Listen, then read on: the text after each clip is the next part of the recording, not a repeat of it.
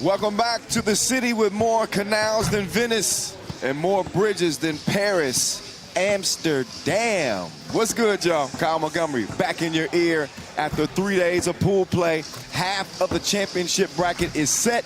Now as we enter this fourth and final day of group play, our final 8 quarterfinal teams will be locked in. We got pools A and C in the men's tournament, B and D for the ladies competition taking center stage.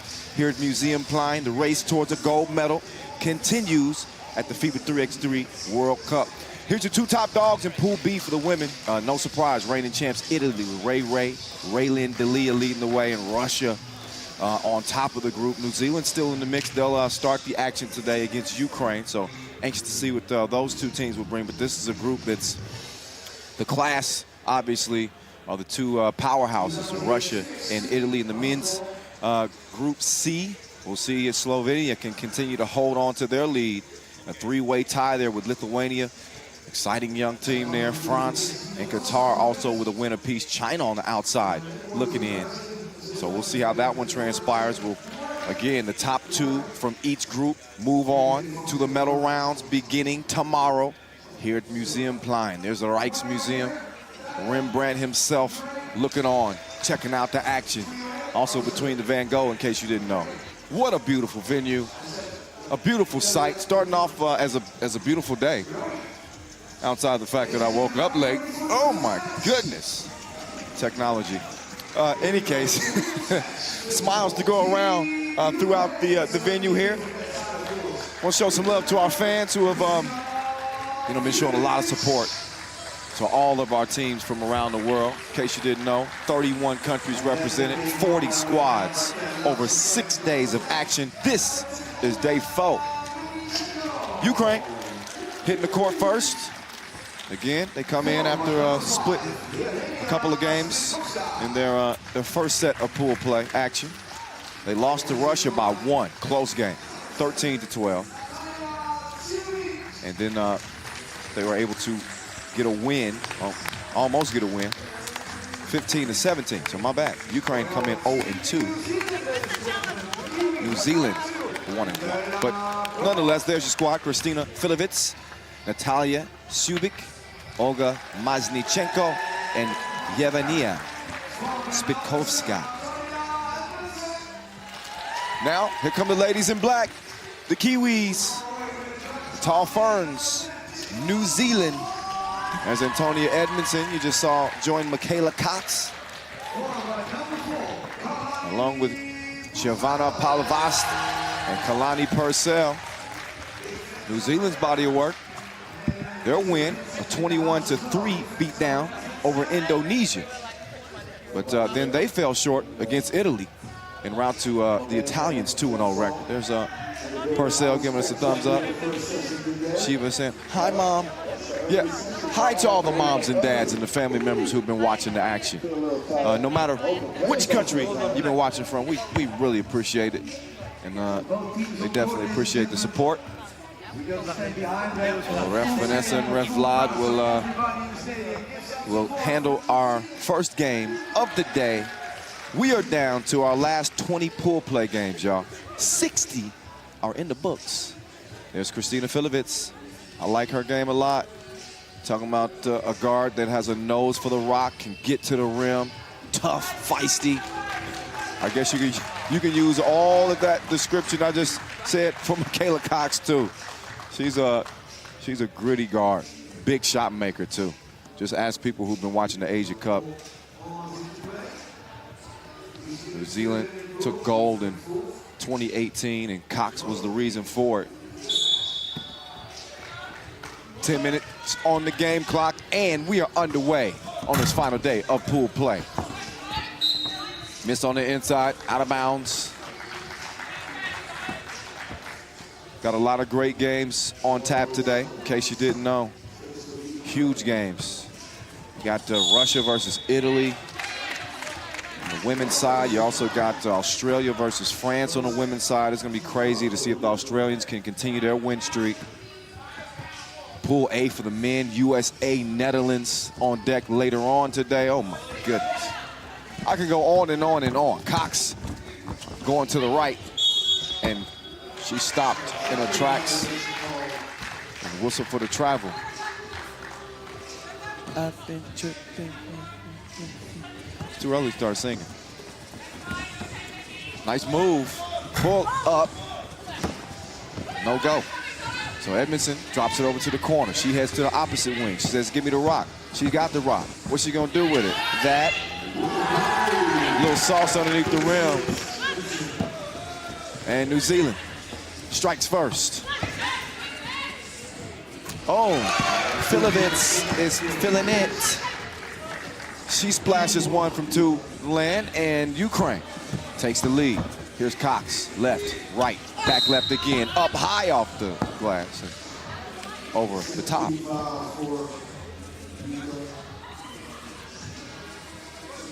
Want to thank our founding partner, Nike, our global sponsor, Wilson, and our official timekeeper, Tissot.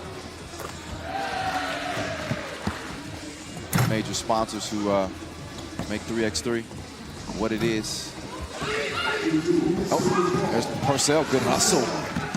She kicks it to the corner. Jeva trying to do her dance. She fades away and doesn't put enough on the shot. So now Ukraine will get the offense going, or at least they hope to. That tube is released. String music. So Orenchenko can do that. Now, Maznichenko decides to give it up this time.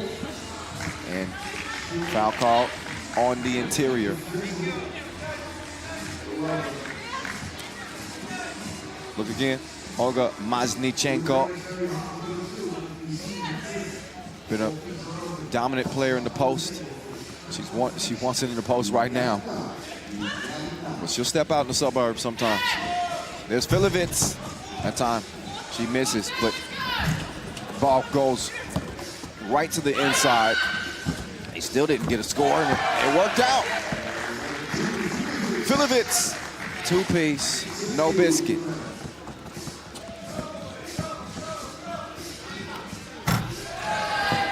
And Netherlands answer with a double dip of their own. 6-4 game. Oh.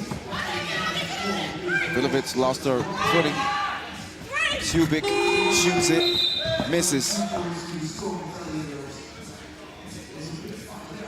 Stakes are huge this year at the World Cup, as our medalists in both the men's and women's competition will go on to the Olympic qualifying tournament in March of 2020. And we'll have an opportunity to compete for the top 3 spots in that tournament, which will give your country an automatic bid to the 2020 Tokyo Games. So it's huge. You see a lot of motion from the players out here in wins and losses, because their Olympic dreams, some of their Olympic dreams, ride on exactly what they do here in Amsterdam. So we got a 6-5 game. You know the stakes. You know what to expect. Or do we? We had some surprises yesterday. It's unpredictable. 6-5, Edmondson to Purcell. Strong drive, right, turns around, splash. Spitkovska. Oh, a little miscommunication. Maznichenko wasn't ready. Now Edmondson trying to stay in front of Spitkovska. That one tipped out of bounds. 7 seconds remain on the shot clock. 8 seconds remain on the shot clock.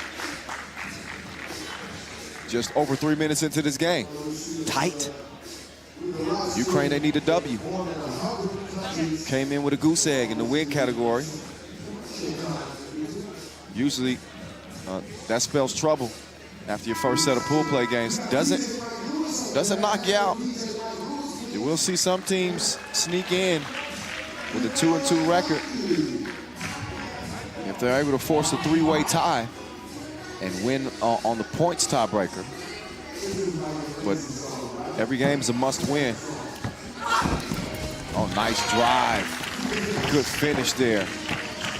Filovitz Gives Ukraine a 1-point advantage for about 2 seconds. That quick is gone. Purcell making sure of it. She gets the bucket and the bump and a chance to convert at the free throw line. So let's see if she can get the and one.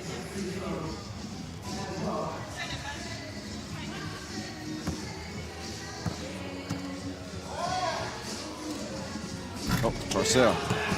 She misses the free throw. Foul on the floor. It's now 4 on Ukraine.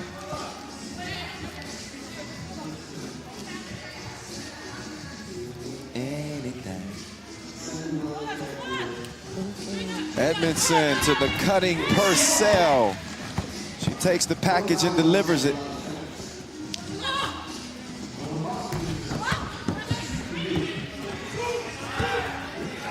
Mazinchenko. No.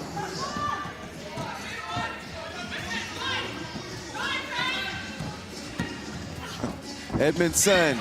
Yes. Purcell with the steal. Cox clears it. Now Edmondson is your world. She decides to give it up. Cox, plenty of time. Wow. She left Filovitz. Filovitz said that's why. It's called transition D.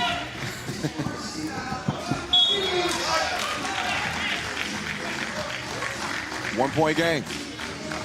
Good one.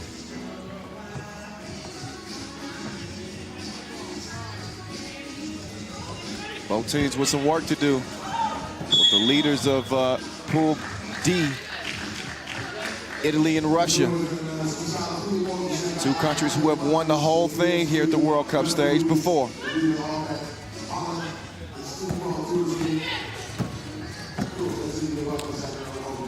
Oh, Filovitz with the old school step through. Didn't get it to work for her though. Oh, that front rimmed. Masnichenko couldn't find the stroke. 5:23.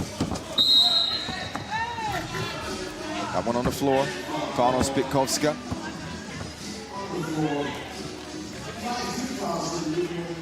Can't forget about our official suppliers. Skelda Sports. Provide our basketball goal. Inleo. That's the hoop court you're seeing right there. And Magic Sky. What you're looking at all the time inside this venue. Appreciation. Teamwork makes the dream work. In our case, the Olympic dream work.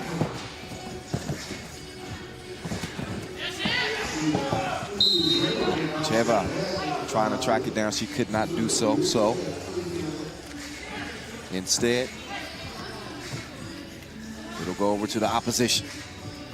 Subik gives it up. She wants it back. She gets it back. She steps back. She doesn't get anything. Didn't miss. Masnichenko. She's setting back up. The shot is unleashed and rebounded. Cox called for the foul. Filovitz making it tough on her. Beginning of this game, I was talking about Cox and Filovitz and saying how they have some similarities in their game in terms of their grit, their ability to get to the rim. Seeing Filovitz really trying to take it at Cox or whoever's in front of her aggressively in this game. And obviously she's had the stroke on. There's Filovitz. Didn't have the stroke going that time. 10-9. Spitkovska D'd up by Palvast. Forced her to step on that baseline. 4.5 to play here. Game 1 of 20 on this day 4. Quarterfinals start tomorrow.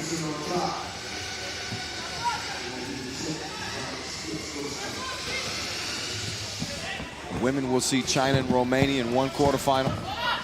We'll see Spain and Hungary in another quarterfinal. So those 2 games are already set. 4 teams, 4 more to go for the ladies and the men. Edmondson setting up shop. Oh, double team came. Lucky to get rid of that one. Purcell, they got to get a shot up. They out of time.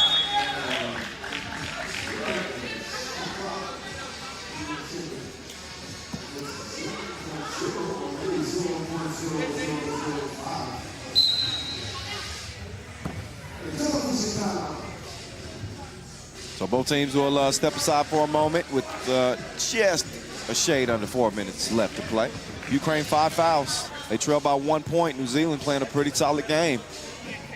They'll be looking to move to 2-1 and put themselves in right in the thick of the contention in the group. Trying to, again, catch the top dogs. Russia and Italy, who will clash in what we expect to be one of the best games of the day. That'll be later.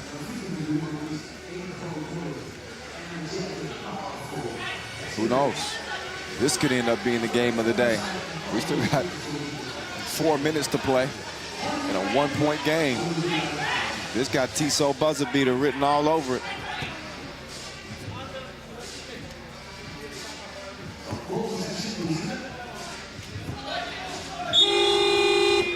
And yeah, there's a shot clock violation. It was still technically a couple tenths of a second, but there we go. Ball over to Ukraine. Bam. Entry pass nearly stolen.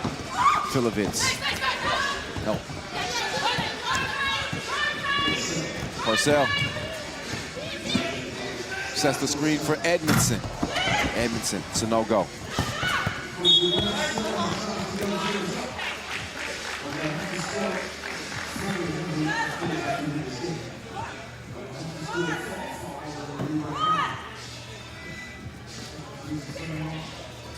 Filovitz, quick trigger, misfire.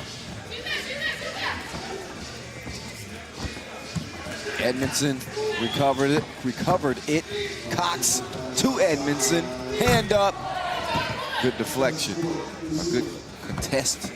Looks like she might have got a finger on it. Palvas drop step, kicks it. Cox, she lets it fly. FaceTime. Double box.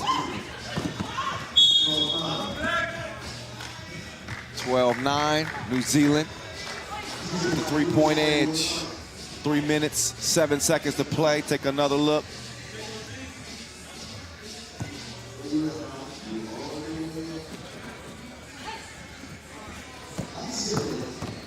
Oh, Spitkowska, D'd up and route to the rim.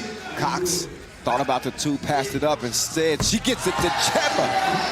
And she's got reservations for two. New Zealand now out by 5. Looking for more.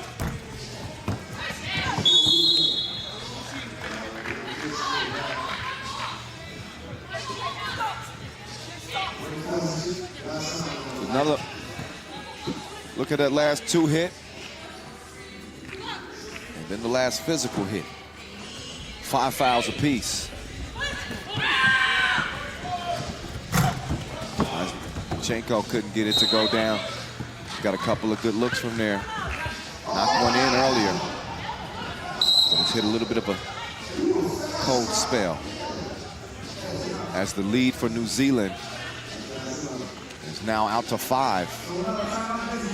They got to be feeling pretty good about their play in the last couple of minutes. Edmondson strong to the cup. It's one thing the Kiwis do have as a big advantage is their size. And then Purcell and Edmondson. Floor general Cox. And yeah, kind of do it all with Cheva. She comes around. Cheva, that is. Palvas going to change directions on Spitkowska. And a foul is called on the play.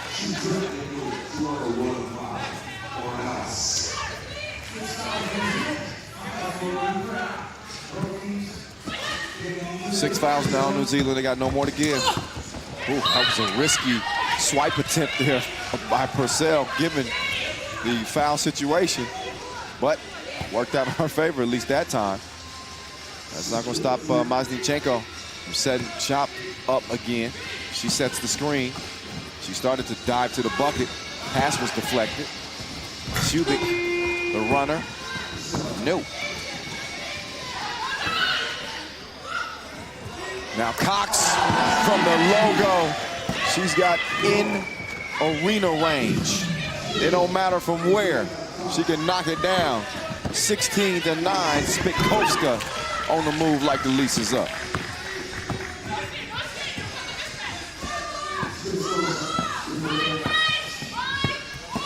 Cox, drive, puts on the brakes, just missed the layup. Purcell sticking with it. She tracks it down over to Cox, but she can't handle it. Off the fingertips, out of bounds. 6-point basketball game. I said from the logo. She might have been behind the logo. Oh my goodness, and the gooseneck on the finish. Baller. 16-10. Oh, Giovanna. She almost got scored on. Trying to shake off the shoulder, I guess she got from Masnichenko as Purcell tells Filovitz, get your weight up, ma'am. Respectfully. Good D, right at the rim. Filovitz sticking with it and sticks one. 17-11, New Zealand. Oh, Palvast. Not enough on it. Oh, nice little change of direction, elevation, but Kubik couldn't knock it down. So here we go. Giovanna Palvast on the move to the right. Oh, they're gonna run out of time here. Turned it over anyway. New Zealand leading by 6 anyway with approaching 30 seconds. Masnichenko, she missed it. Kubik, also a miss.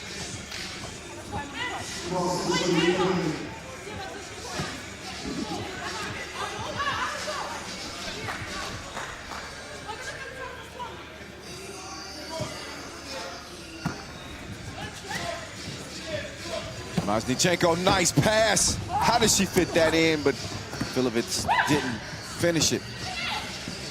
A beautiful dime, though. Good D at the rim. Spitkovska, she launches it up. See, New Zealand probably want to try to get as many points as you can get here. A little casual on that last possession, but a win is a win is a win. That is the goal, and that's what they get. The Kiwis standing tall as they hold off Ukraine. Look at the last sequence here. Nice defense there from Ukraine, but couldn't stop New Zealand from picking up the win.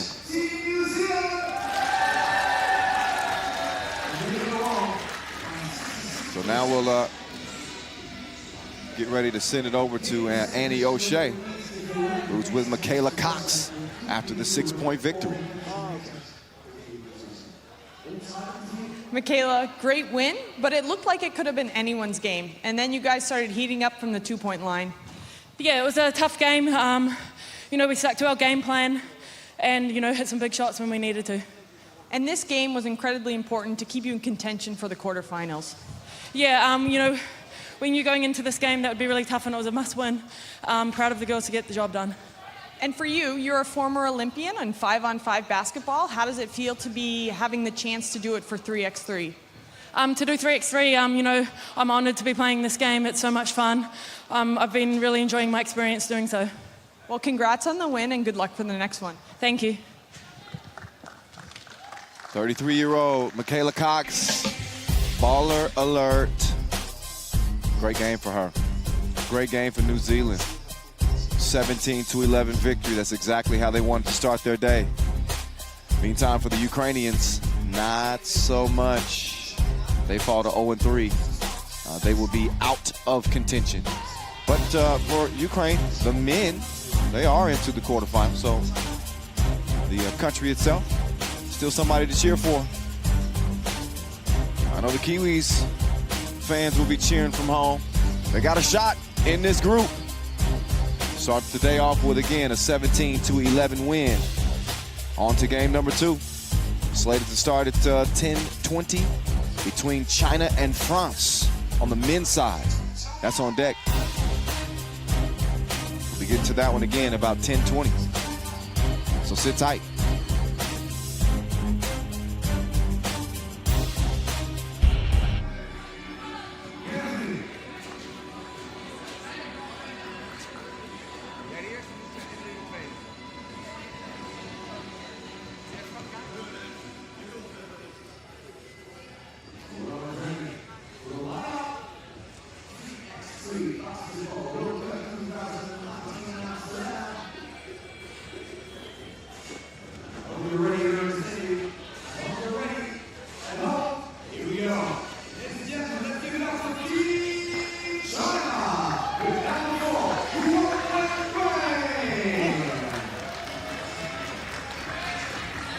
All right, so it is France and it is China.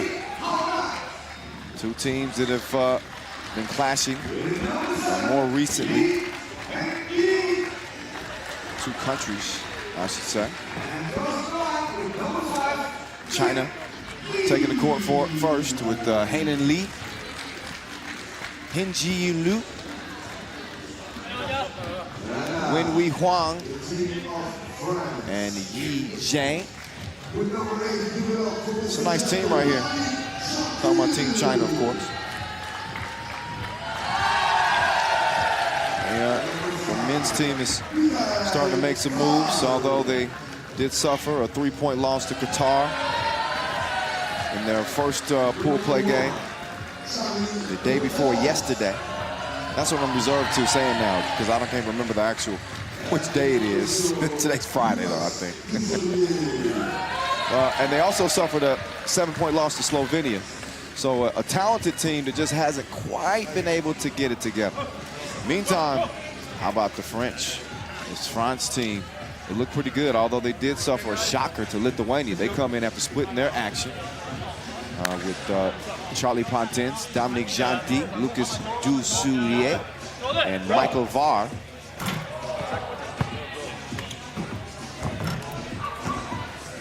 The win that France was able to pick up put them in contention here, day 4, where they can stay alive. That was a 21-13 win over Qatar. There's Yi Zhang, continue to rise in the rankings for China. Rangy player, lengthy. Great slasher, won the Faisu World University League in 2018, representing Washoe University, so he's ready to go. Charlie Pontins, as young as he is, you wonder how he stacked the type of resume that he stacked. Pontins has been on the 3x3 scene and been killing the game since 2013. He took a bronze at the U18 World Cup in 2012 and a silver in 2013, gold at the Mediterranean Games in 2018. Saw him last year at the U23 World Cup, first edition of that. Finished 4th, and of course MVP of the U23 Nations League 2018 as he led France to a win. And all that, I didn't even go through all the rest of his accolades. Ridiculous. So Mr. Nice, Dussoulier, and Pontins, who we used to call Mr. Mustache, but he decided to shock us this time and come out with no mustache, just a 5 o'clock shadow. Thanks, Charlie. Oh, Pontins with the cross on Lou. Oh, nice touch at the rim. Take that with you, sir.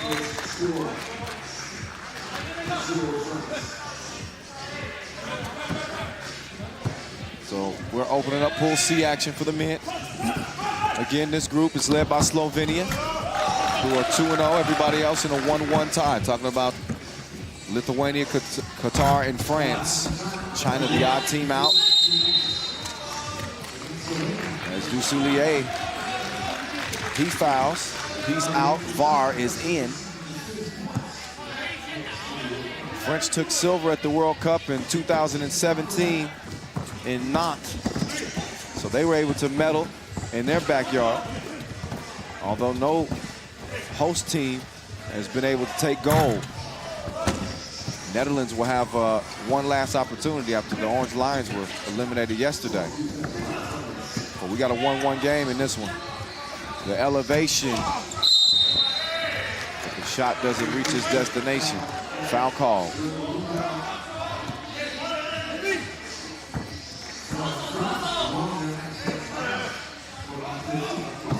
Dominique Janty.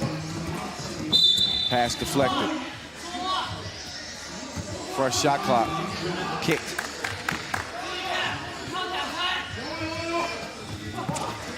Janty. Dussoulier elevates. He takes a couple. Puts France up 2. Nice step through Juan, but he couldn't finish it. Oh, here's VAR. Good luck with that. France, by the way, boasts an impressive 79% winning percentage in national competitions. They get to it, and VAR gets to the rim, standing 205. He's a biggin. Dussoulier, he got long arms too, 204. He puts the 2 up and misses it off the rim, a buck and a half into our second game on the day and the final day of pool play.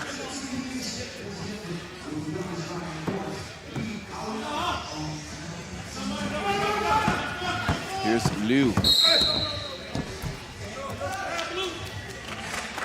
Liu going to work.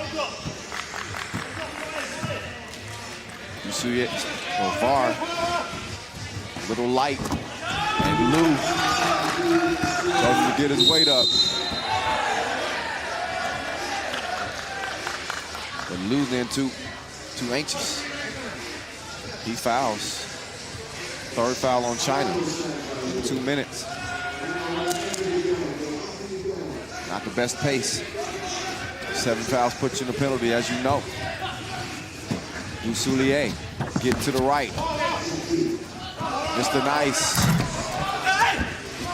misses the 2. Open.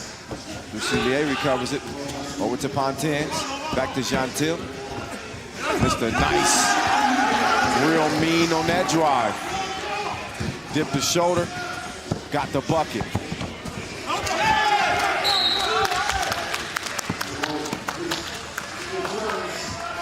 Janty out, VAR in, Lee out, Liu in.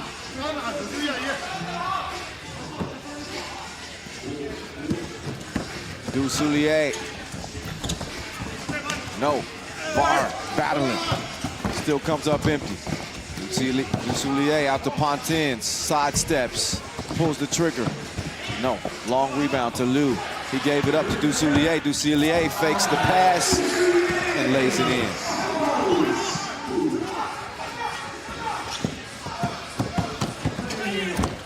Strong drive, better D on the inside. That's that length from the French. Happens to be a strength. And Dussoulier catch shoot. Too much sauce on it. A couple of mismatch there, Juan. Decided to pass it. And Liu says, "You shall not pass." Fouls VAR. Gonna be France ball. After a brief break in the action. As the French look to move to 2-1.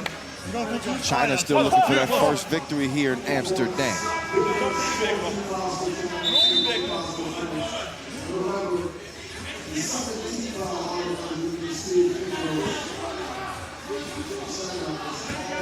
Dominique Janty, leading scorer for this French team coming out of the first set of pool play games. He went off, and that time he goes off the glass.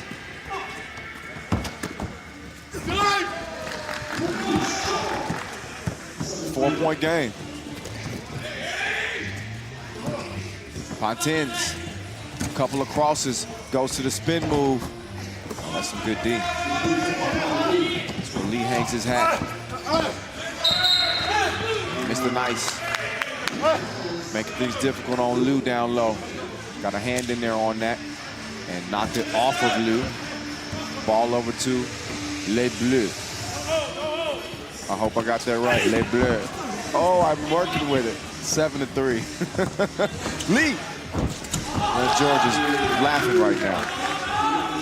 Soulier. Open like a double click, and he connects. No problem, 9-4. 5-point lead. Zhang can take 2 back, and that's exactly what he does. We got action, boss. 9-6. Oh, Jeantil. He had no legs in that shot.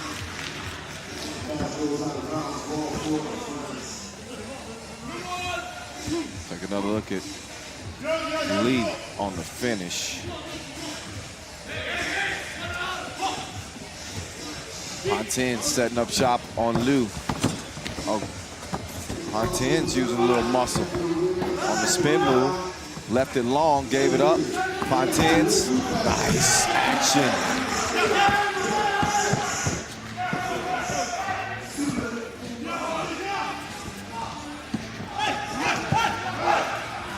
Oh, Jeantil with the steal.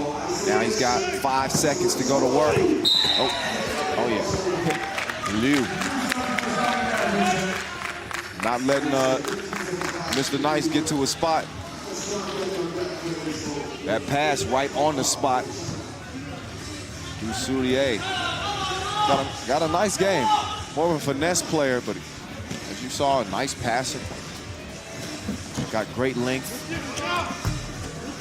Too much length on that too. Pontin is going to get another wide open look this time. He knows exactly what to do. They got a second chance at it, and he caps it. Dozen to a half dozen. And a double dribble. Ref Marcos and Ref Glenn handling the duties. Pontin's handling his business. As you see him stroke the 2. Jeanty to a far.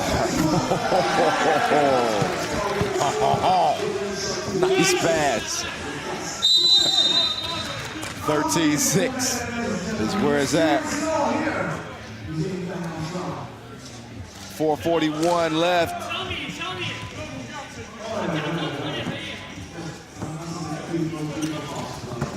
Oh, another. Man, these teams passing it beautifully out here. As Du Soulier cruises to the crib, extends France's lead back to 7. That one launched from long. Now Zhang forced the D up. He's got Mr. Nice coming at him. Don't let the nickname fool you. Jeanty, couple of bricks though.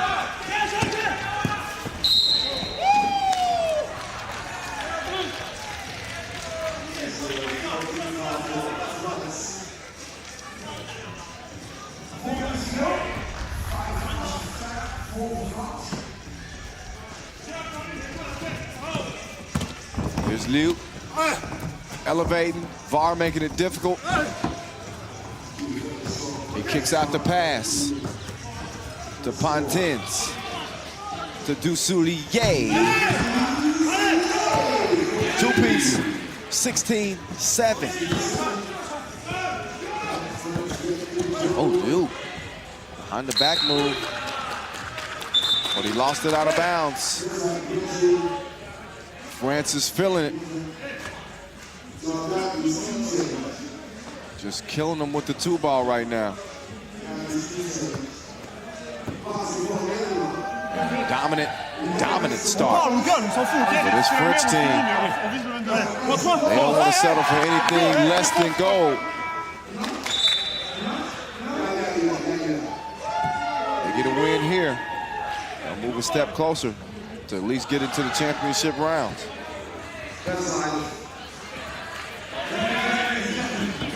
Pontins in and out, drops it to Du Soulier. Foul on White, number 6 on China. With no more to give.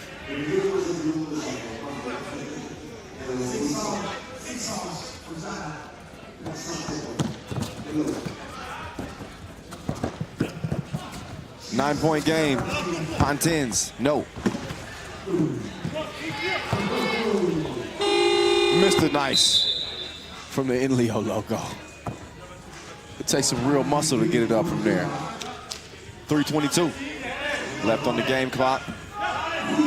France sitting comfortably right now. Zhang gets a screen. Trying to thread the needle on the pass, but it's deflected.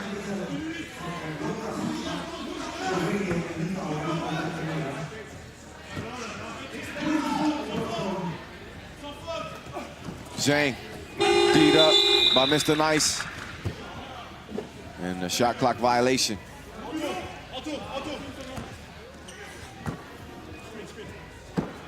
Top two from each group. Well, lockdown spots in the quarters. Nice pass. I tell you, you can tell that France has really been putting in the work as Lee gets a two to drop. But France has been putting in the work. This team looks strong. Vara with the score, then the quick hands to Gentil. Vara over to Pantins. Pantins, oh, his pass is tipped. Liu trying to work on Gentil, gives it up. Huang, he steps through, and it's thrown away like rubbish. He said, get that mess out of here. Mr. Nice is Mr. Mean, and he likes to keep the paint clean. It's a no-fly zone.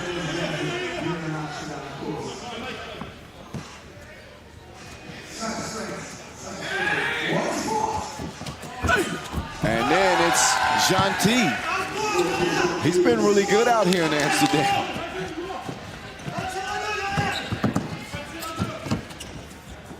In a 19-9 game, that's better than good.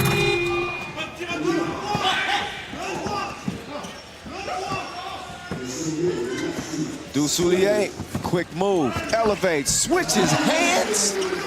That was nasty. 20-9. The finesse from the Frenchman.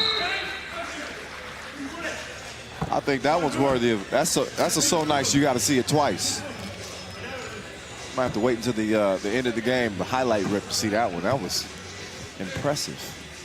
20-9 game point for France, and Lee lets it go. Nothing happened. Dussoulier back in business. Pantins didn't receive the pass because Lee got a hand on it. Out of bounds, still 8 seconds to go for France. Les Bleus. Mr. Nice between the legs, Pantins. Saucin, and you. 22-9, a saucy finish.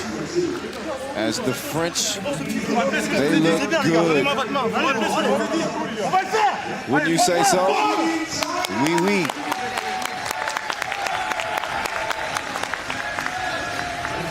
So an absolute beatdown on France. I mean, on China, courtesy of France. Pantins, the one to end it, got to a spot just in front of the logo, on point like a harpoon. As France moves to 2-1, and we move it over to Andy O'Shea, who's with Mr. Nice, or is it Mr. Mean now? Take it over, Andy. Dominique, great game by you, a very dominant win. Can you speak about what your team did well today? I think we just improve. Now we got no choice. Every game it's a final. So we played that game like it was a final. We won it. Now we think about the next one. And the next one is against undefeated Slovenia. How are you guys going to approach this, and what's your tactics going to be? It's all fun. It's all fun. We're going to play 100%, and we will see what happens. It's all fun, really. And your nickname is Mr. Nice, but that block didn't seem that nice. I'm nice everywhere except on the court. Well, congrats and good luck for your next game. Thank you. I love it. I love it. It's a great question. He said, I'm nice everywhere except the court. So now we understand the nickname. So maybe we give him a new nickname on the court, because he ain't nice. Well, depending on how you look at it. I mean, that's a compliment, like, oh, he's nice. But not like nice. I digress. Take a look at the highlights. It was a nice game for France. 22-9. Real nice. You heard Annie say that next one is against undefeated Slovenia. They are mechanical, a machine. Can the French continue to keep it going against them? That will be decided later on. That's 14:50 if you want to mark that down on your schedule. But coming up immediately next, we're going to keep it in men's Pool C action with Qatar and Lithuania. Another couple of exciting teams coming in again, 1-1 in the mix in the group, trying to stay in the mix. One team is going to be out the mix. As, they'll get that one underway. 10:50, which is about 14 minutes from now. So got a little bit of time before we get to Lithuania, Qatar, but it'll be here on the main court at 10:50. Stick and stay, y'all. More hoops coming up.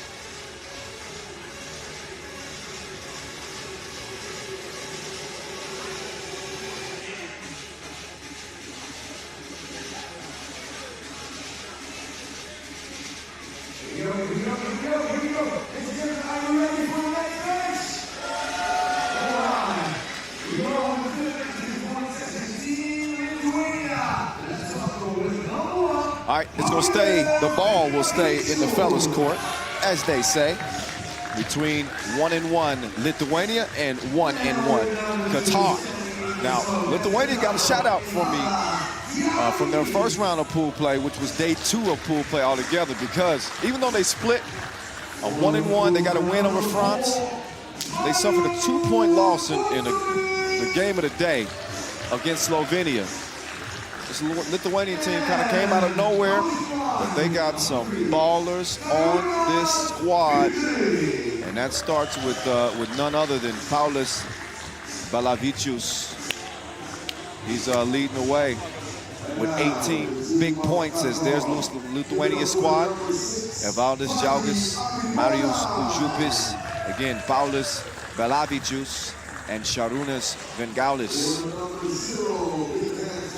Yeah.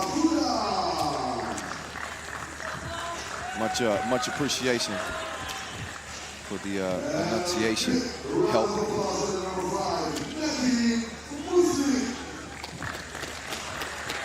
Meantime, it is Qatar taking the court with three players instead of 4. They do not have Abdulrahman Saad. He suffered a shoulder injury on day 2, and it's severe enough to where he's not going to be able to play in this one. So Qatar shorthanded, going 3-on-4 against a very dangerous Lithuania team. So it'll be Fadi Ablamona, Mustafa Fuda, and Nedim Muslits. There's the Evaldas Džiaugas of Team Lithuania. He's had a pretty solid tournament for them thus far, but really the spoon that stirs the tea is Paulius Balavičius, who's rocket number 1 for the Lithuanians. Fadi Ablamona. Meantime, Qatar's leading scorer coming in with 14 points. Also, the #1 ranked player in Qatar. And he's about that action boss.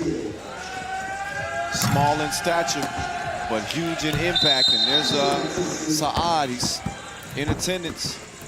He's wishing that he was actually lacing him up in this one. I know what type of competitor he is. And after already missing significant time with a knee injury, he worked hard to return this season, and now he's suffered another injury. Hopefully he'll be all right though, and nothing serious. This game is about to get serious though. I think if Qatar had 4 players, then this would really be, game to The mark down. I think Lithuania does have an edge simply by virtue that they have an extra player. And they're going to put a lot of pressure on Qatar. This won't be a lazy boy type game. This will be high intensity. This is how they play. Velavicius. He's going to the block. Fuda not giving up any ground. Jalgis, he elevates and he misses. Here's Neto, thought about the two. Hesitation, gets it to Fadi. Why not? Your leading scorer, he's been balling. Qatar strikes first. Velavicius gives it up. Jalgis puts it up, and he misses it. There's Neto. Air melted. Velavicius have some of that. I told you, he came in with 18 points. That was good for top 5 on his particular day. And Velavicius misses. Scoring charts have obviously changed as groups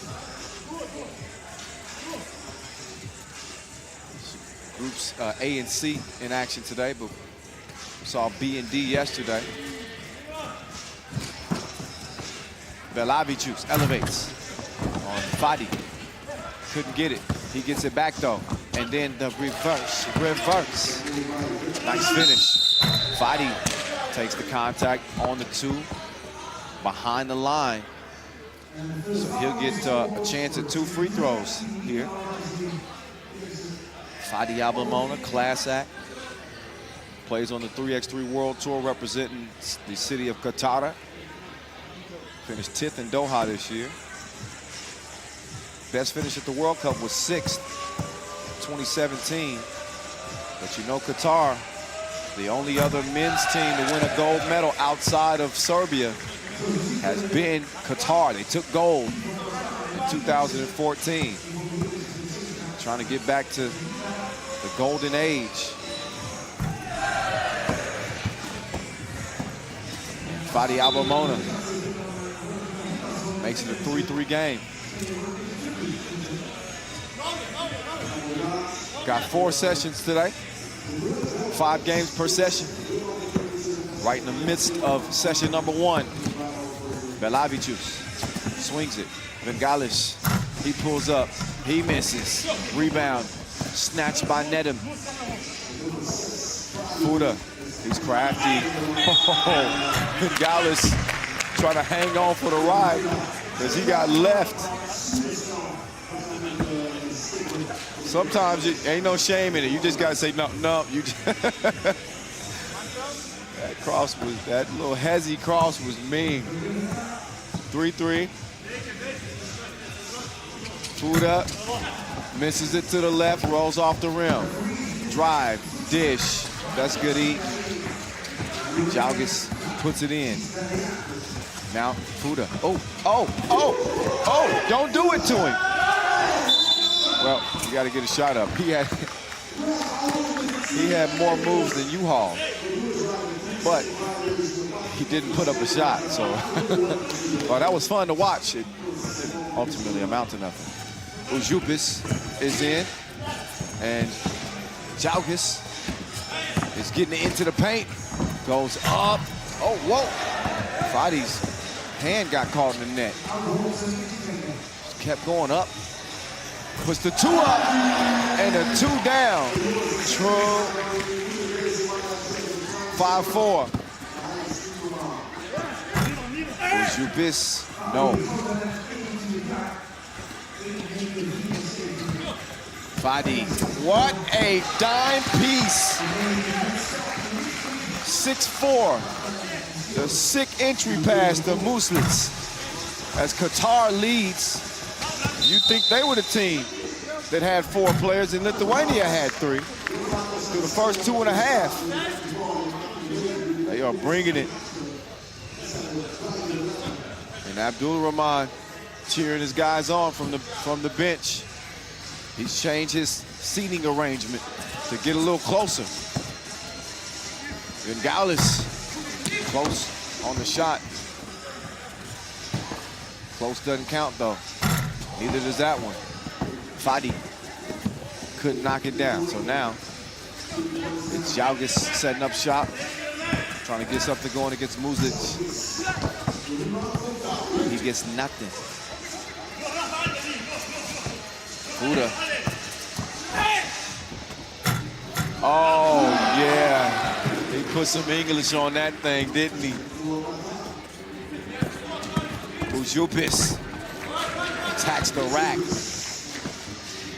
7-5 game. Fuda luring the D to sleep, but misses the mark.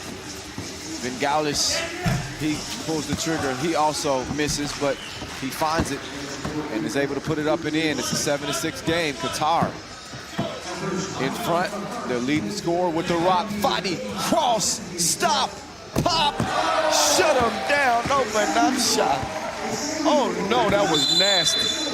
6-9. Fadi is in his bag right now. Take another look.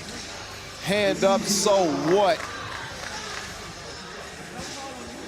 He and Fuda getting it done for Qatar. With Abdul Rahman Saad looking on, showing his fellas some love. His left shoulder is injured though.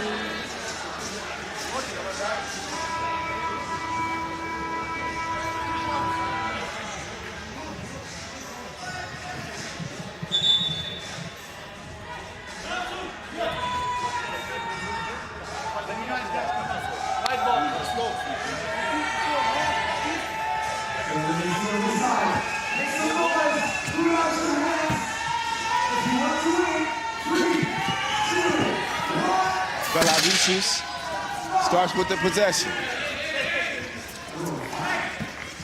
Oh, he goes left, runs into some traffic. Netum. Oh yeah, plenty of contact there.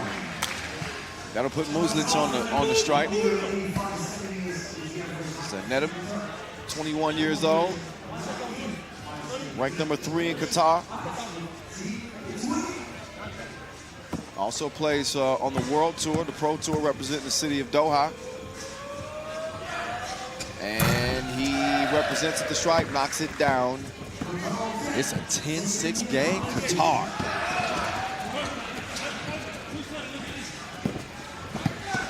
Fadi, another difficult shot, and the teardrop got you emotional. You might need some Kleenex. Fadi, near steal. He is going bad on him out here in Amsterdam.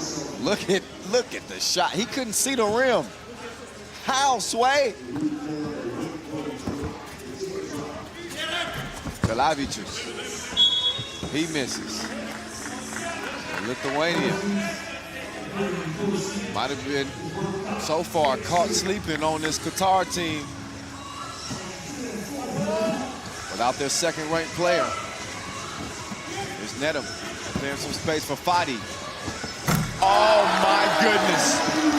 He's hot comb hot. He's an inferno right now. He's tanning people sitting courtside. Fadi Al-Bomona giving Qatar 13 to now 7 lead. As this game is not panning out thus far, how Lithuania saw it. As a matter of fact, not how many saw it going down. Look at Fadi Al-Bomona. He's in a zone all alone.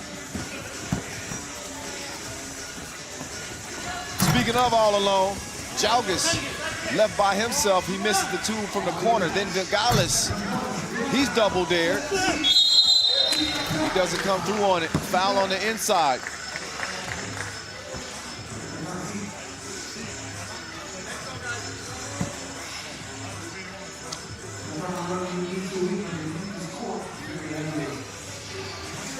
I know Coach Yacine Moussa is looking on and happy with the way this squad has played. He's a member of the gold medal team from 2014. He knows what it takes. So Yacine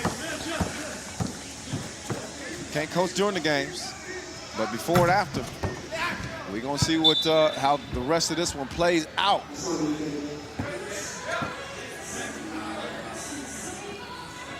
But right now, it's a 5-point lead for Qatar. Fadi is out here giving them that work. Fadi, he just barely missed that one. I'm running out of superlatives for this dude.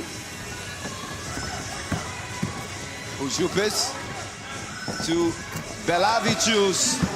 Run up, get done up. Fadi, foul on White.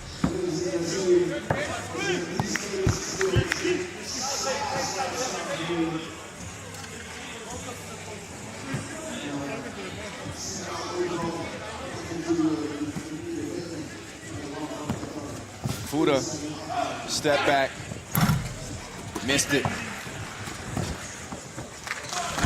Easy, breezy, meantime, for Lithuanian. Is there all of a sudden within 2, under 4 minutes to play. We'll see if Qatar still has enough in the tank.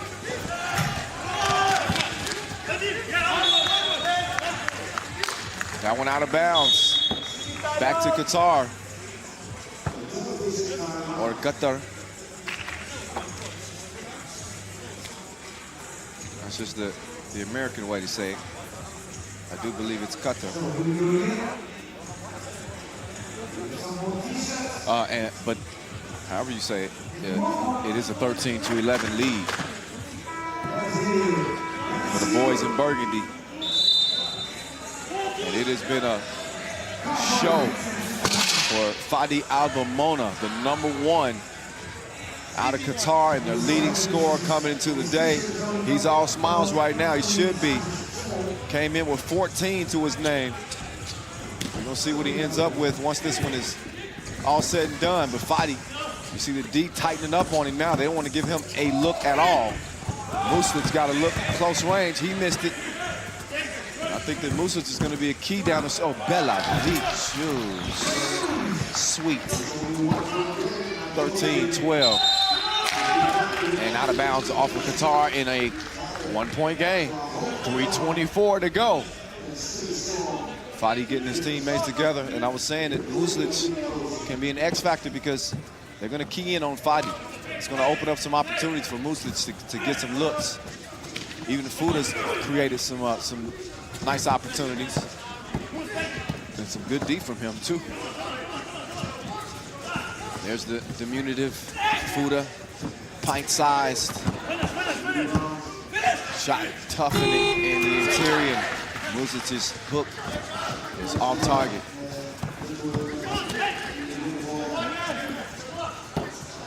Nice up fake from Fadi, and then drops it off. So even when he's not scoring, he's creating. Stays sound defensively there too. Good contest. Oh, but not a good pass.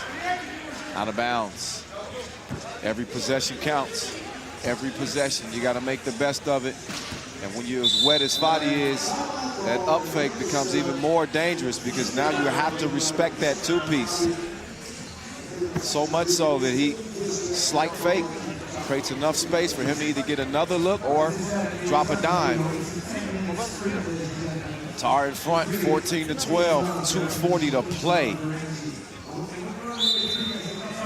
Just looking at the field here with groups A and C for the men and B and D for the women. I mean, you have got ridiculous games all day long, all day. This one a surprise, but nonetheless, still great. Fun to watch, no matter how the outcome is. Belavicius to the corner, Jalgis, who back rimmed it. But Belavicius drops it off, and it is scored. Ujupis got it to go, and Belavicius, he's whistled for the foul.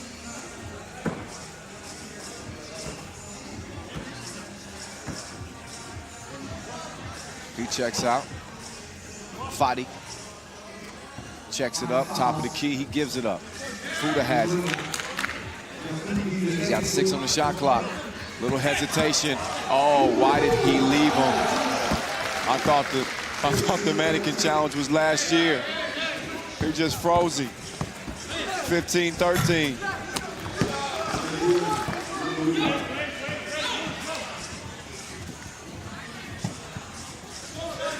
Nice pass. Can Needham finish it? No. Great defense, though. That's a tough layup to convert. But a 2-point game, 1-possession game, though. As Ujupis could take the lead away with a 2. Instead, he turns it over. And then they give Fadi a look. You can't give him a look. He's going to put it between the windows of your soul. So he shoots another one in the eye socket of Lithuania. As Qatar leads it 17-13. And the scoring rampage continues for Fadi Abdelmouna.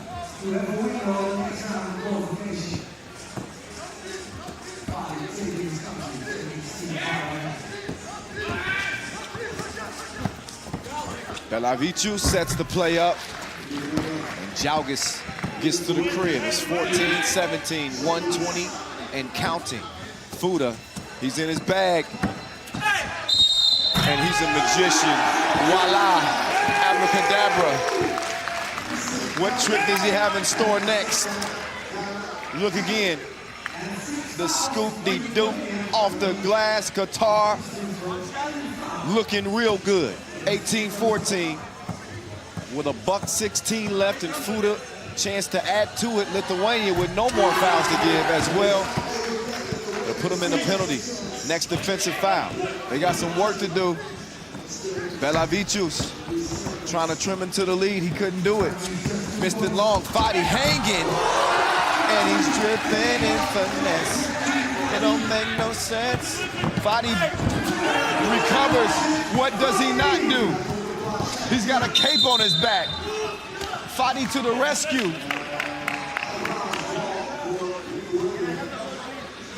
.50 ticks left.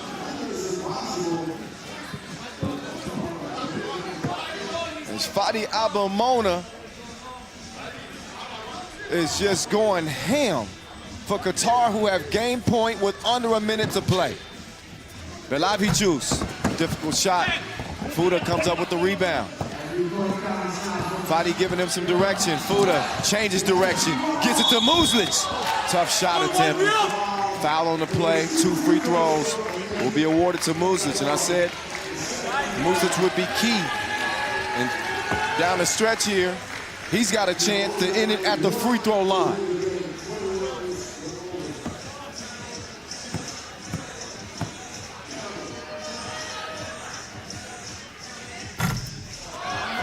Off the miss.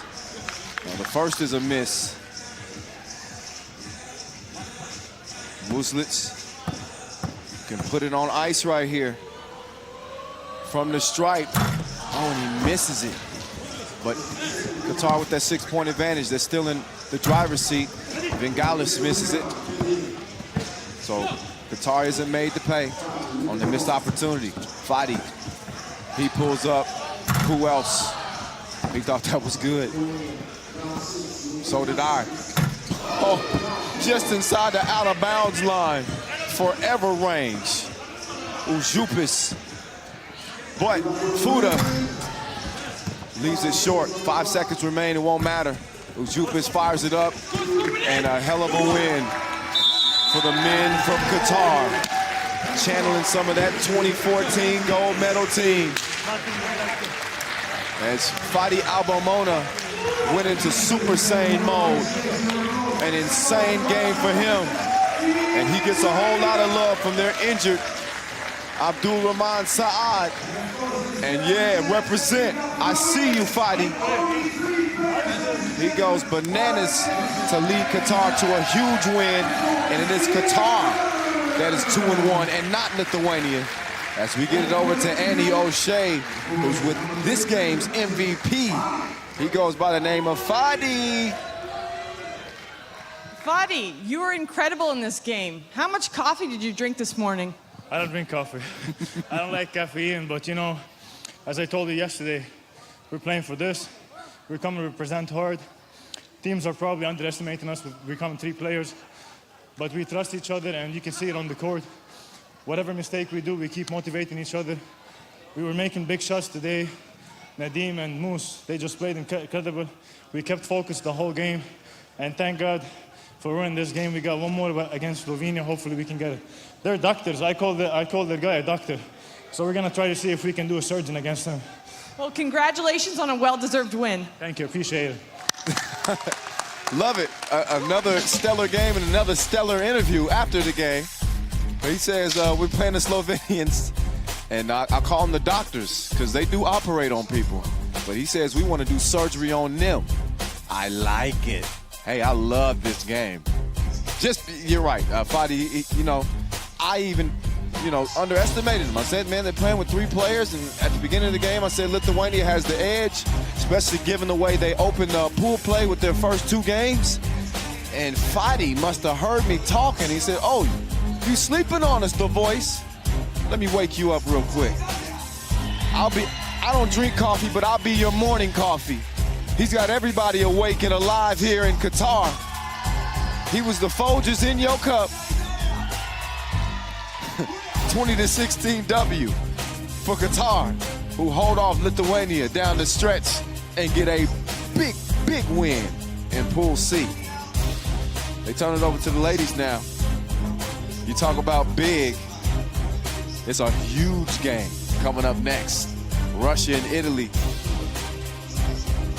And it was one of our top 3 games we have slated to watch on this 4th day of action. The ladies got some big shoes to fill after that one. But definitely a monstrous game on deck.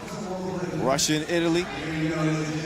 No big deal, just the winners of the last 2 World Cups. The defending champs, Italy. They took gold in Manila last year. In 2017 in Nantes, it was Russia getting it done. So your last 2 gold medalists fighting to see who's going to be coming out of Pool D. Could be both of them. We'll have to see. 2 undefeateds coming in 2-0.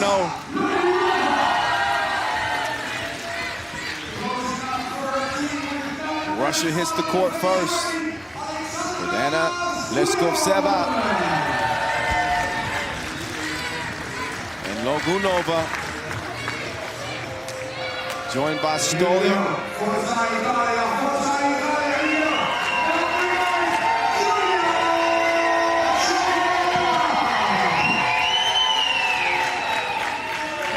Time Team Italian is hitting the court now too. They're ready to rock and roll.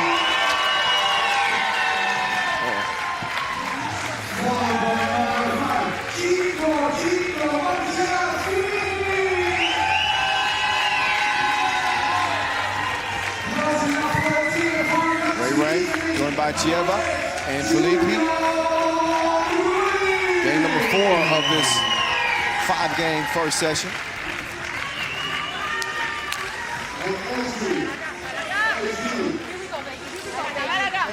Both teams holding up. We're going to see which unbeaten can stay unbeaten.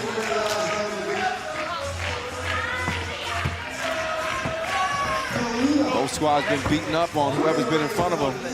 I guess you could say contrasting styles in this game. As Russia is going to be more dominant on the interior, although Alexandra Stoliar does create a lot of those opportunities on the inside, dropping it off to Logunova. Not to forget about Frolinka as well, number 15 for Russia. She's a baller too, but ain't nobody ball quite like Raylin Delia. Ray, our team's leader, trying to lead them to victory. Your MVP of last year's World Cup, a fan favorite. And, hard not to like Ray. She's definitely a class act. She plays the game the right way, and always incredibly respectful of her opponents. She comes in as their leading scorer with 12 points to her name.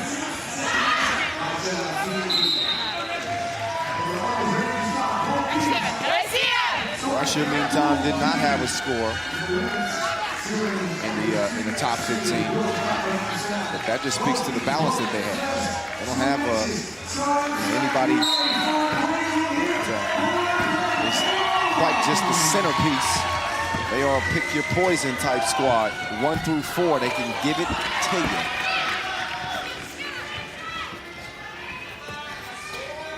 So the turnaround still floating.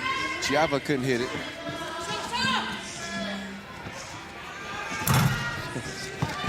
Zero game. We're gonna see Ray Ray on the baseline. She misses. Leskoptseva, patient. So that was a former World Cup MVP. And now the latest World Cup MVP will take over. Or hand it off, I should say, at the top of the key. Guarding Fokina. Lagunova.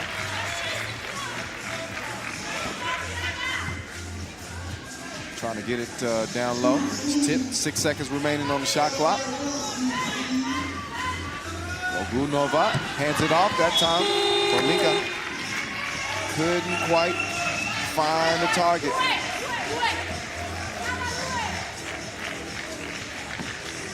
One nothing. Not even a minute into this game. One of our, again, top 3 games of the day that we highlighted on the website. Raylin D'Elia swings it over. Chiava. He shoots it, but a foul on White.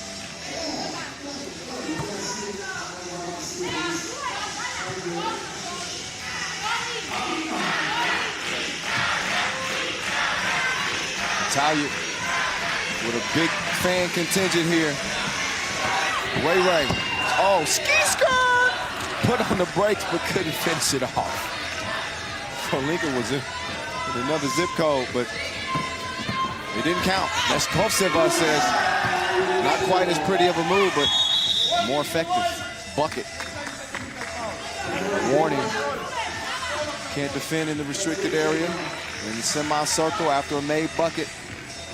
You get 1 warning, and then you get hit with a technical. Just so you know, Felipe gives it up. Chiava also gives it up. Turnover. Leskoptseva, she gets it back. She's working from the wing. She spins, she stops, she drop steps. Have some of that. She said, don't forget about me, I'm an MVP too. Leskoptseva was waiting for it, top of the key instead. Stolyar got it to Fokina on the drive, and she draws the foul.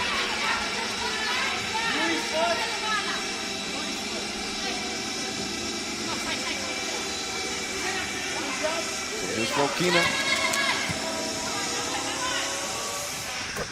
Knocking down the free throw. And Russia leading 4-0. Italy still searching for that first score, and Felipe couldn't give it to him.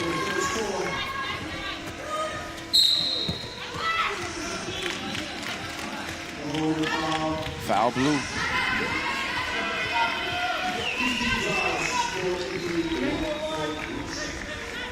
For Italy, they picked up an 18-12 win over New Zealand to start their 2-0 campaign. They then beat Ukraine 17-15. For Mother Russia, a 22-5 beatdown over Indonesia and a 13-12 win over Ukraine. That's how they got to their 2-0 record. And now we get the clash between unbeatens. And Italy a little slow out of the gates.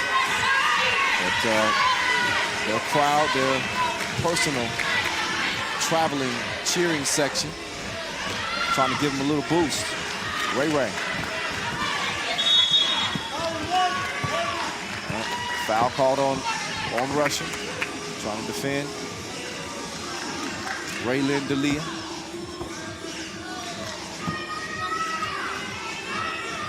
Ray Ray going left, gets it back. It's her world. Battle of MVPs right here. Bialy pulls up, knocks it down. So Ray Ray gets Italy on the board. Filippi over to D'Elia. Drops it to Filippi, puts it up in the air and misses it. Logunova hands it off. Leskovtseva pass is tipped.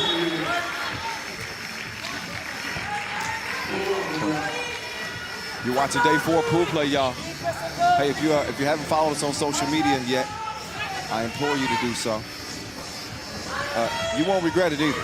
We got a great social media team putting some really creative and fun content, some informative stuff. Just follow us at FIBA3x3. Make sure you use the hashtag 3x3WC. WC for World Cup, obviously. Logunova in trouble. But a foul call. So she'll shoot 1 after a TV timeout. Hey, while you're doing that following, you can follow me too. At 3x3 The Voice. At 3x3 The Voice. That's on Facebook, that's on Instagram. So again, Russia quicker out of the gates on the Italians. Trying to put the hammer down on them.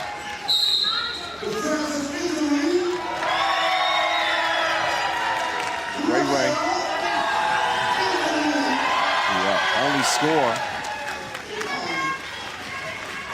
for Italy. Took 3 or 4 bounces to go down. So it's been that kind of day for them so far. Logunova, she shoots, she strokes from the free throw line. Oh, Ray Ray all by herself. She couldn't hit it.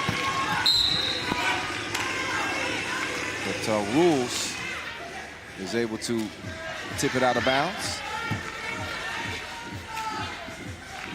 Team Italy, fresh off a 2nd place finish at our 2nd stop on our women's series this year, inaugural women's series.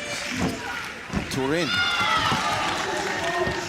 Leskovtseva taking Ray Ray on the tour, right to the rack, and gets the score. Filippi couldn't knock it down. Chieva trying to drop step, and Chiavarella couldn't get it to go down. So, but she takes it right back. Give me that back. She gets it to Filippi in a miss, point-blank range. So a lot of eyes from the Italian fans. They're anxious to see their team get it together. Russia looking for more. Okina, 2-piece. No biscuit. 8-1, Russia in control, and Leskovtseva with the swipe on Ray Ray. So again, in this pool D for the ladies, couple of 2-0 teams. Whoever goes 3-0 will give themselves a spot in the quarterfinals. Rules has to launch it up late in the shot clock, and Russia takes over. Logunova goes down to the ground to get it to Stolyar. And Stolyar could knock it down. Now Rules clears it over to Filippi. They could use one of her 2 pieces. She gives it up though. Rules also tries to get it over to Ray Ray. And the rock is kicked by Russia for a shot clock for Team Italia.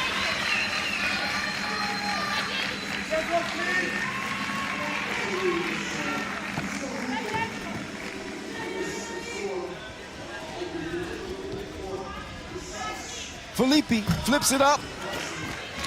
Missed it. So these struggles for Italy continue. They're cold as a polar bear. Ice. 7-point cushion for the Russians. Looking for more.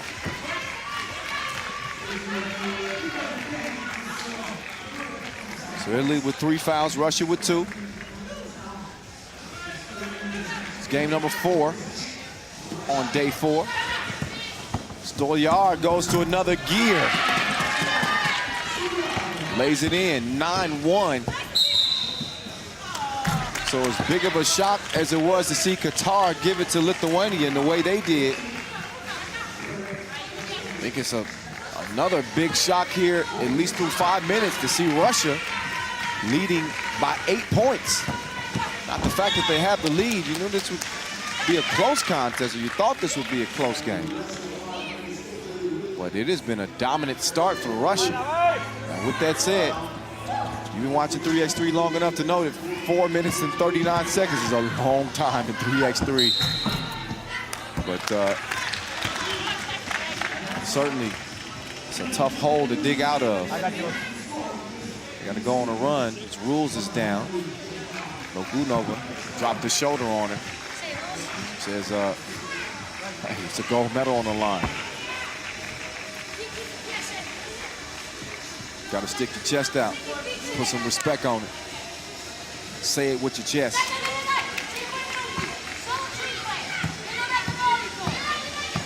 Logunova. Nice stroke at the free throw line. MVP of the Europe Cup 2017. That's when Russia took gold in both of the top competitions. The 3x3 World Cup and Europe Cup. Throw the Asia Cup in there as well, but Russia doesn't compete in that. So there you have that. 9-point game, make that an 8-point game is Italy. With some semblance of offense. Can you watch your grandma? They'll be turning to Ray Ray here pretty soon. She sets the tone. They feed off her energy and her ability to not only score, but create plays and opportunities for others. She creates a chance for Filippi. Filippi leaves the layup short. Ray Ray, she better get it out of the paint before she gets hit with 3 in the key. That ball is tipped.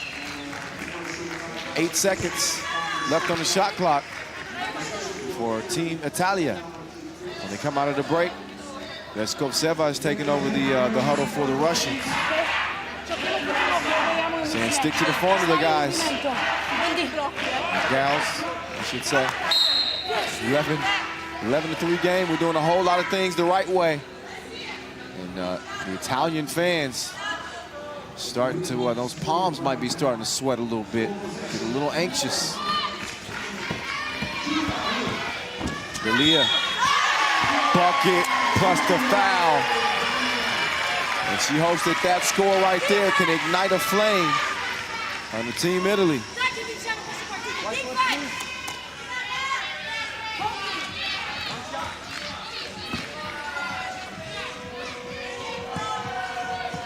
Ray. Good at the free throw line. Logunova missed the opportunity. Stolyar was waiting over in the corner. She had the right idea on that, on the transition.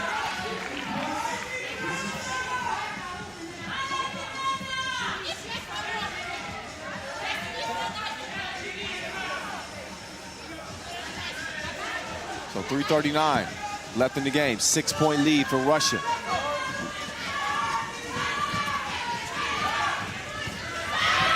Logunova got it back and got it up. Missed it. Leskovtseva battling underneath. She's able to draw the foul on rules. Number 6 on Italy. No more to give. Looking at a 6-point deficit. Somebody's got to lose in this one. Italy right now on the receiving end.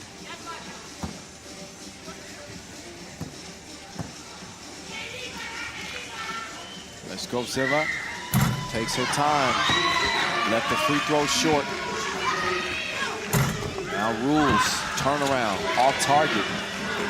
And Italy just cannot buy a bucket. Another foul. This one on Filippi, number 7. And Italy looking very uncharacteristic. Normally they're a tight group. In sync. A little bit disheveled. As Leskovtseva knocks the first of 2 down. Leskovtseva, again, a member of that gold medal team of the Europe Cup and the World Cup. MVP. 12-5. And she splits the free throws. Only in the last 2 minutes you can change your performance.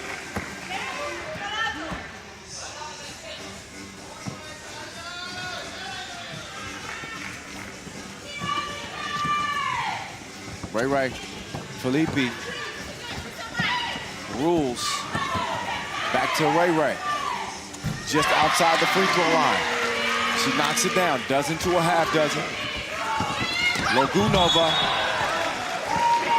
thought she had a shot, but Ray flies in there like a bat out of you-know-what. She's playing with a ton of passion, a ton of heart, landing on the line for her team.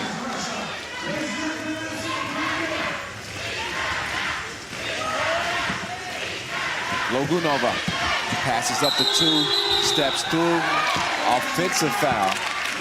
It's called on Logunova. He was clearing out.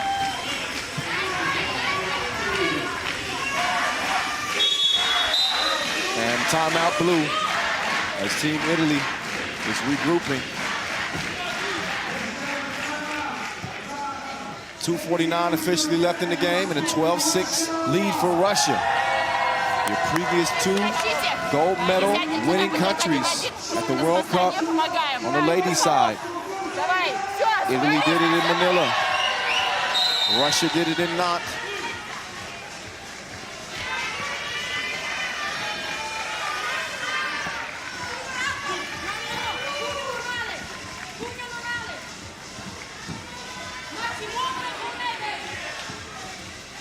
Delia gives it up, gets it back. Felipe up fake, nowhere to go. The Russian defense has been suffocating. Out of bounds it goes. Back over to Mother Russia. Leskovtseva drops it off. Fokina missed it, but look at Logunova snatching the board, but she misses the shot as well. Ray, quick trigger on the 2-piece. She's doing it all by herself, but she's got Italy within range. It's a 2-possession game. 12-8, Ray with another steal. Drops it off to Chieva. Chiavarelli back to Ray. She's got Logunova. She had Logunova. Left it to Felipe, and a 2 is missed. What a huge make that would have been, though. Still plenty of time, 2-possession game. This was an 11-3 game. Italy they were on a 5-1 run, but Russia answers. 13-8 now, 5-point game. And the 8th foul on Italy. So Leskovtseva will shoot 2. I mentioned the MVP and the gold medal. Although Russia wasn't able to take gold in 2018, the World Cup last year, Leskovtseva did make the team in the tournament.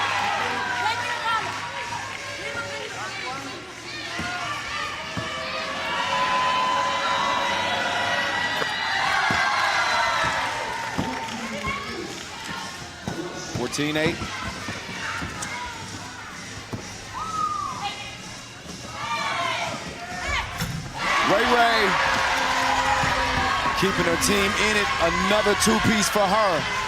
She's a 1-woman wrecking crew. Leskovtseva D'd up. Minute and a half to play.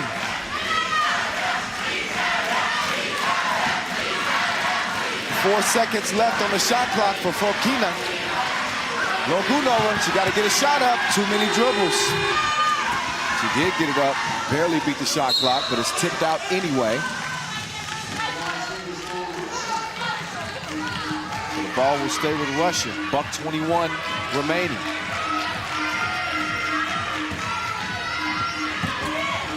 Ray tips it.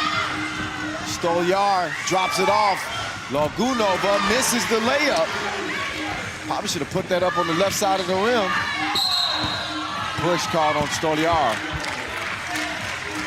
Ray flying out of bounds. That's now 5 fouls on Russia.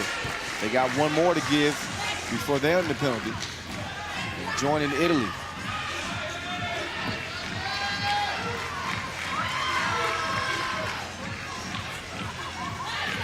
Rules to D'Elia.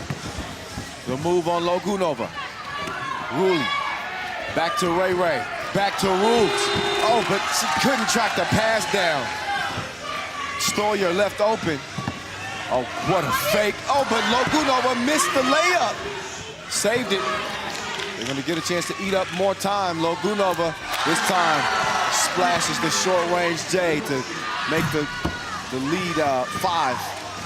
15-10. Leshkovtseva steps out. Shoots it early in the shot clock. Guess they're feeling pretty comfortable with that 5-point advantage. Ray Ray. Rules. Short. Felipe with 15 ticks left. Ray Ray. Gunning all the way to the end. Leshkovtseva keeps it alive. 8 seconds remaining on the shot clock. Logunova is going to let this one tick down. Leshkovtseva's got to put a shot up just to beat the shot clock. She does that, and she gets a 16-10 win for Russia over Italy in a big game. So Italy will drop to 2-1. Russia moves to 3-0 and will put themselves into the quarterfinals.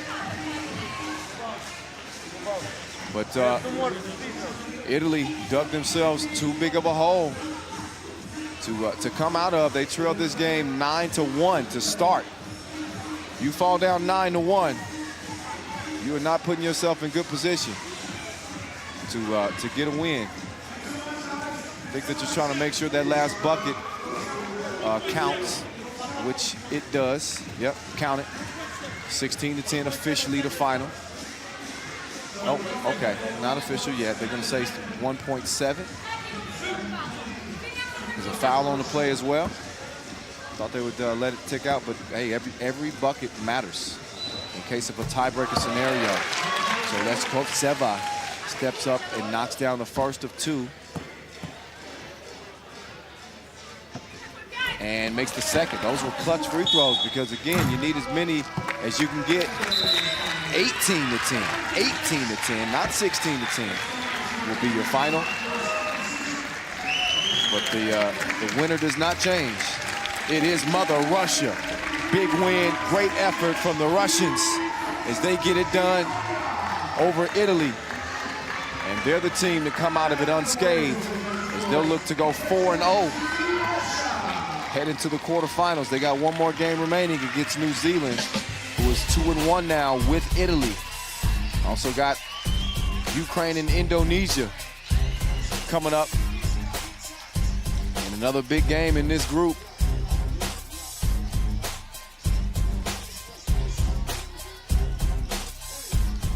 Take a look back at the highlights in this one. The Italian fans were worried. It just felt different from the outset. They were not in sync. And Russia took full advantage. Russia, business as usual. With Leshkovtseva and Stoyer continue to drive and attack the rack and stick their tongue out at the camera and do it whatever they wanted. So it took a while for Italy to heat up. Once they did, it was a Raylin D'Elia show. Got her team within 2 possessions late. 4-point game, but the Russians had to answer. And they get the win. Again, 18-10. Ukraine, Indonesia on deck. Slated to start things up after the T-Mobile Dance Squad get done with another spectacular routine. Good job, ladies. More ball to come here in just a moment.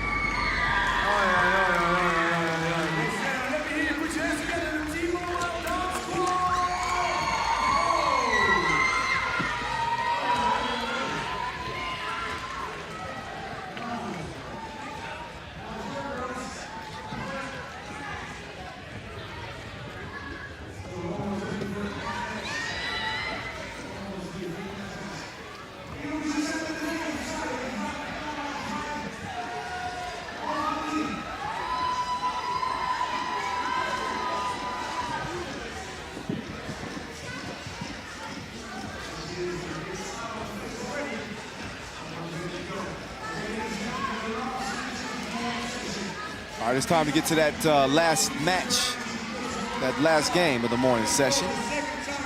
Session 1 of 4 again, as we will see Ukraine back on the court.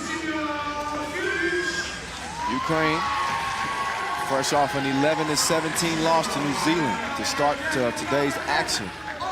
They go 0-3, so they will not be competing for a medal, but they are playing for pride.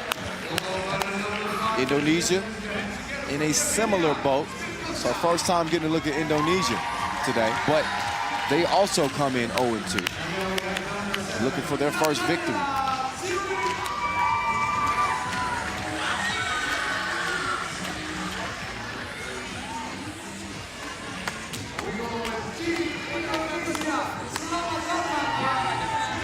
So Ukraine is on the court. They look focused, they look ready to go. Kristina Filivets, Natalia Shubik, Olga Maznichenko, Yevgenia Spitkovska. Meantime, here's Indonesia, Kristi Apriyani Dewa Ayu,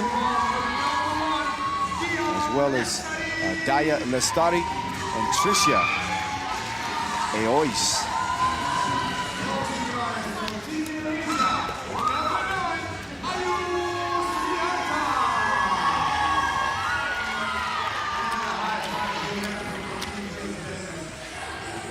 So here we go, both teams on the court. They want to get that goose egg out of that W category. They want to win in the worst way. Both teams huddling up. We show some love to all of our competing countries here in Amsterdam. Took the travel to get here, coming from all kinds of corners of the globe to represent your country at 3x3's biggest stage here in Amsterdam, as the world's best collide for an opportunity for gold and an opportunity to compete for Olympic gold as well. Kristina Filivets, she was feeling it against New Zealand. Problem was, not anybody else was feeling it for her team. They suffered a 6-point L. Indonesia, meantime, they've only been able to accumulate 8 points total. So as good as Kristina Apriyani is, they have got to find a way to score baskets. It just does not work any other way.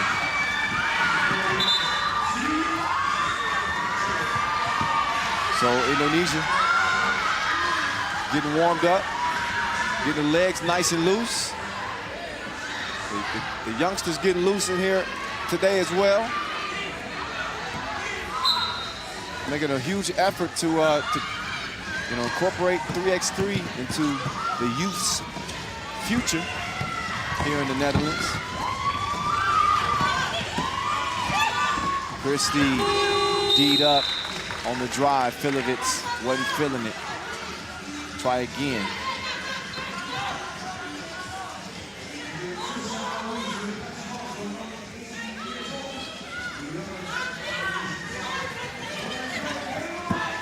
Filivets heading right. Kristi got in there, but she's whistling for the foul.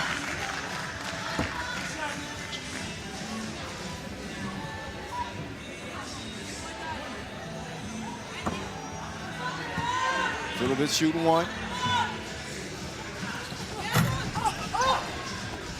Strong rebound inside, and another foul called. Maznichenko will take over at the top of the key.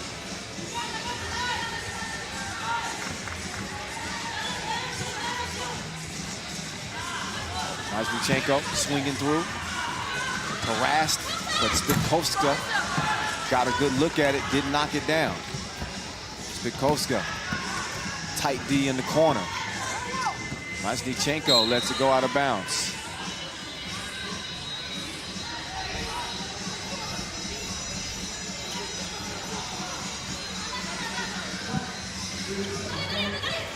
Spitkovska heading to the right, patient on the drive.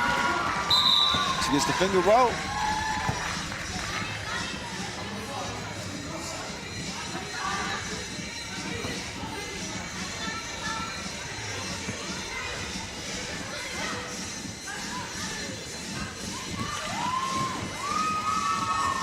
Pull up. Oh. Dramatic. But it still counted. Tricia found the stroke. She's been a bright spot for Indonesia. Her shooting been pretty solid. I say that even though they've managed 5 and 3 points in each of their games, but she's done the majority of that scoring.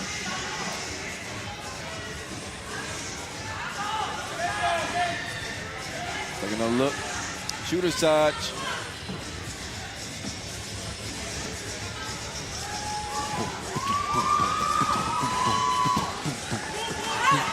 Good move. Gotta finish it though.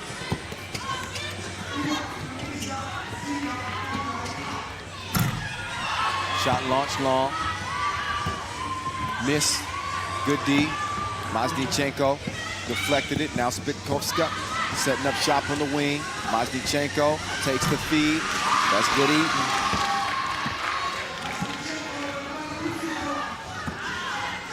Tricia, meantime, cruising to the rack. Easy, breezy.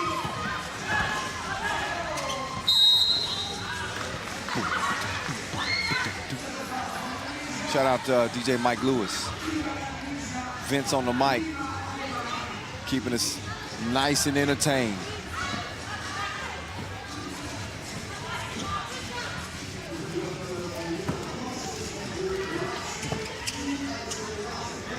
Mazdichenko couldn't handle that one.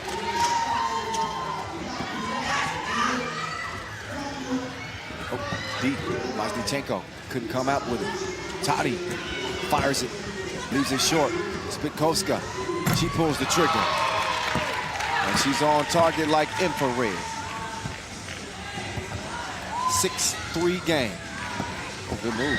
Ayu changes direction, steps through. Better defense though. Filovitz. Now she'll look to attack on the offensive end. She fires the 2, misses. Ayu, good box out to prevent the rebound.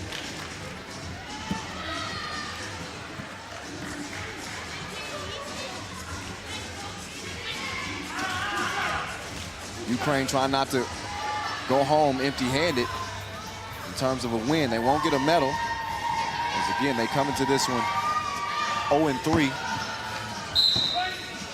But a win for them would send Indonesia to an 0-3 record, who also are not in contention for a medal here.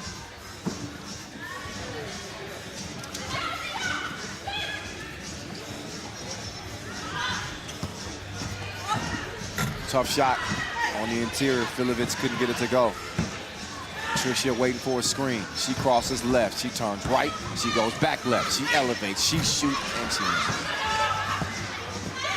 Oh, cross! Put Tricia on the ground. Whoa. She made her bend the knee. Look again. Kneel to your queen. Tricia got a hand on it though. It wasn't a clean crossover. From my angle though, it looked clean. Can you tell that the kids are in the building? Yeah. What's up, kids? You hear the voice? Love the kids. Filovitz left all by her lonesome. She prefers to get couples. 7-3 after the 2 ball. Ukraine in front.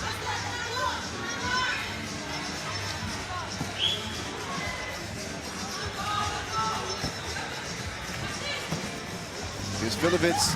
That one shot to the right.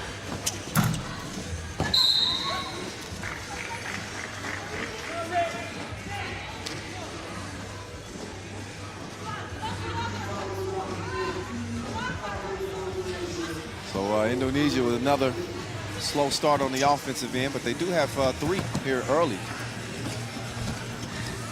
But they are outsized.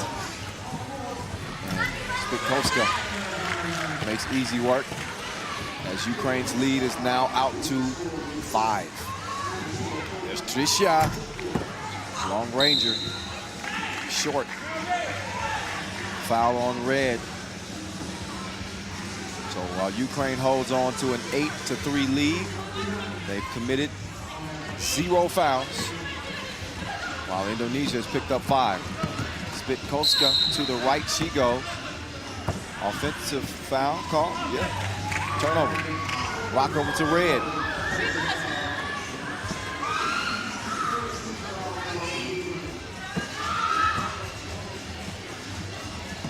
Indonesia only managed 3 points against New Zealand and 5 points against Russia.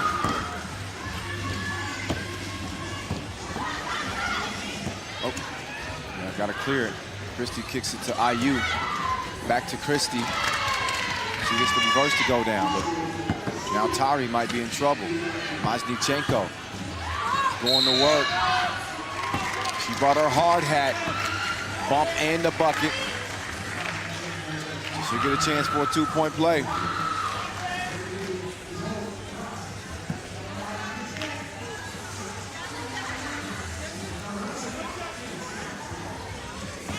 Maznichenko, 27 years old.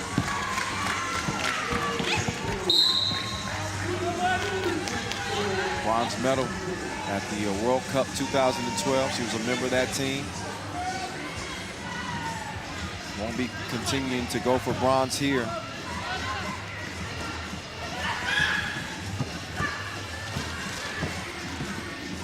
But a solid win for Ukraine if they can hold off Indonesia in the final 5 minutes. Don't want to count anybody out. Filovic.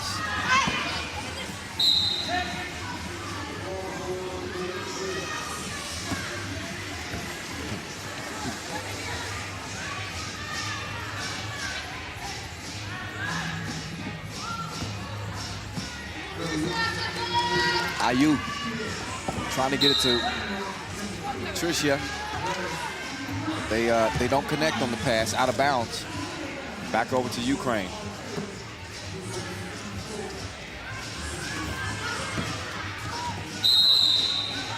Foul underneath. IU wrapping up Maznichenko. That's foul number 7 on Indonesia. So Ukraine shooting free throws the rest of the way.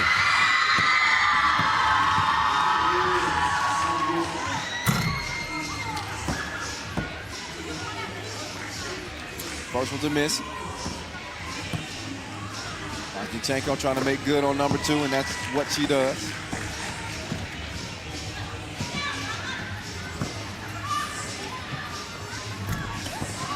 Off the miss, Spitkovska. Good D there from Tricia. Filovic getting to the baseline. Tari stopped her short. Maznichenko fouled by Tricia. Splashed the 2-ball afterwards, but that was just for good measure. Not gonna count. 7-point lead though for Ukraine.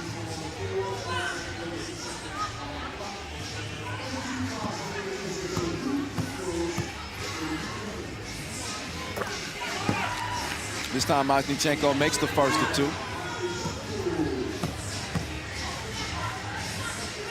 And she makes it a successful trip to the stripe, 2 for 2. 13-4. Oh, nice up fake. Christie missed it though. Maznichenko. They double dared her. She passed on it.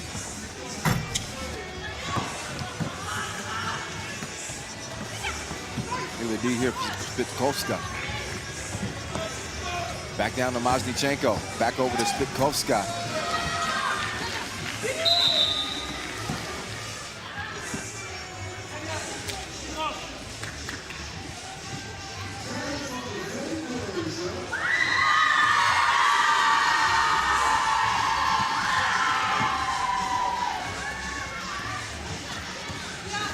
Nice move, IU.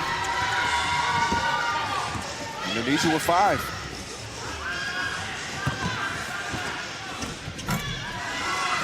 Problem is, Ukraine's got 15. 10-point game.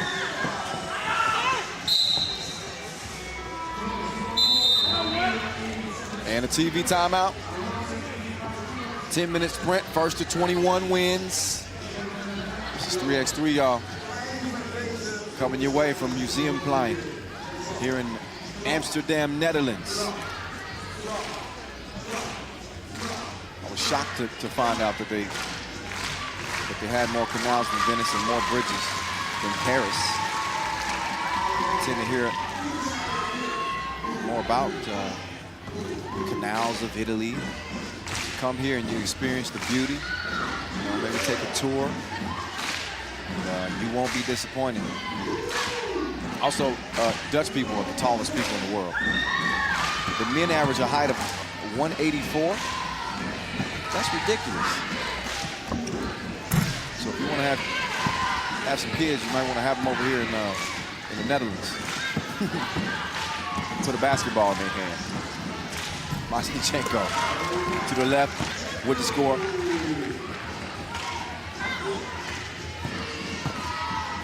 Step through, Tari. Oh, miss.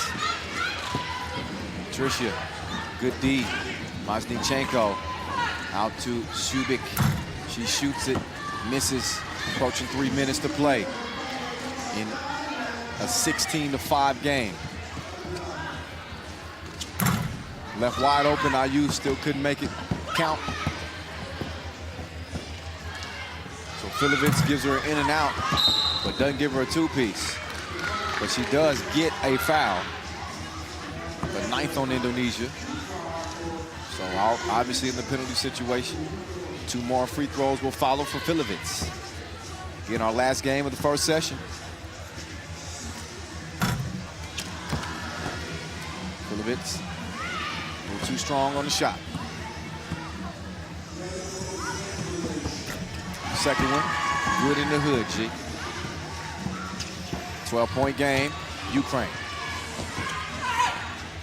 Tricia, nope. Masnichenko snatches the board, reestablishes post position. Oh, it's going to be a nice recovery, D. I thought that was going to be an easy bucket. But Tricia, oh, now she gets her cookies took. And out of frustration, she fouls.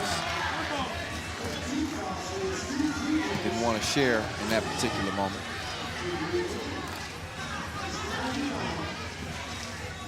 Foul number 10 on Indonesia. So not only 2 free throws for Ukraine, but 2 free throws and possession, courtesy of the double penalty.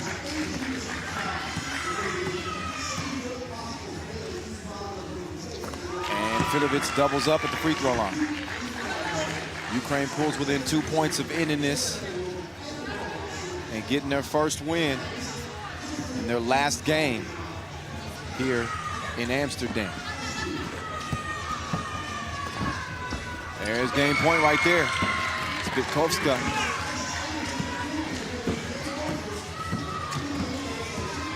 So Christie hands it off. IU, Tari. Ball back over to Ukraine.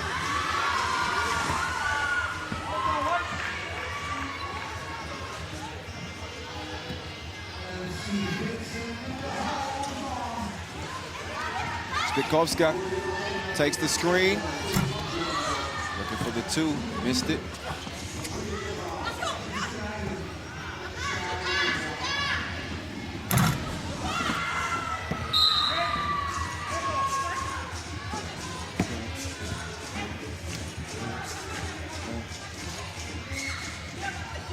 $20-5, $1:48 left.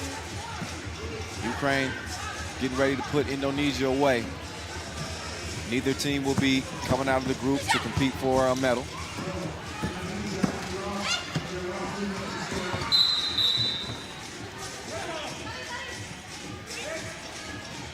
It's going to come down. And we know that Russia is in that big win over Italy.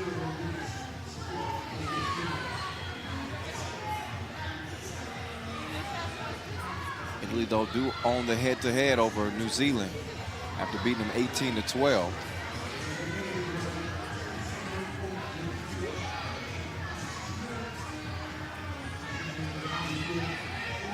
So as this group begins to take form, big game coming up immediately after the session break between Russia and New Zealand.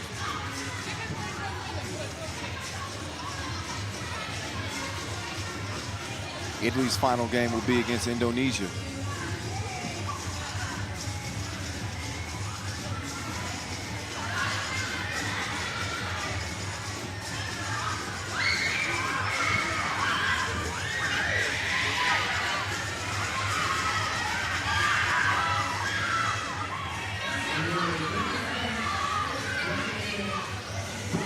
So 1 second on the shot clock. Christie hoisted. And Matynchenko still can't knock down the two.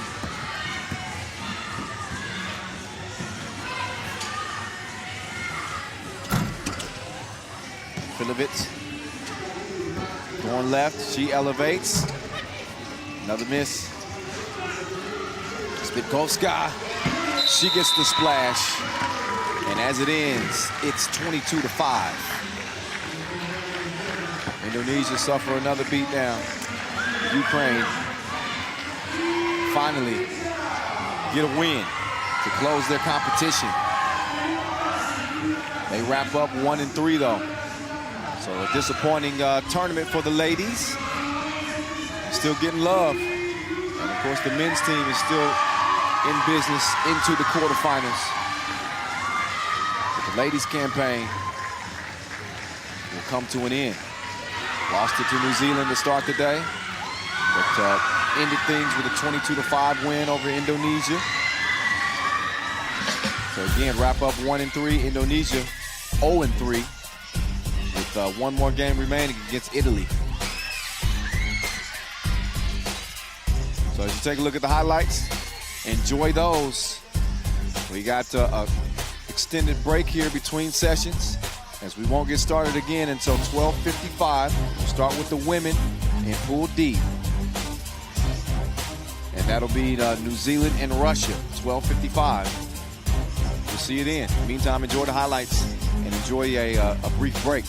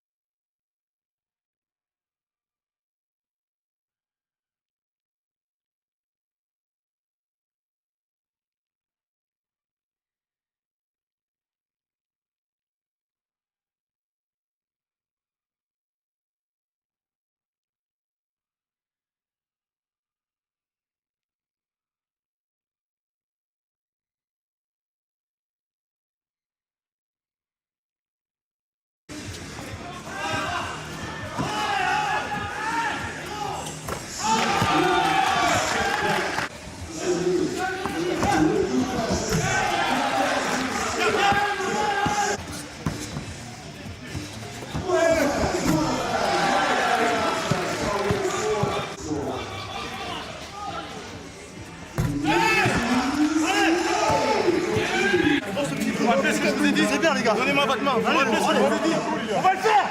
Allez, 3-3.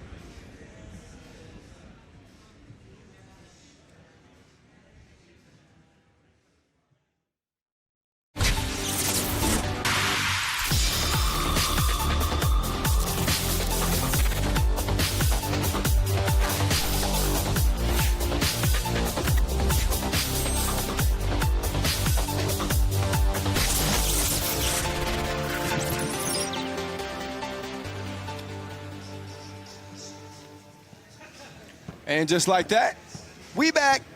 Welcome back to Amsterdam, Netherlands, y'all, as we've got one session in the books. We got 4 sessions total on this 4th and final day of pool play. Off to a good start. We've already had a couple of surprises on this day. A 3-man Qatar team shocked Lithuania. The reigning champs, Italy, losing to Russia 18-10. Setting up what should be an exciting finish in Pool D from here in Museumplein. 6 days of action. This is day number 4, as the second half of our quarterfinal brackets will be decided. Women's Pool D, men's Pool C up first. We'll figure out which 2 teams from each of those groups will be locking down spots in the quarterfinals. Russia is going to be one on the women's side. They're 3-0. They're going to be in regardless. It's going to come down between Italy and New Zealand to determine who's going to be that second team to get in. Russia just dominating the competition. So even in a loss in their final game, they're still going to be good to go. We'll see if they do get a win against New Zealand in a must-win situation. So New Zealand, not only do they have to win, they got to beat Russia by 4 or win and score at least 18 points if they hope to get in, and that's considering Italy going against Indonesia, assuming they score 22. So that is what is at stake. A tall task for New Zealand against your 2017 gold medal winners.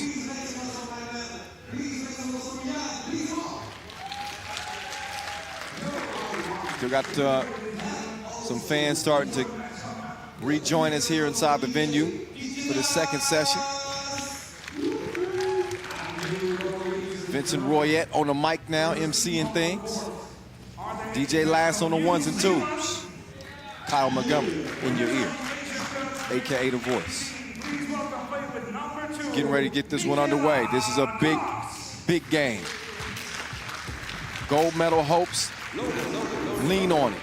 And with number 7, please welcome Kayla Cox knows what's at stake.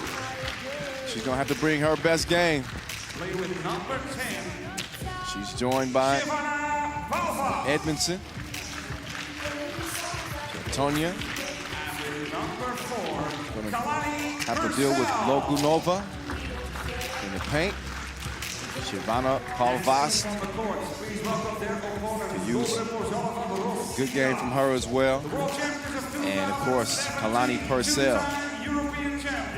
So New Zealand, obviously the tall ferns have the length. They got great size. So do the Russians. They start off with their player introductions. Olga Fokina, who also represented Russia at the U23 Nations League in 2019. She's joined by former MVP Anna Leshkovtseva and Anastasia Logunova.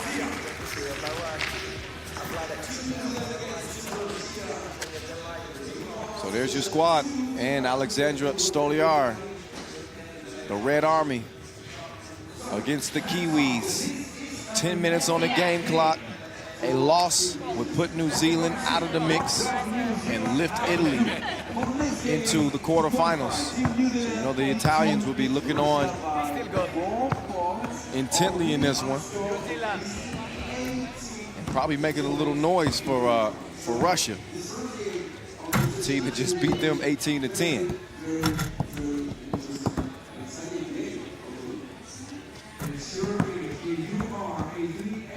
So there's Michaela Cox, originally from Auckland. Got plenty of game. Great leader. And an Olympian as well. She represented at the 2008 Olympic Games. Also won silver at the FIBA Oceania Championships 4 times. That's Michaela Cox.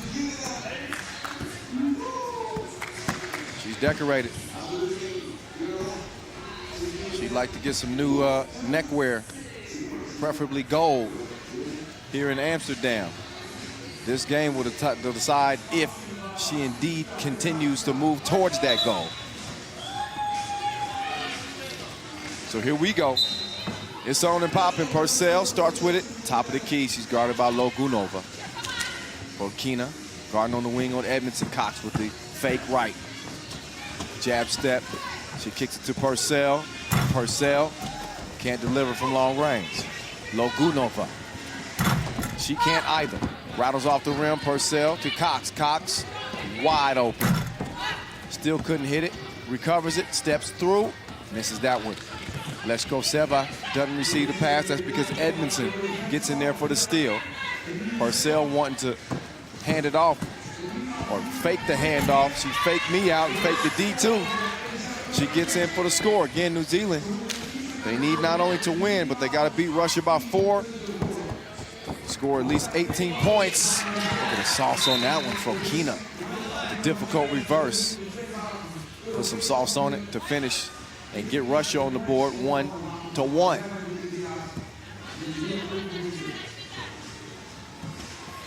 Cox to Palvast. She's calling for the screen. Gets it over to Purcell. Purcell, baseline. Goes up. No. Now from Kina to the corner. Logunova, gone. Straight to the rack. She got places to go, buckets to get. She got one. And a 1-point lead for the Russians. Palvast lost her footing and throws it away. Ball over to Red. That's Leshkovtseva. She checks in. Fokina checks out. Stoliar with it at the top of the key. Stoliar, Leshkovtseva, Logunova, pull up, long, out of bounds. Off of Red, over to New Zealand. So Russia took advantage of a slow start for Italy. They jumped out to a 9-1 lead on the reigning champs. They're trying to prove that they're the true champs and win a 3rd gold medal for the Russian ladies.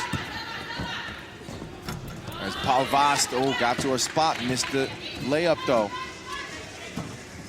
Leshkovtseva, She's D'd up.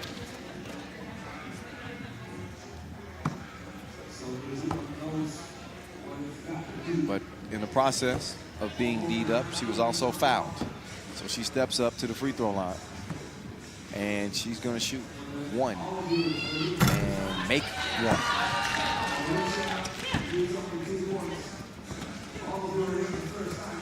Cox, up fake, pulls up on Leskoptseva. Stoyer now.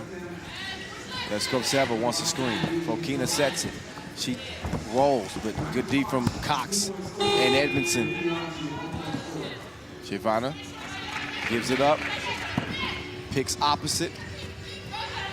Now Edmondson to the left, to the left. Missed it. Fokina mishandled the pass initially, regains it, scores it.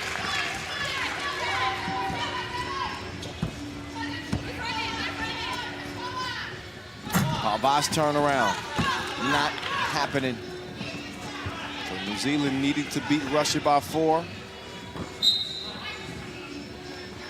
Win and score at least 18 points. Not as electric of a start as they had hoped for.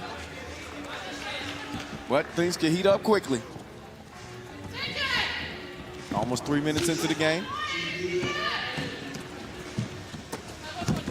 Fokina got a hand on it, stays with New Zealand though. Kiwis on the move. Leskoptseva, you got a hand on that. Shot clock wound down anyway. So, gonna be over the red with Stoyer ready to go.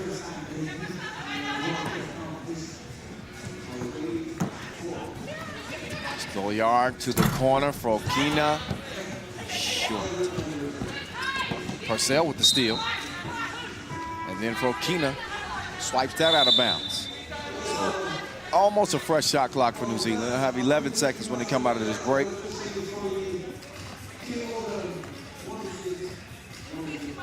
Got to find a way to start stringing together some possessions. You know, the Russians,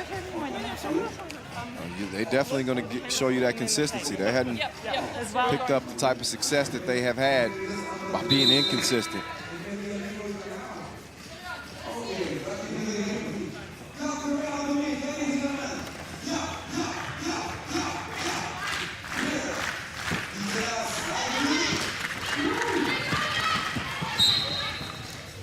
Said Russia was going for their third goal, actually their second goal.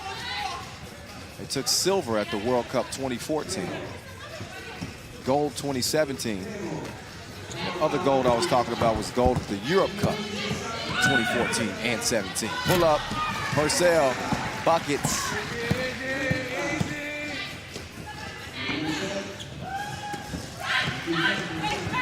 Two-point lead for Russia. Logunova. Battled out. She follows the miss, stays with it, goes up, and still misses. 6:25 and counting. Cox, crossover. Left to right. Sheva, boom. Drives right past the D. New Zealand within 1. They want to be in front, though, by 4. Fokina sticking with it, scores over Purcell. Purcell, straight to the hoop. So far, Russia with a 1-point advantage. Both teams trading baskets here these past couple of possessions. Logunova, she fades away, got the shot off in time, but didn't make it. Havas to Cox. Cox got a great look at the rim. Couldn't knock it down, she was a little bit out of gas, so Cox will check out and get a breather, or so she thought. Purcell is actually going to get the breather. Cox is still in. She's going to check up on Stoyer. Sheva against Leskoptseva. Fokina gets it back to Leskoptseva. And a 6-4 lead now for Russia. Edmondson. Tough shot in the paint. comes out of an empty. Leskoptseva, trying to drop a dime. Palvasco heads up play to get a hand on it, knock it out of bounds, make Russia start over from the top of the key.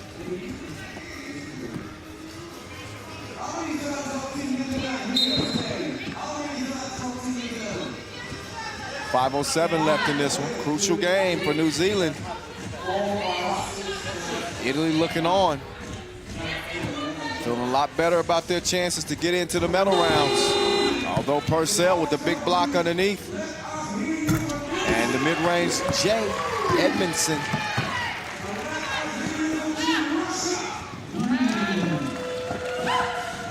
Palvas with the hustle. Fokina goes down to get it though. Logunova now on the move, working on Purcell. She gets the score on the layup.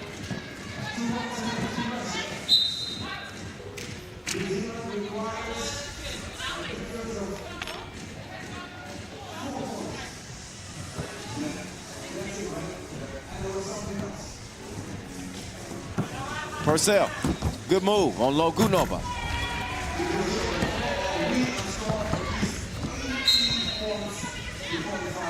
So a 1-point lead, 7-6 is where it stands right now.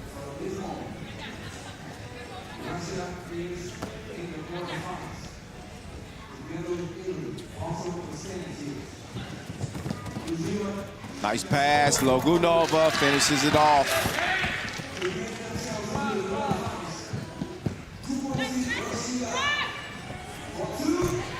Two-piece, no biscuit, and it's even at 8 apiece. Foul called after, so New Zealand waking up now. They know what's at stake. They got to win it by 4 or score at least 18 in a win to keep their hopes alive. Nice pass. Oh, Fokina. She missed the crib, though. So leaving the door open for New Zealand to take the lead here, but they close it by getting the steal. Stoliar tipped away. Quick hands from Purcell.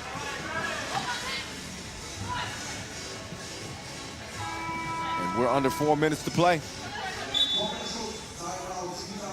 Fairly low scorer. It plays into, obviously, Russia's favor. They ain't worried about nothing. They into the quarterfinals. They have not been beaten to this point here in Amsterdam. They want to keep it that way. Join the ranks of the unbeaten. China on the women's side. Spain on the women's side also. Undefeated from yesterday's action. Those quarterfinals are already set.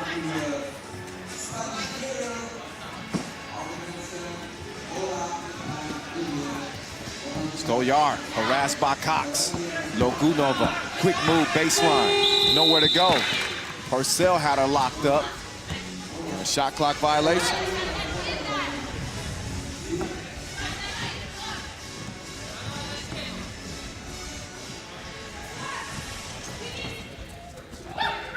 Cox up fake, cleared a little bit of space. Purcell trying to clear her way to the rim. Stoliar fouling her though. Believe it or not, with 3:37 on the clock, that's the first Russian foul of the game. Foul number 1. Cox getting to the rim. Turns direction on Logunova, but that's a tough shot to make against the size of Logunova.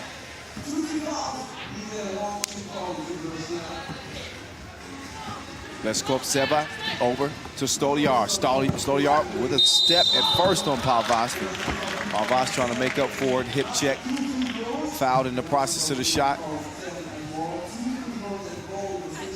So she'll shoot 1 here.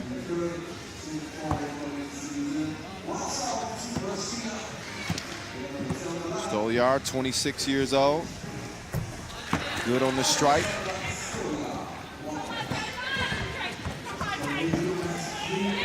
Playing with the team since 2014. And a big addition. As Edmondson gets the shot to go off the glass, 9 apiece. New Zealand got to get a win here. They come into the action 2-1. Put themselves in position to potentially get into the medal rounds with a 17-11 win over Ukraine. After coming into the day 1-1. Cox kicks it. Purcell shoots it. Little long on it. Tipped over by Cox. Now to Purcell. She says, come over, get the rock. Faker. Got to the crib instead. And that one's out of bounds with 7 seconds left on the shot clock. 2:44 left on the game clock.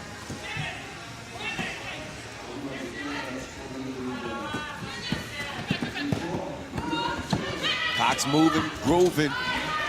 The spin and the win in the paint. 10-9 game. New Zealand in front. Quick pass from Keena.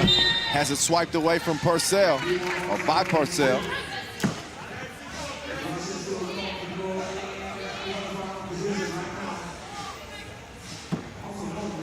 So time also not on New Zealand's side. They need to get 8 points in the next 2 minutes and 26 seconds. As Leskoptseva. And not only that, they need to get in front of Team Russia. They are by 2 now. Stolyar can't convert. So a 2-point lead for New Zealand. Cox can make it 4. She missed it though. Stays 11-9.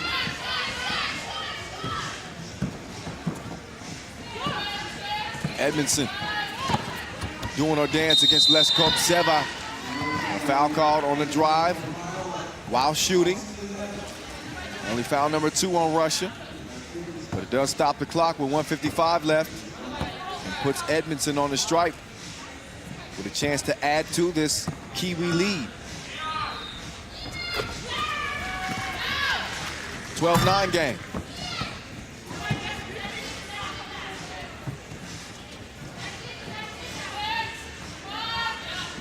Edmondson misses at long range.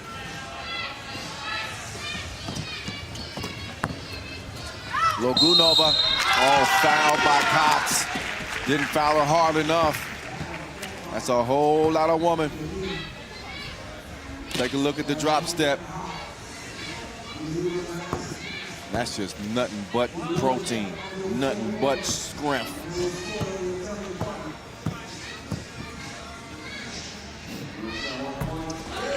Meantime, it's now a 1-point game. Make that a 3-point game. It's a big hit from Palvast as New Zealand now has 14 points. 18 is the magic number and a 4-point win. Right now it's a 3-point lead with 1:21 left. 14-11 game.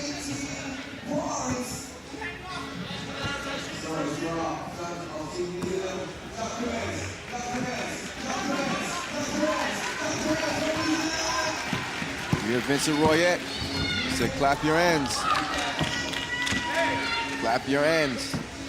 14-11. Leskoptseva step through. Oh, missed it. Stolyar making things tough on Purcell. Purcell was trying to tip it out to Cox, or to Palvast rather. Palvast will check out. Cox will check in.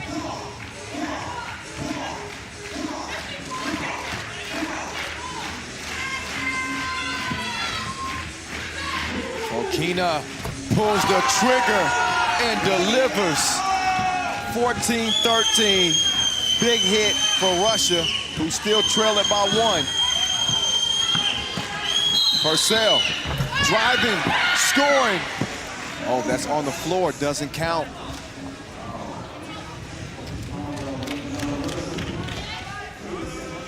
But she will take a trip to the free throw line. But New Zealand's cause, not only trying to get a win, but win it by 4 and get to 18 points. She could have got that shot up a little bit sooner. She could have had an and one. Cox back rimmed it.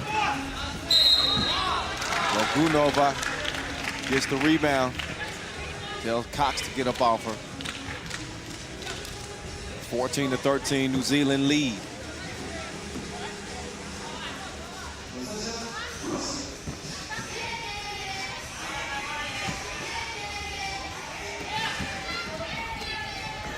Logunova, nice fake. Steps through, scores on Purcell. No question about the foul on that. Only thing in question now is if Russia is going to go 4-0. 14 up, 20 seconds to go.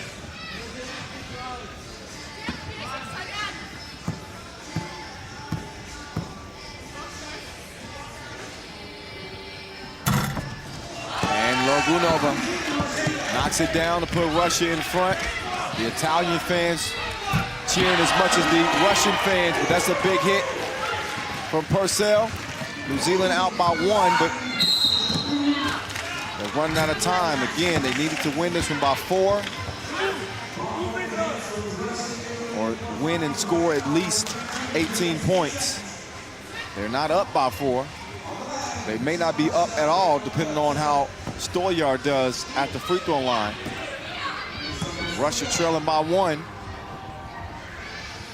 The Red Army keying in. How clutch will Stolyar be on this second free throw attempt to break a tie with 6.8 ticks remaining? She misses long, huge rebound. Stolyar smartly takes her time, cruises in, and Russia gets the win. That's your Tissot buzzer beater. Attacking the rack, Stolyar. And New Zealand's hopes to compete for gold here in Amsterdam are over and done with. They got close. Needed to get a win, and they scored at least 18 points or win it by 4. They do neither. And here's a look at your Tissot buzzer beater. The layup past Palvas through the T to the D. With Purcell and Cox looking through the net as the Wilson Rock trickled his way down through. So how about the Russians? Congratulations to them. They do it, and they do it big. They go 4-0, winning it at the buzzer, courtesy of Stolyar. She lets out a passionate yell after a hard-fought game. They go 4-0. They are the class of the group. But Team Italy, they'll be in as the second squad to the quarterfinals despite their loss to Russia to start the day. They'll wrap up their action against Indonesia at about 14-15. Meantime, we'll turn it over to the fellas now. Slovenia and Qatar on deck. First, you can enjoy the highlights from this one. We knew the stake coming in. 18 points in a win or win it at least by 4, but losing was not an option for New Zealand.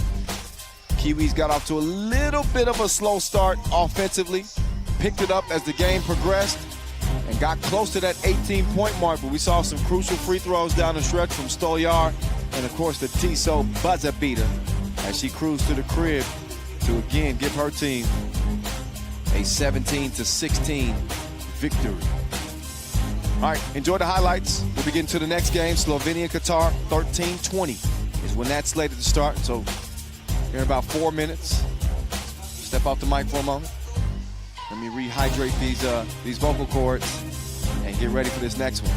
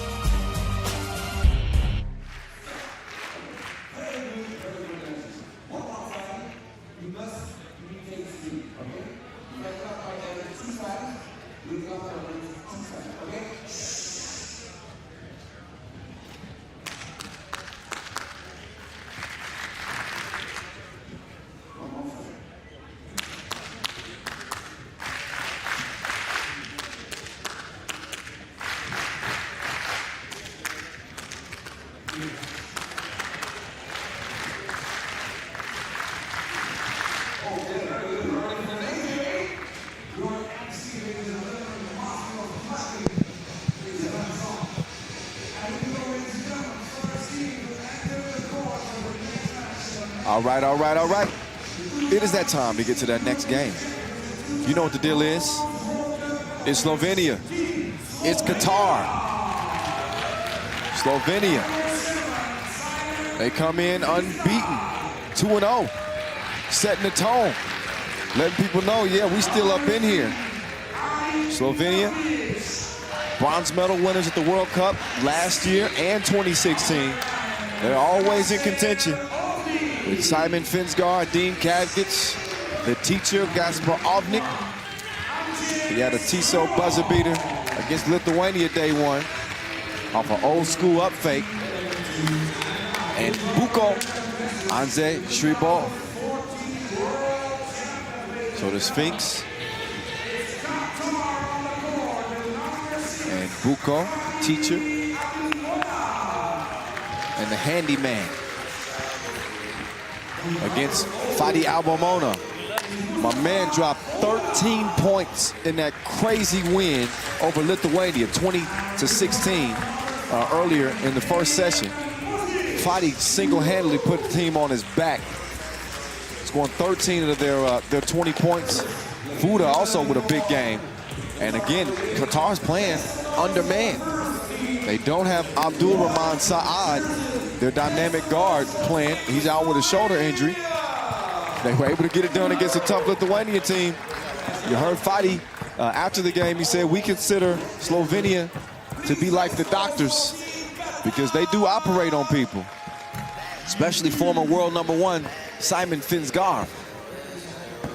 But he says we want to do some surgery on them. So dissecting the Slovenians is going to be easier said than done. They play some textbook 3x3 basketball. Fadi's going to have to have another big game in his magic bag. But there he is, 27 points total through 3 pool play games, scored 13 of them against Lithuania in a thriller. All right, I promise I'll limit the singing today. I won't limit the shout-outs though, unless I'm told to. Hey, yeah, let us know where you're watching from. Hit us up, interact with us. Tell us who you like, what you like. Use the hashtag 3x3WC, and you never know, you might make an appearance. You might get shouted out on the broadcast. Wouldn't that be fun? Hit me up at 3x3 The Voice, at 3x3 The Voice, and keep watching throughout the day. Maybe it's your name I'll call. This one's on.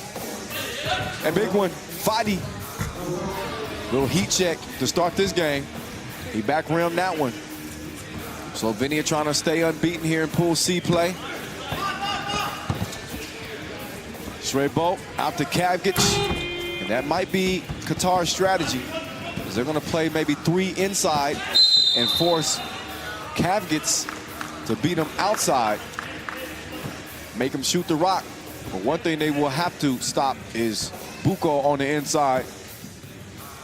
And Slovenia has a couple of dominant players down there. Kavgic, solid scorer down on the block as well. Now here's who you don't want to let shoot. The teacher and Finsgaard. Definitely not. As Ovnik, his pass deflected, bouncing around like a pinball machine in there, still comes out empty. Nadim, over to Fadi, over to Fuda. Fuda, quick stop and go, missed it, but Muzic with the follow. Out to Kavgic, he pulls the trigger, long. Fadi tracks it down. He says, clear it out. I like the matchup here. Maybe not, he wants the screen. Nadim takes it, soft hands, but missed it point blank range. This is a game, if you're Qatar, you have to be laser focused. No missed layups. You got to be crisp. The margin of error is so slim against teams like Slovenia. They play the game too fluidly. We'll see how this one plays out. It's Ovnik, seized it 2 and he beezed it 2. 2-1. Fadi working on Shrebo. Couldn't give it to him. Left it short. Now Shrebo. Welcome to my world. Buko with the spin. Puts Slovenia up 3-1.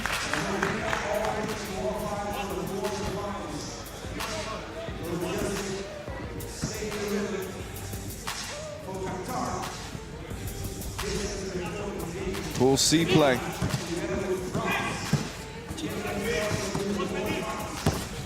As Muslic elevates, misses.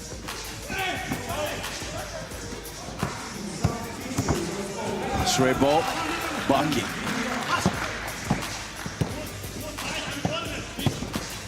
Cross, Fuda. Oh, good move. This dude changes direction so quickly.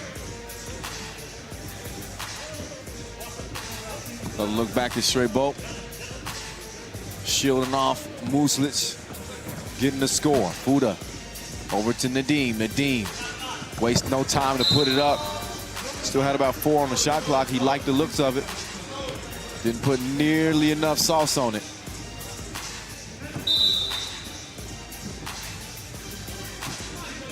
Couple fouls on Slovenia, but a 3-point advantage. 4-1 is where it stands. Just over 2 minutes into the game. Trey Bolt bumping and grinding, but Fadi with the chase down.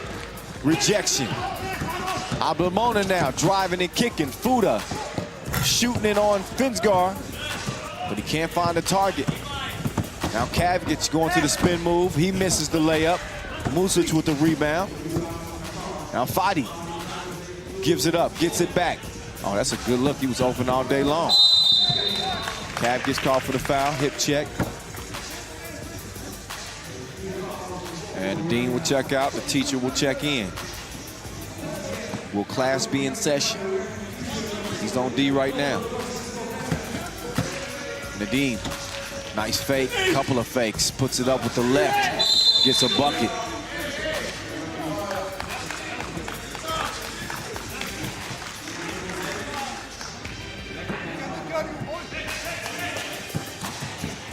Avnik, Finsgar, open sesame, access granted. The Sphinx gives Slovenia 4-point advantage.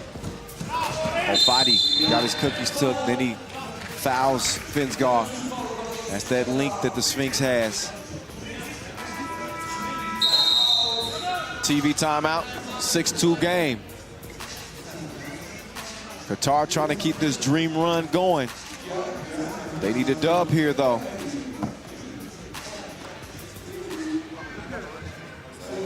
They come in 2-1. Slovenia 2-0. Also got France, who picked up a 22-9 win over China to start their day.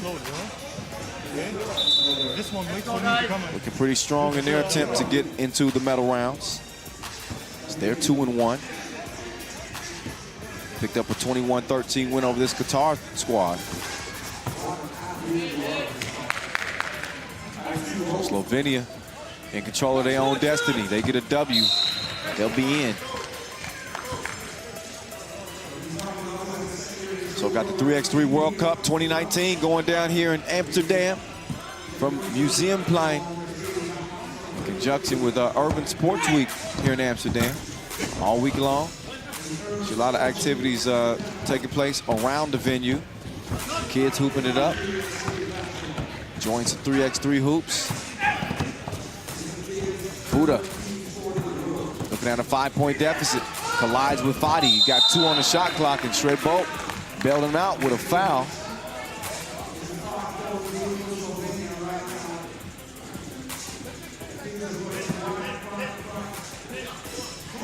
Fadi to Nadim.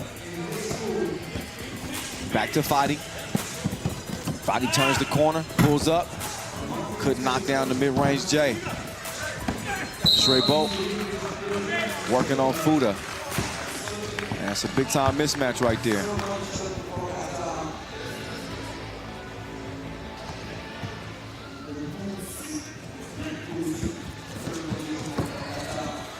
Gasper to Adine.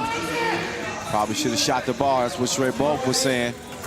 Fadi says, I'll show you how to do it. He shoots, he scores. It's 7-4. Foul White, so 4 fouls apiece. Another look at Fadi. Getting the 2-piece to go down top of the key. He played hero. their earlier contest. He's gonna have to be heroic in this one too.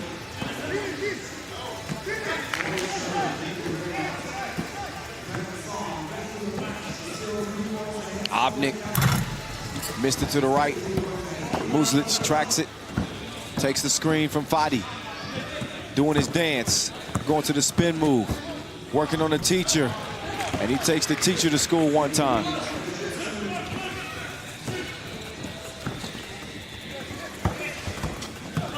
Buddha makes it difficult, even though he's outsized. He can pester Straybolt. He starts trying to back him down. That's just muscle versus muscle there. And a little help on the hustle from Fadi, who drops it off to Nadim. 7-6 game. And Finsgar misses. Nadim comes out of the scrum with it. Over to Fadi now. Fadi saying, come get it, Fuda. Hands it off to him. Fuda with 2 seconds to go. He got to lift up, but the teacher with the block, but a foul called after as Fuda is shoved to the ground.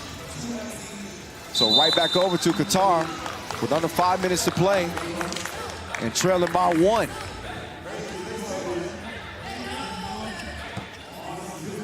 A look at Obnik with the shove.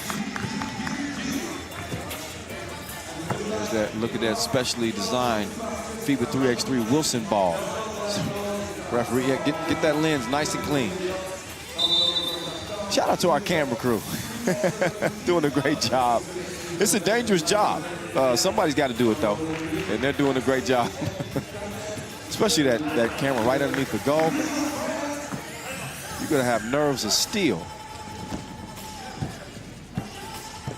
Muslic, Fadi, quick trigger. No. Muslic followed it. Good D there from Kavgic. He steps out and puts it in. Bottoms.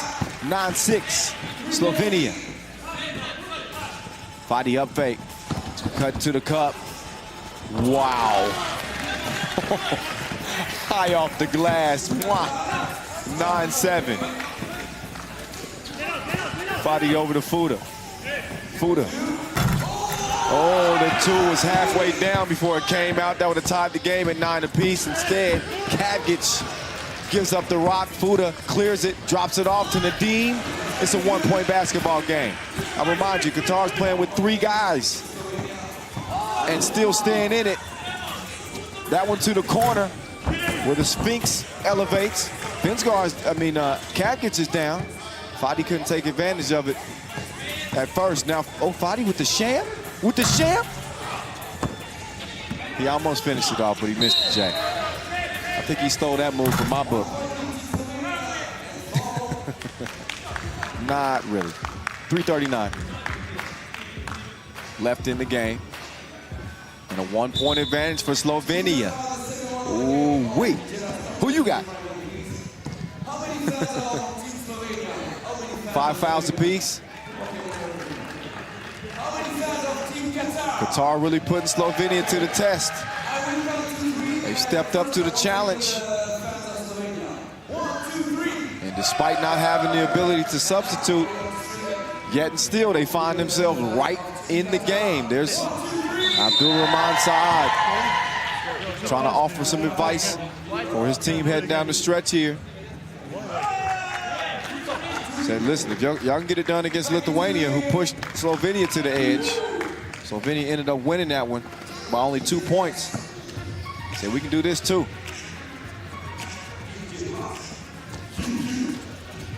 Finsgar with Fuda on him. Straybolt. He's only got a second to go on the shot clock. He missed it. Muslic with the board, setting up shot on the wing. Quick move to the right. Scooped it. Nothing happening. Buko to the teacher. Slow on the closeout. He can't make him pay. Fadi cross, lost his footing, steps back, got a good look, and he's splashing to give Qatar a 1-point advantage. And an offensive foul will get the possession back in Qatar's favor. again with a 1-point lead. Fadi right on time. Lost the dribble. Encouraged them to step behind the 2-point arc. And he's been more money than green. Fuda.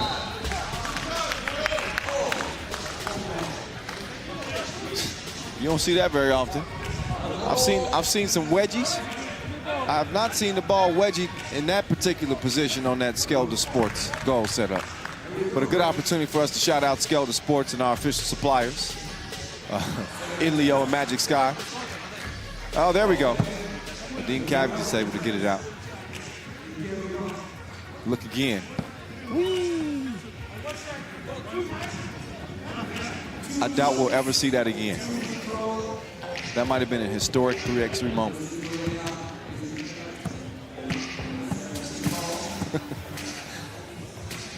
Fuda. Good in the hood. Can he knock another one down? I'll tell you what, if Qatar pull off this win, you won't have to ask me who the team of the day is. It gets splashed though, right in the face. Wake up call. Finsgar. That's white ball. Teacher says I didn't touch it. 12-11 game, 2:34 left. Slovenia in the penalty. Qatar with 5 fouls. 5 fouls and 3 players. Kavgic, Obnik. Obnik, Finsgar. Finsgar, 2-piece. Sometimes it's that simple for Slovenia. Fadi trying to answer. He cannot.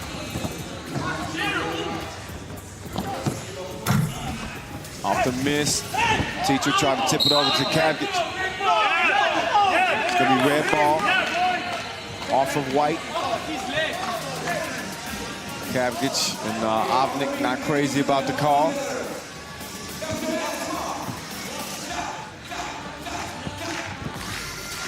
Fadi one-on-one. Said we want to do surgery on this team. Nice up fake as Muslic flushes it out to the corner. Kavgic almost knuckleballed that in.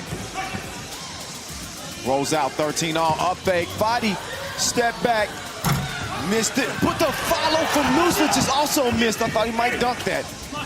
It's tipped Muslic out to Fuda. Fuda, Muslic off the glass. Qatar in front.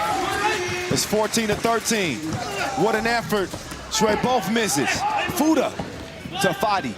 Fadi on the move. Probably should have shot that. Instead, 4 seconds remain. Nice ball movement. Qatar now out by 2. But they can, the miss and from the corner. Slovenia could have took the lead away and even things up at 15 apiece. But the teacher forgot to bring his lesson.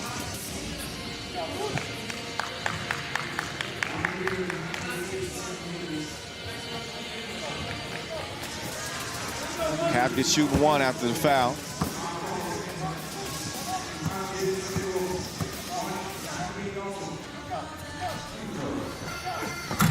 Nope, free throw's no good. That's a big miss for Slovenia here. We got $1:15 left. Fadi with a huge mismatch here. He can use that quickness on Trey Bolt. And that craftiness, he misses, but Fuda gets in and gets the rebound.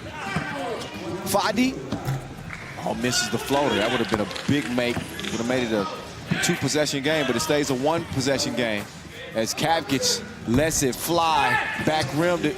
Finsgar using that length to get the rebound, but Fadi, so sneaky, sneaks in there, gets the rebound, and then gets the layup. Now it's a 2-possession game. The Sphinx over to Buko. Slovenia need a score here, and they get one. As Trey Bolt makes it a 16-14 game, but under 25 seconds left. Critical possession as Muslic elevates, shoots it out of bounds. And 18 ticks remaining in the game. Obviously 12-second shot clocks. So Slovenia will have a full possession and a timeout to draw something up, figure out exactly how they plan to go at this final 18 seconds. Slovenia, they don't want to start their day with a loss. It would really shake this group up. Pool C.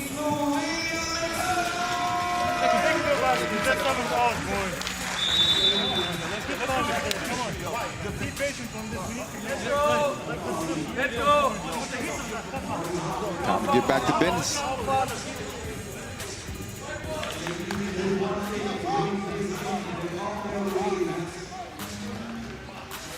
China 0-2 in the group.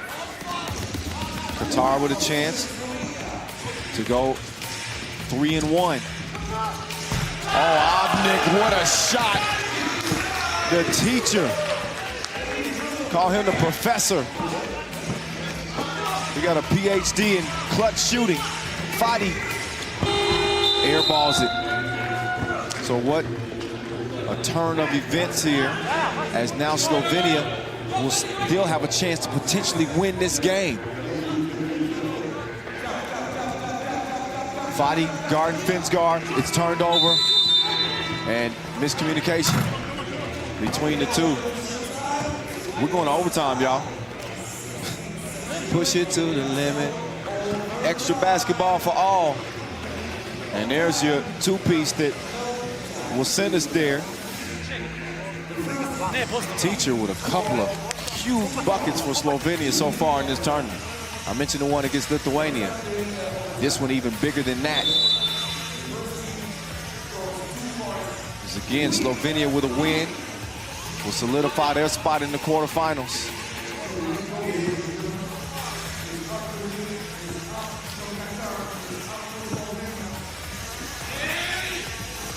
Avnik, first to score 2 wins it.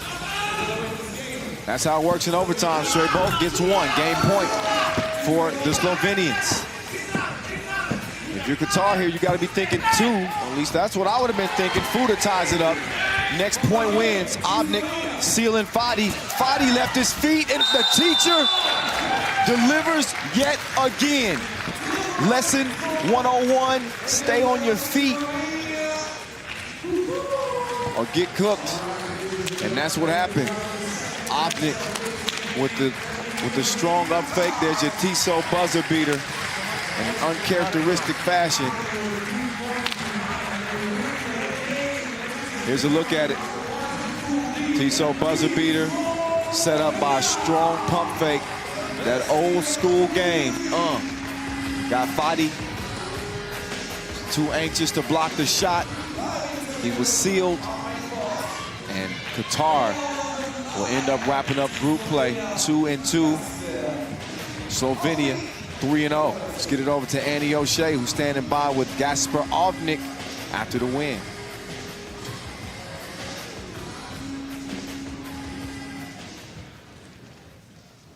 Gasper, you had a few crucial shots there at the end for a big win, but let's give some props to that Team Qatar with only 3 players. Yeah, big props for them, because playing 10 minutes with only 3 players, only a few managed to come out on top. They almost did. Fortunately for us, yeah, we make some big shots, and down the stretch we won. Now you're poised to make the quarterfinals. Who are you hoping to face out of a tough Pool A? I think we don't choose our opponents. Our opponents will show up after the game against America and Netherlands. And I don't know, three top teams are both top ranked, so we don't choose. We just want to play quarterfinals, our hearts out. Okay, well, see you in the next game. Thank you very much. All right, yeah, they did play their heart out. And I agree with Annie. Show some love to that Qatar team playing 3-on-4, and they gave Slovenia everything they could handle. Had to be decided in overtime, but that's where the teacher took over to give Slovenia that 1-point win. So again, Qatar falls to 2-2 in the group. Slovenia moves to 3-0, and more importantly, lock down their spot in the quarterfinals. Anytime you got a China team that hasn't hit the court yet, they come in 0-2. Lithuania 1-2 after their loss today to Qatar. They'll be looking to bounce back next in that game against China. And then you got France, who picked up a 22-9 win. Excuse me, I said China hadn't played. They did against France, and they lost. So 0-3 China. And 2-1 France.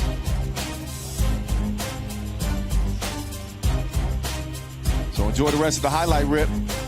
That China-Lithuania game, Pool C for the men, coming up next, 13:50. But first, we enjoy another routine on T-Mobile Dance Squad.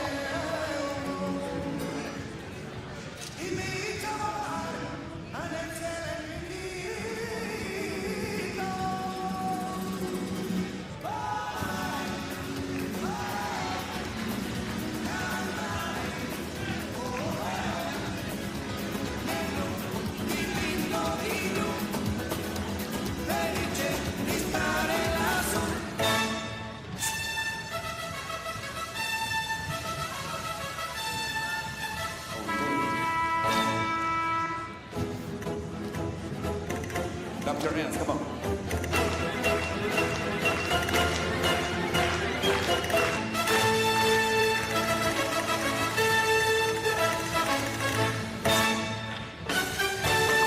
You're in, come on.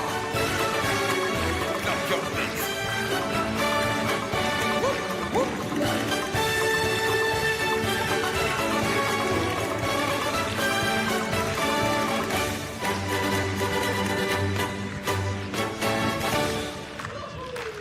T-Mobile Dance Squad. You girls.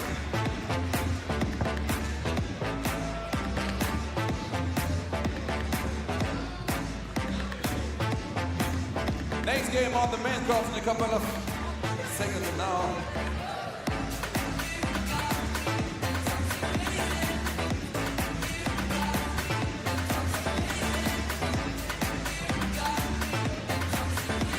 Team China against Team Lithuania.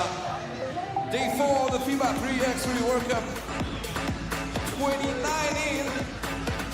We wish you a pleasant day with us during the biggest 3x3 event of the year before the Olympic Games next year in Tokyo, Japan. Team China against Team Lithuania.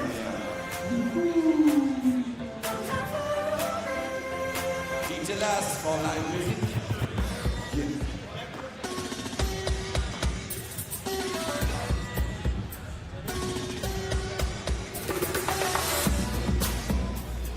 Are you ready for the next game, ladies and gentlemen? Okay. Clap your hands.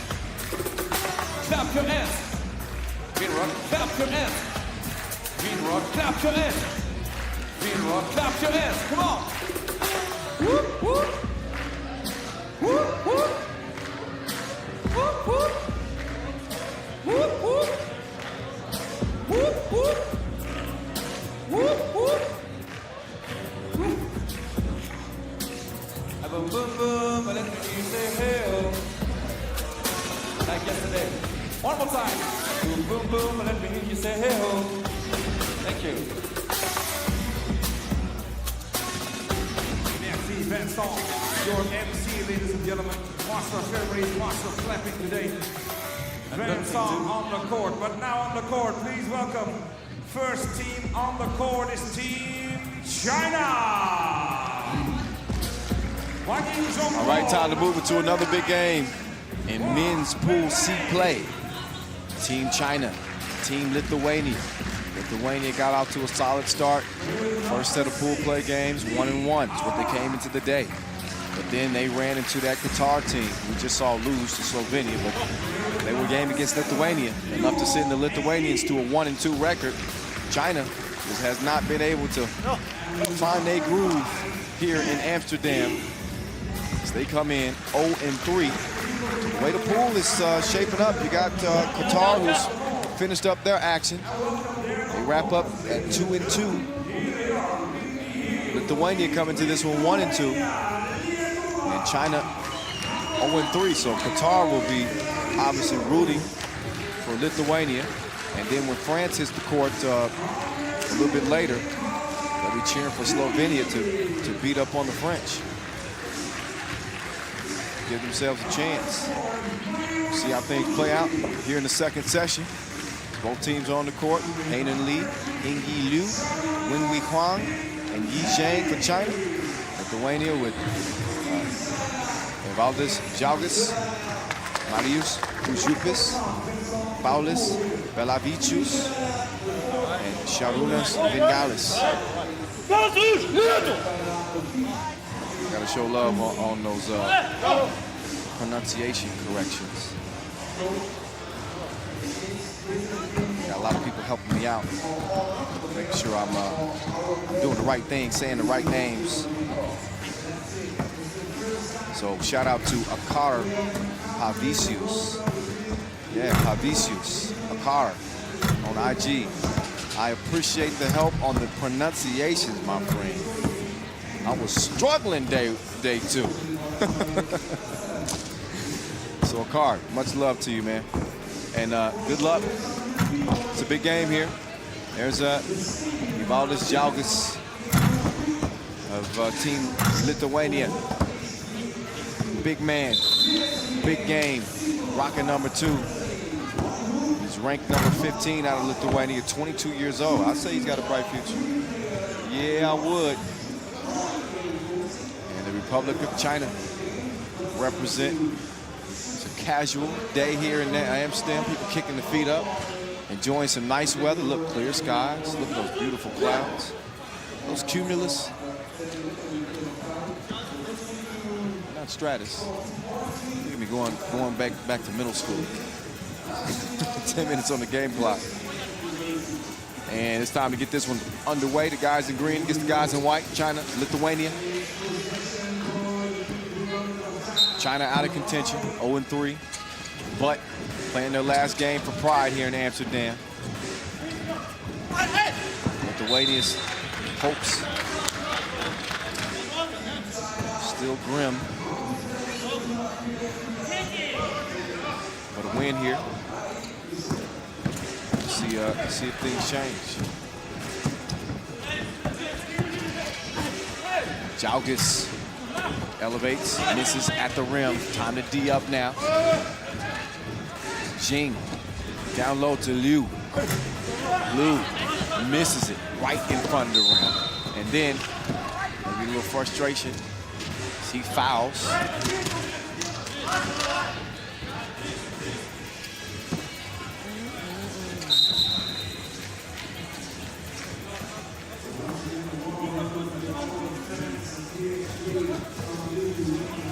Lithuania working on the perimeter for now, but they want to get a little closer towards that rim, as Užupis does, but he can't find the mark. Liu, oh, nice seal, but still didn't get the layup. And then that's the second time he's missed the layup, and then fouled immediately after. He's gonna check out, cool off a little bit. Huang is in. Jalgas is also out for Lithuania. Belavicius, oh, nice move. Then laid it up. Belavicius gets Lithuania on the board.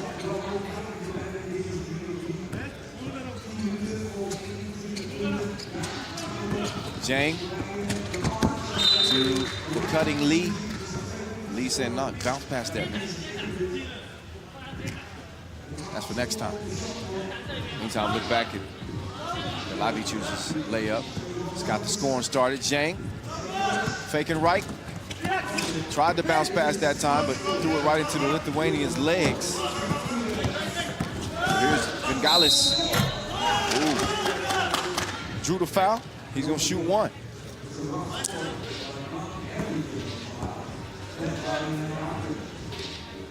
So Lithuania with a 21-17 win over France. And a shocker from day 2. And they just barely missed out on a win to Slovenia. That's how they came into the day 1-1, but then lost to Qatar. So they do have a head-to-head over France. Should it come down to that.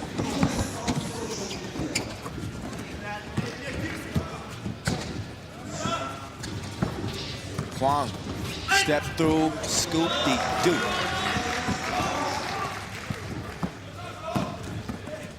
Jalgas Where you gonna go? Up fake. After up fake. Still 1-1 game after all the fakes. Lee mishandled it at first. They got 2 seconds left on the shot clock. But Lithuania comes up with the rock. Velavicius. Good move and no groove. Stays one apiece. Lee gets it, hands it back to Huang. Wang. Short to the right. And look back at the nice balance, body control, getting in the paint. Velavicius testing the waters on the jab step. He kicks it. Ujupis could knock it down. Now he's gonna have to try to lock up Liu. But Liu trying to work the 2-man game with Zhang. Does it, but he's blocked by the rim. By the backboard. Velavicius left by himself. He connects on the 2-ball. Gives Lithuania a 3-1 lead. Nice pass. Lee takes the feed from Zhang. 1-point game. Velavicius up and the bucket and 1. He'll go up to the strike, try to convert, make it a 2-point play.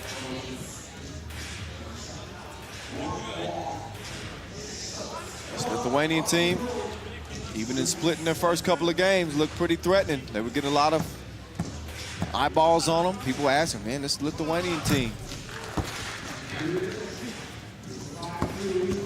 5-2 lead for them right now. 7 minutes to play. Zhang gets some tight D there from Velavicius. And then Lee. Simple as ABC on the layup. Velavicius, jab, shot, way long.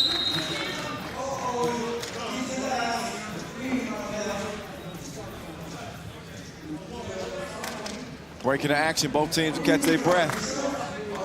In a 5-3 game, 6:44 left, men's Pool C play. The group currently being dominated by Slovenia, the top dog who is in, and leaving that second place spot between France, Lithuania, and Qatar.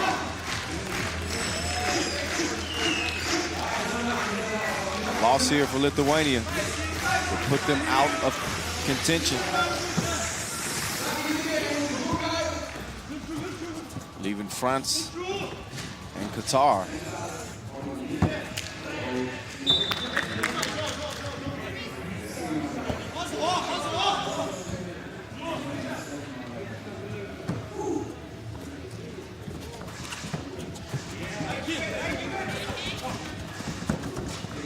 Ujupis elevates. Little short on the shot. That one out of bounds. Boom, boom, boom.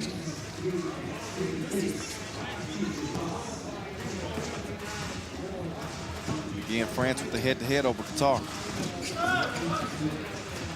Don't want to get ahead of ourselves, though. We don't know what's going to happen in this one. Velavicius, that's good D from Liu. Lee shoots, splashes. 5 apiece. Oh, but the 2-piece answer. Vingalis gets it done. Now, he tries to tie up Liu, and he does. That one on the floor, white ball. Again, the last 2 strike from both teams. Stepping right behind the screen, shooting it freely. Cashing in. Liu, strong move. Doesn't get the score anyway. Velavicius, the cross. Oh, Liu was like he was doing a tango. Still didn't connect on the shot.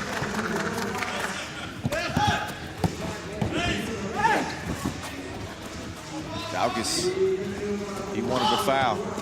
Now he's going to Good hands defensively. Lee to the corner, pass stolen. Belavicius to Ujupis. Strong to the left. Get your weight up. 8-5 game. Liu trying to split the D. Almost had it stolen. Instead, it's Zhang late in the shot clock. And desperation heave. Out of bounds. Over to the guys in green.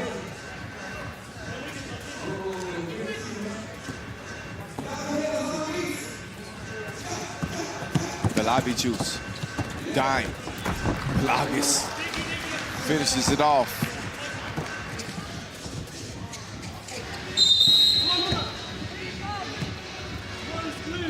Foul looked like Huang took a shot to the mouth. He's gonna try to shake that off. 9-5 game, Lithuania.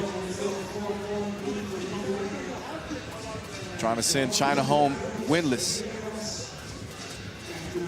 China bronze medal winners at the Asia Cup this year.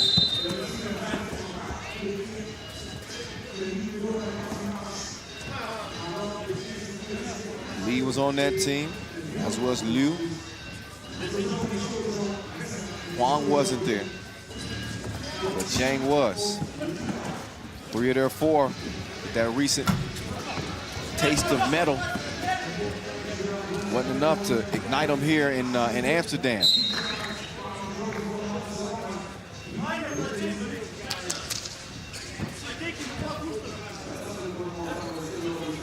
Shout out to Maris Brisa, 18 on IG, watching the action from work. A lot of people turning the games on, risking getting in trouble by their bosses. That's what 3x3 will do to you. You just gotta see it. He's must-see TV. Belavicius to the rack again, extending Lithuania's lead to 10-6. We appreciate the support. Glad you're enjoying 3x3 action. Belavicius, strong on the strike. Stays a 2-possession game.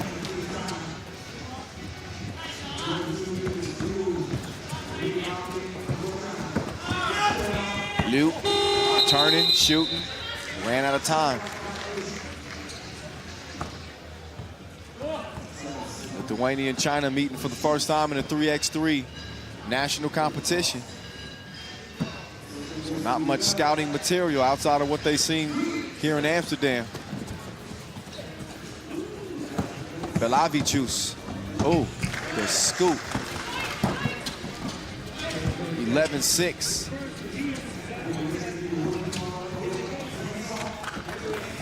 And Belavicius got a hand on that one. Out of bounds it go. TV timeout. We'll come back and got 3:48 to go down the stretch. Lithuania fighting for their gold medal dreams. Not only here in Amsterdam, but potential to compete for gold in the 2020 Tokyo Olympic Games.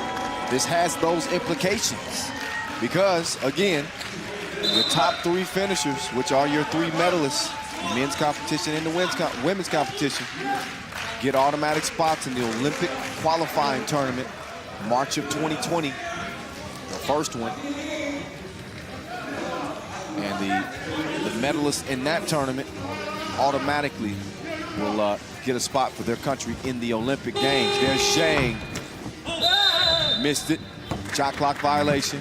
Back over to the guys in green. On the attack like the Ninja Turtles is Lithuania. Bengalis misfires. China, now they are on the attack. Zhang with a couple of jab steps.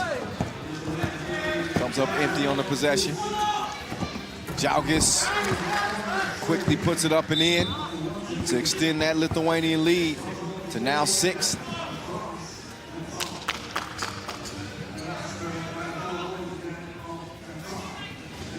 Could very well be looking at a potential Potential for a three-way tie. Three-way 2-2 tie is present.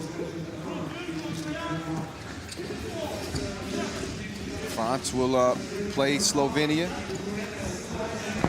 Last game in men's Group C play. We still got 3 minutes and 7 seconds to determine this one. China within 5 though after that last score, a little give and go. Hung on the rim and still goes down. Velavicius. Baseline, bumping, banging, putting it up, missing. And Zhang is gonna come out with it, drops it to Liu. Liu probably did too much at the rim with that. He just went up strong, he would have made the layup. Too much sauce. Your boy's getting dropped off though. Good contest on the two-piece. Zhang getting to the corner. He seized it too. Left it a little long, but the rebound back to China. Huang able to finish it off underneath. 2-possession game, 12-8. Bengalis, he just breezed by Liu. Left him in the dust as Lithuania leads it 13-8 now. To the corner. It's that man again. Velavicius couldn't knock down the two, but out of bounds off of China over to Lithuania. 2 minutes, 8 seconds remaining. China with 6 fouls, no more to give. Lithuania doing a lot better in that category. Both categories. Not only a 5-point lead, but only 4 fouls to their name. Our 4th and final day of pool play. We hope y'all been enjoying all the action to this point. I have. It has been unbelievable. We knew that the 2019 World Cup was going to be absolutely insane. When you looked at our field of teams and the talent that continues to evolve as the sport evolves, getting better and better players, better and better teams. And each year as we move closer to the Tokyo Games, which is next summer, we're getting a good look at what this game is all about. It is love at first sight. Velavicius sees the rim, gets to his destination, and it's a 6-point game. Good hands, Ujubis. And Velavicius called for the foul.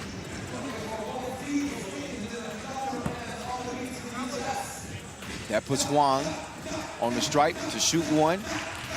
$1:54 left.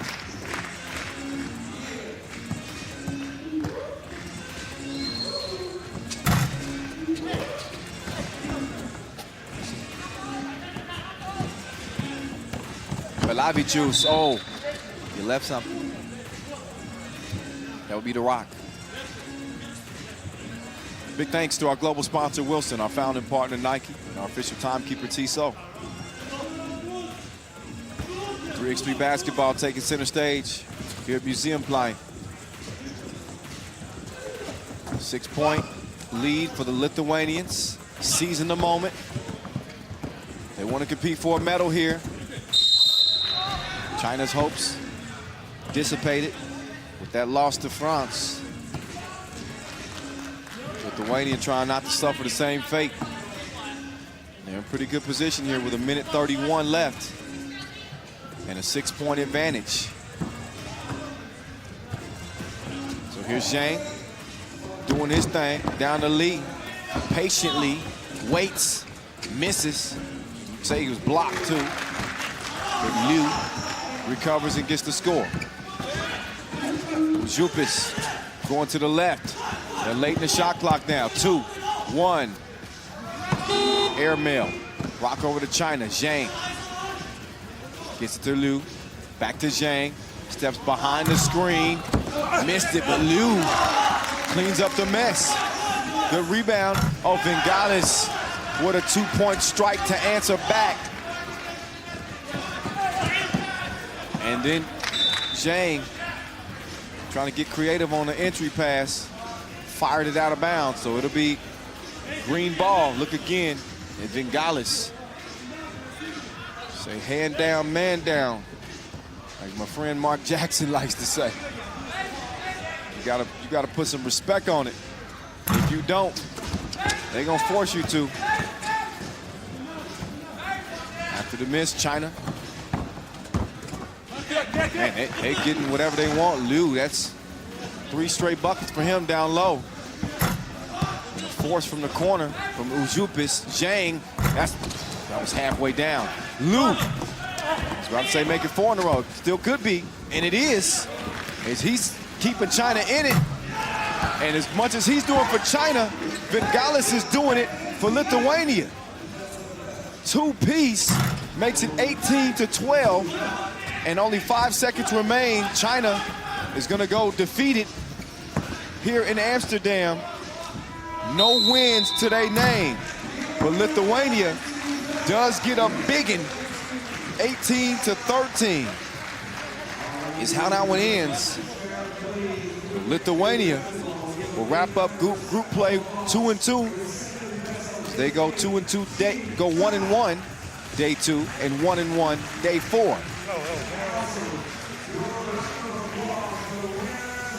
So we'll get you familiar with the scenario that it will take to get them into the quarterfinals as we get closer to that France-Slovenia game. But session number 2 is on and popping underway. We look back at the highlights in this one. China playing for the pride of their country, knowing that they weren't going to compete in the quarterfinals, coming into this game with an 0-3 record. Lithuania, though, understanding they still had a shot, an outside shot. They're going to need some help, of course. But you got to put yourself in position by getting a win. No option to lose it. And they stepped up under pressure, under the spotlight, and delivered a strong game and a 5-point win over China. So just to update you on the group, China 0-4, Qatar finishes 2-2, they're done. Lithuania now moves to 2-2, and you got 2-1 France lacing them up against undefeated Slovenia, 3-0. Ooh, we can't wait for that. We got a game coming up, though, at 14:15, which is just a few minutes away, between Indonesia and Italy. The Italy women going to close out pool play. After a loss earlier to Russia, they're still going to be the second team in to the quarterfinals after Russia was able to beat New Zealand. But still, plenty to play for with Raylene Delia and company. They'll be lacing them up against Indonesia here momentarily.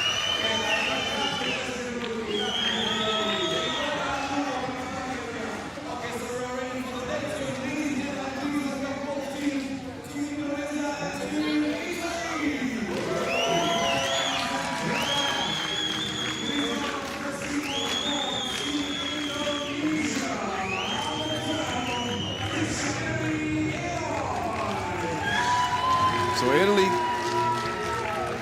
your defending champs, who put on an absolute show in the Philippines last year, making it dramatic for us. Team's supposed to be hitting the court. There we go. Indonesia, been a struggle for them. They managed to score 5 points against Ukraine.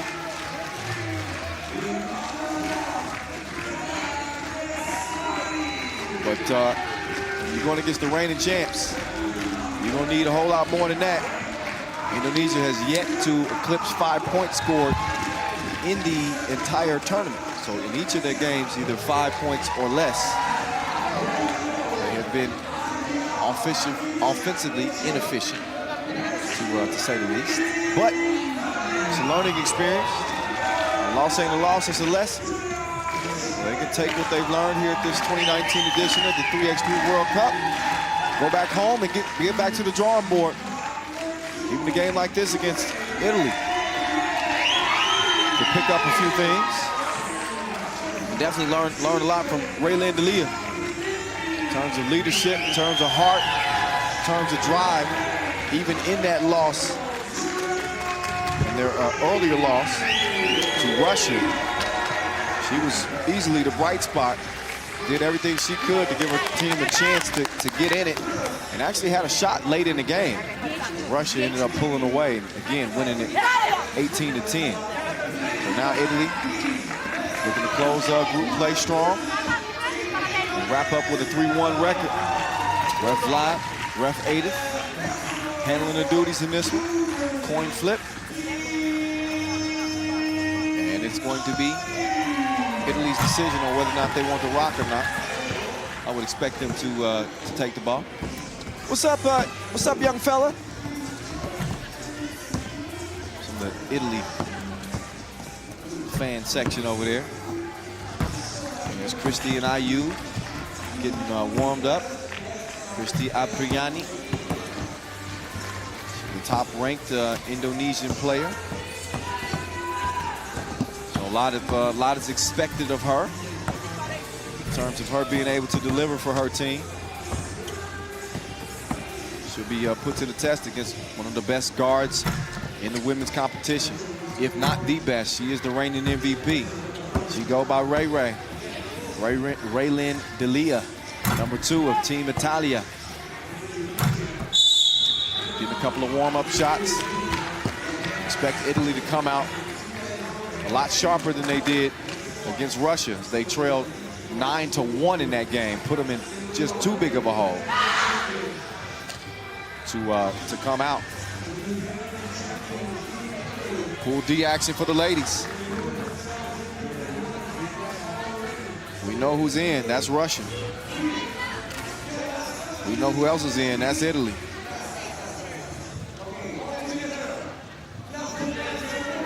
This will be the last game in the group.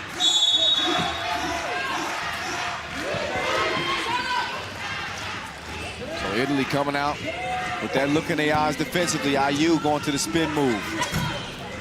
She misses. Felipe going down to try to get it. It's off her, ball over to White.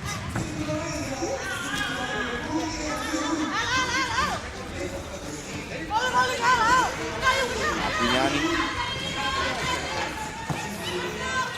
Tricia, nowhere to go with it at first. Then Apriani passed Ray Ray, but missed the layup underneath the rim. Now it's Ray Ray's turn. Little hezzy. And the scoop, fouled on the shot. She'll shoot one.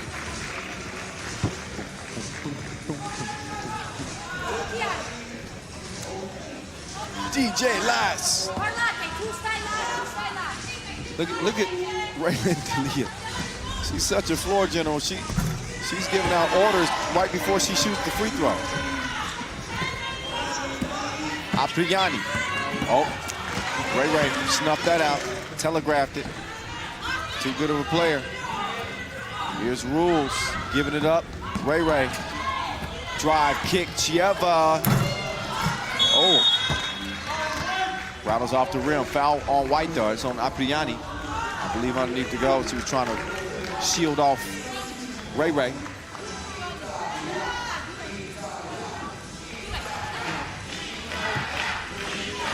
hearing the Italia chants beginning in the crowd. Ironically, Vincent Royette started it, the Frenchman. Ray. She misses.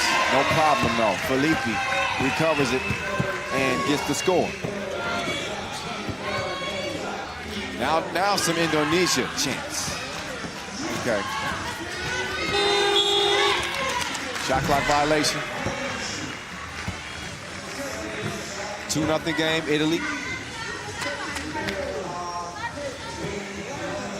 Even in the situation where they know they're going to be going to the quarterfinals as the #2 team.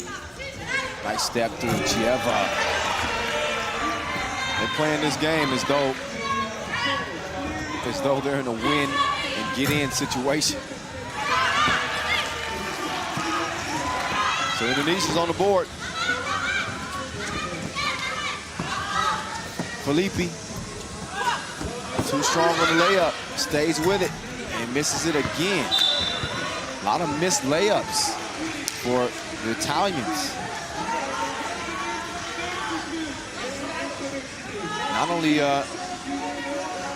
only so far in this game, just 2 minutes in, but also in that loss to Russia. Some point blank misses. Ray Ray dropping dimes like a coin collector. Tricia pulls up, splashed on Rulli. Now it's Rules. She goes down, misses the hook shot. Apriani, Tricia. Not enough on it. Now, Ray Ray trying to get it to Felipe down low. Apriani, no choice but to hold on to Felipe for dear life. There's Ray Ray, the X-ray vision.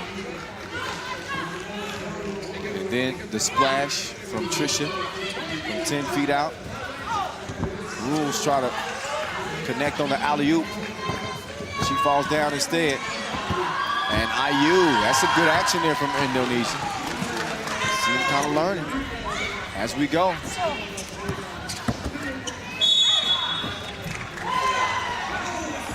No basket. 3 in the key on Rulli.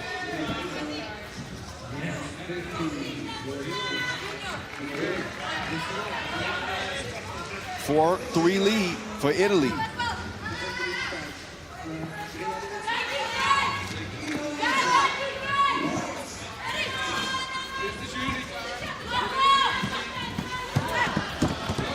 Out of bounds. 7:15 on the clock. Tricia will start to operate with 6 seconds. She fakes left and goes right. She shoots, and she does not make it. D'Elia. Oh man, always looking to make the right pass. That's the right play. As Chieva finishes it off, Tricia with a good move. And a nice score on the inside, taking it right at Italia. Then Ray Ray tried to reverse, but it falls off the rim. 1 point lead still for Italy. Tricia trying to take the lead for her team. But airballs that out of bounds. TV timeout, 5-4. So Indonesia looking the best that they've looked here in Amsterdam yet. Ironically, against the reigning gold medal winners, Team Italy. See, this is what I say. You never know, Sean. You never know. Italy with no fouls as well. 3 on Indonesia.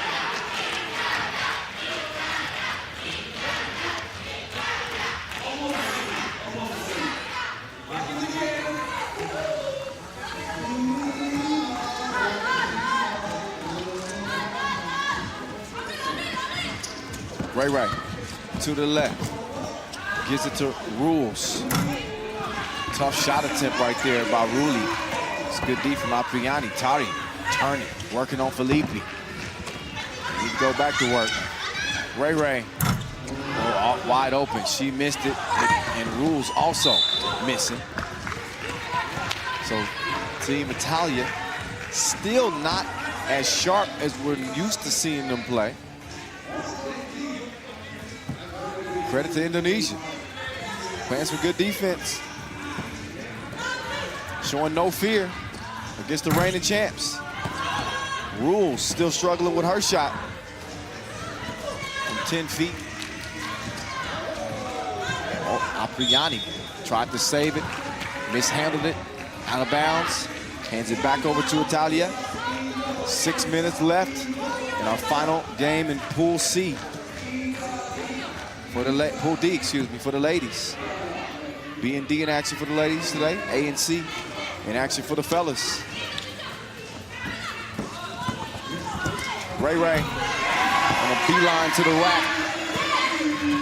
She scores 1 and makes it a 2-point advantage. Ayu. Oh, nowhere to go with it. Ray Ray tipped it out of her hands though. Toddy. Shot clock violation. Indonesia didn't get it up in time. Talia will take over.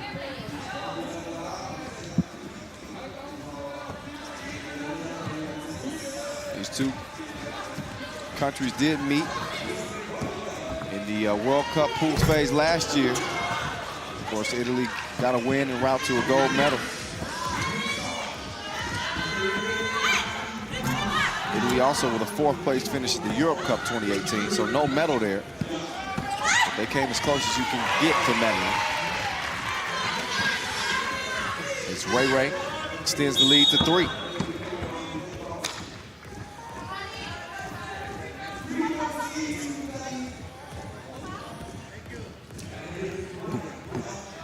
Another look at Ray Ray. Calculated in her moves. Uses the screen. Patiently gets to the cup. That's a good move from Toddy. Rules with the recovery D. And then a turnover on Indonesia.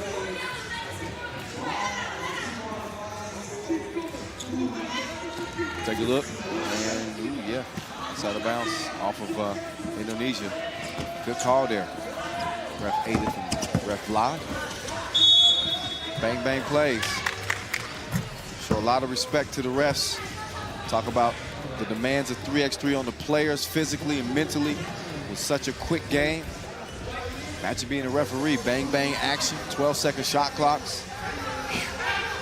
Respect. 7-4, Ray Ray with the thievery. And then she delivers from the corner. 2-piece, 9-4.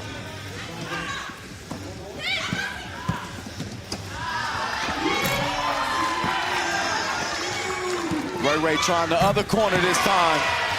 She's good from all angles. However you want it. 11-5.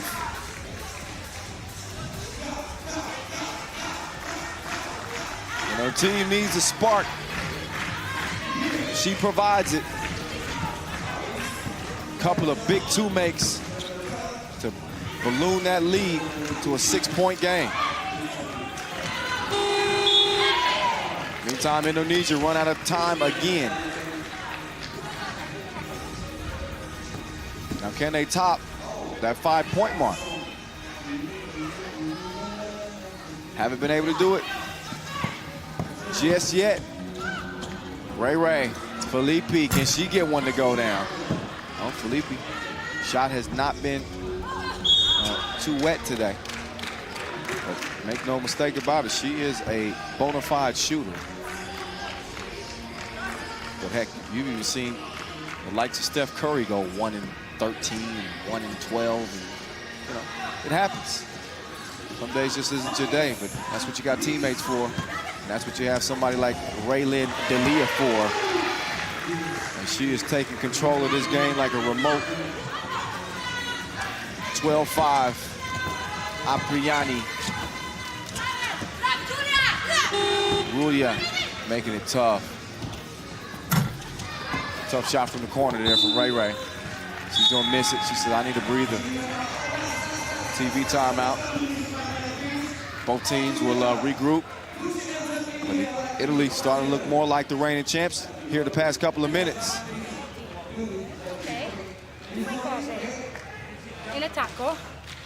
Ray Ray giving her team some instructions for the final 3:42.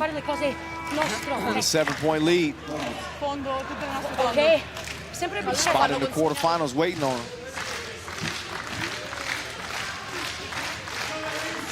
Another look at some of the body of work of Raylin Delia. Both corner pockets good. Driving, slashing, scoring, setting up. She does it all. She's like Walmart. She's got it all. Whatever you need.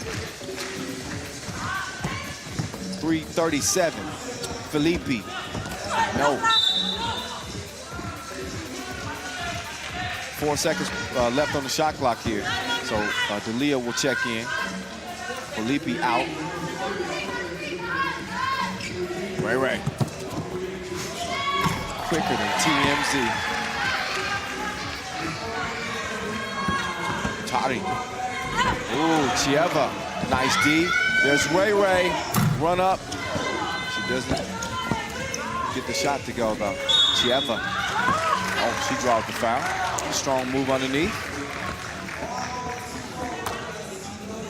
Indonesia now up to 5 team fouls. Italy with 1 in comparison. 13-5 game. Chiavarella knocks it down.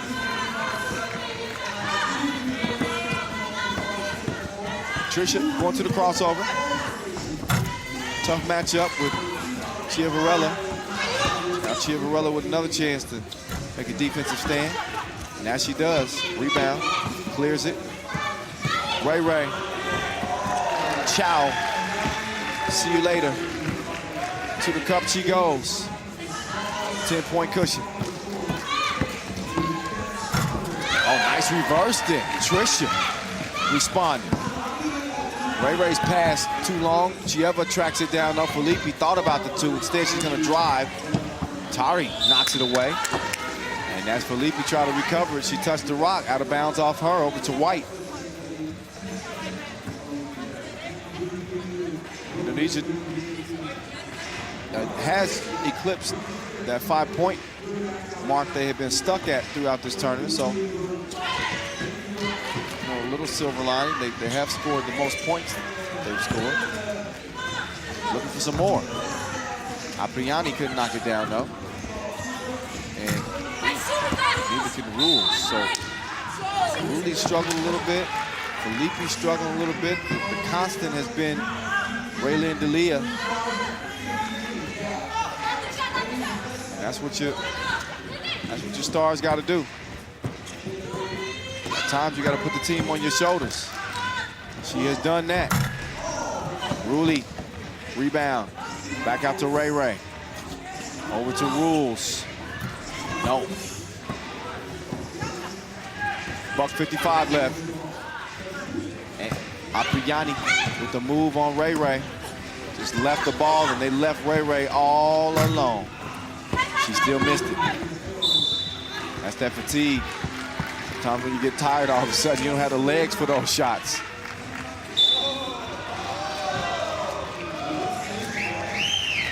But a 15-6 lead, no worries whatsoever for Team Italy. In a game that wouldn't affect their chances to get into the quarterfinals anyway. They own the head-to-head tiebreaker over New Zealand, who also finished up their group play, but they finish up 2-2.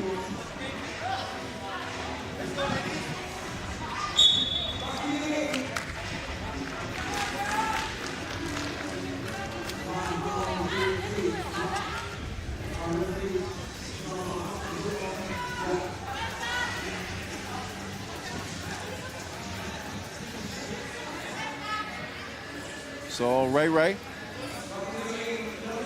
defending Christie. 10 seconds left. Oh, and what a nice little swipe. D'Elia got a hand in there without being called for a foul. All ball, knocked it off of Apriani's leg. Now going to work. Ray Ray to Felipe. Felipe. Crib missed, recovered, and got that one to go down.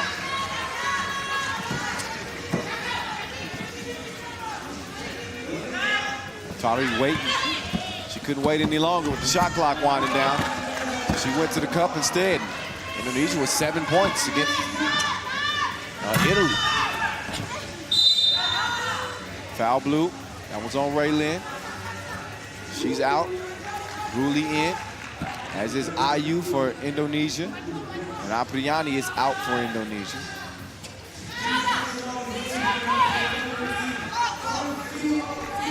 Minute 7 officially left in this final Pool C game for the ladies. Tricia foul. Way out deep.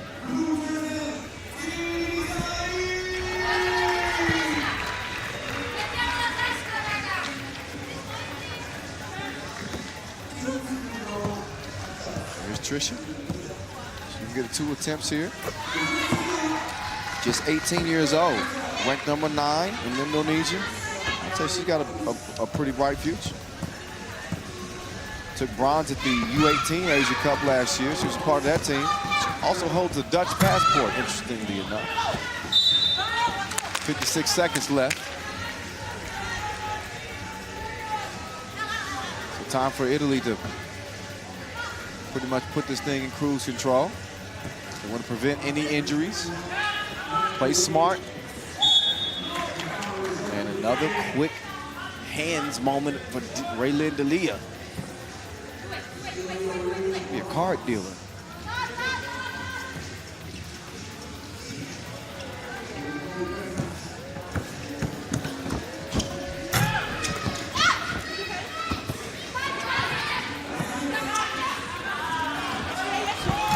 Ayu. She misses, as does Ray Ray. 34 ticks left. So again, despite Indonesia scoring their most points in any single game in the tournament with 9, 9's not going to be quite enough if you hope to beat the reigning champs. 7-point lead, under 30 seconds to go. They just want to come out of this thing nice and clean. Indonesia didn't get the shot up in time, violation. 21.9 remaining. Couple of possessions left before Italy officially puts this one in the books and starts getting set up for the quarterfinals. Ray Ray, kick, Felipe. Still struggling to find that stroke. Off of White, blue ball, 10 seconds left. They don't even have to put a shot up if they don't want to. Could just run this thing out. We'll see what D'Elia does. Oh, nice. Recovers after the bump. Dropped it off. 17-9. Likely is how it's going to end. 1.8 ticks left on the clock.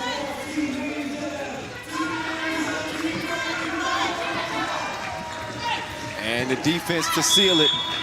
That's that. Italy handle business. 17-9 over Indonesia. They'll be heading into the quarterfinals with a 3-1 record. Their only blemish against undefeated Russia.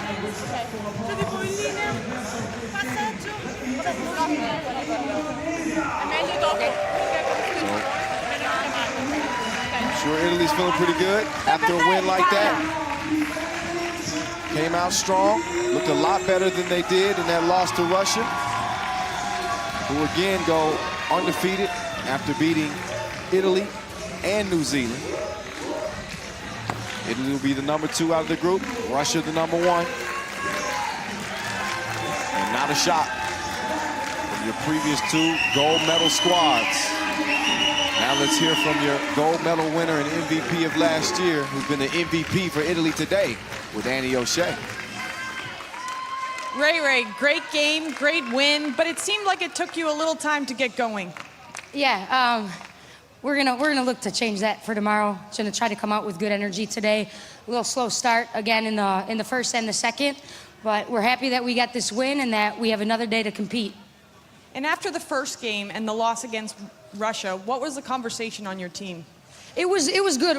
It sounds strange, but we're really grateful for that loss because we looked at the video and we didn't apply a lot of the technical and tactical things. So you never want to lose, but when you lose and you can analyze and then hope to apply the next time you're on the court, there's room for growth. So we're here to get better, and hopefully we can apply the things we saw.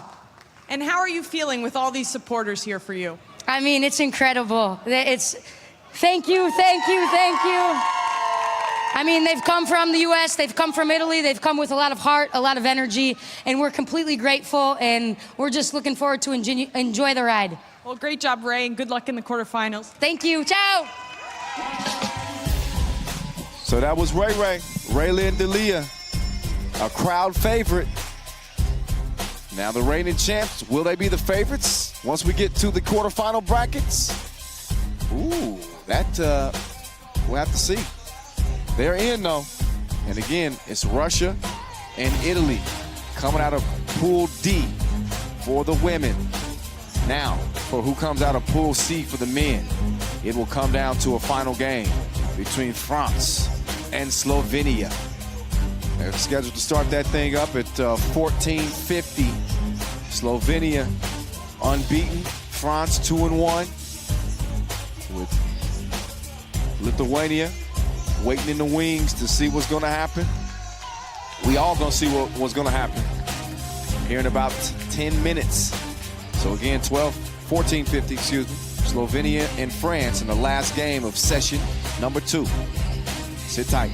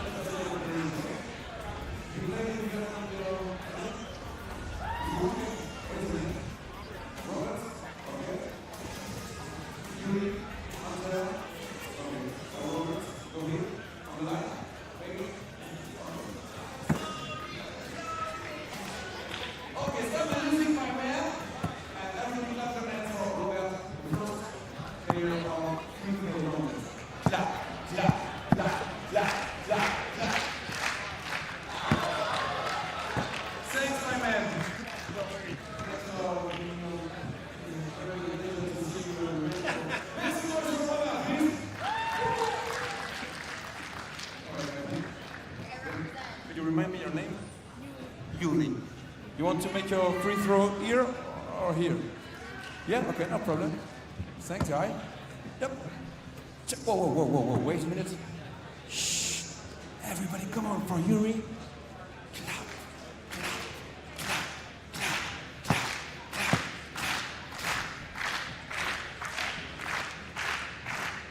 clap. Oh, you can, sorry, you can go. Oh. Sorry, my man. Please make some noise for Yuri! Okay. No, Angela, no, not this line for you. This line for you. No, no, no. Okay. Let's go. Oh, okay. What is your name? Tony. Bye, Pablo. Okay. No winner, no gift. Why? One more time. Why? Why? Okay. Okay, Tony. Do like you want. One more time now. Okay, Italia. Italia. Okay. You do what you want. Okay, do what you want. No problem. We've got time. Okay. I'm so sorry, but the free throw contest is over. You are the second best. You are the second best. You are the loser. I am the winner of the gift. Okay, okay. So, Take it back. Take it back. Take it back. You didn't make any. Take it back. Team France against Team Slovenia. The last game of session 2. Your energy for the player just over there. Clap your hands for the players all together, please. Follow me.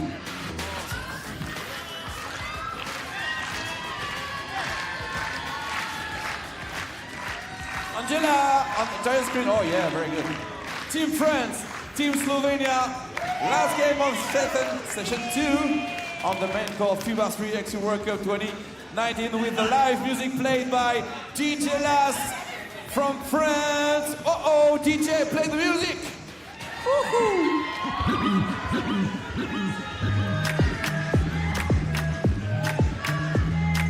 Clap, clap, clap, clap. Toi t'es bon qu'à planer, ouais je sens ta sème, j'ai l'avocat. Entre nous y'a un fossé, toi t'es bon qu'à faire la malade. Bébé fais du sale, allo, allo, allo. Million de dollars, bébé tu go sors. Bébé fais du sale, allo, allo, allo. Million de dollars, bébé tu go sors. Just before the game, Team France, Team Slovenia. Special gift for you from Dutch Basketball Federation.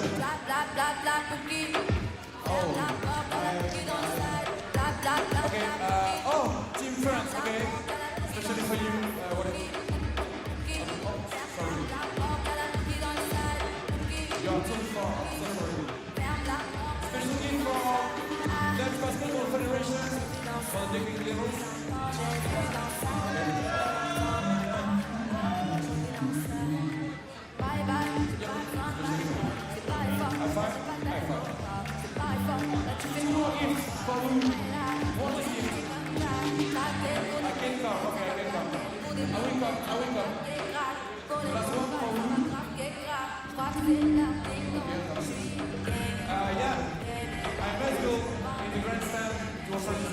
So see you later, my man. Bye-bye. Bye-bye. Bye-bye. See you. Au revoir.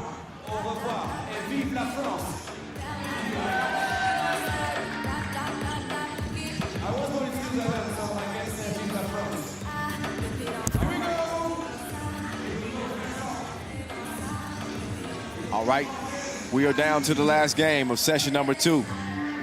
And it will determine who will be going into the quarterfinals out of Pool C for the men. France, Slovenia. So here's the dealio. France, they need 16 points, at least 16 points, or to win to get into the quarterfinals. So even in the loss, even if they score 16 points, that would give them the edge to get into the quarterfinals. They prefer to win and finish up 3-1. Of course, Slovenia, no such worries. They are in regardless. 3-0. They haven't lost the game yet, even though they have been pushed to the limit. Qatar took them there, took them overtime to get that win over Qatar, but they get it done 18-17. And Lithuania on day 2 pushed them to the edge. They got that one done, 21-19. And now they got a chance against France. Big time team right here, led by Dominique Gentil. Says he's Mr. Nice everywhere except the 3x3 courts. Now we understand that. He's joined by Charlie Pontins, not Dominique Gentil. That's who we're talking about. Lucas Dussoulier and Michael Varr. Here's Slovenia coming out in the new jerseys this year. Unique look. They're looking good though, regardless. Their four-man squad is now set. The Sneaks is laced up. And it's time to ball, y'all. Kyle Montgomery in your ear, AKA The Voice. You're looking at Simon Fitzgerald, Dean Kagich, Gasper Ovnik, and Anze Strebo. So the team captains, Janti and Ovnik, handled the coin toss and exchanged some gifts from one country to another.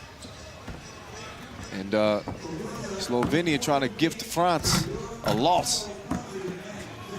And Charlie Pontins certainly will have something to say about that. But this is going to be a tight game. And you knew it. The closer you move to the quarterfinals, as the big dogs start to clash, you see a lot of really good teams that won't continue to compete for a medal. And if France ends up being one of those teams, it's just one of those you got to take on the chin. But they got a great opportunity in front of them against undefeated Slovenia. A win gets them in, or at least 16 points. So they got to have that offense going. Simon Fitzgerald, he's always ready to go.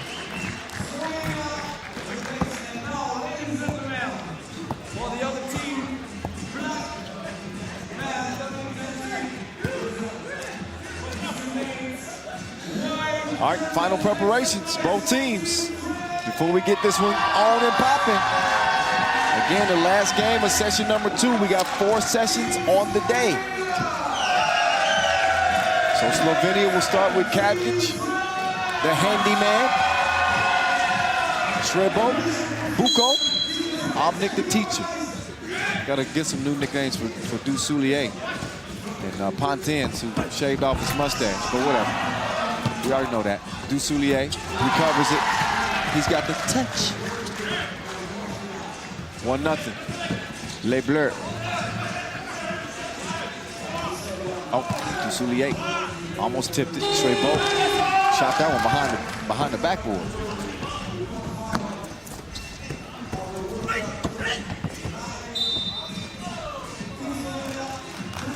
So with Lithuania and Qatar looking on, hoping for a 3-way tie at 2-2 records. Pulling for Slovenia, obviously, here. France control their own destiny. Whether it be a win or 16 points, it's on them. Pontins, crafty guard, kicks it over to Mr. Nice. He misses on the 2 attempt. The teacher tried to recover it, but I think he dribbled that on the out-of-bounds line. Another look at the last action. See, I didn't even see that he threw that through Var's legs. It's a ridiculous pass from Fitzgerald.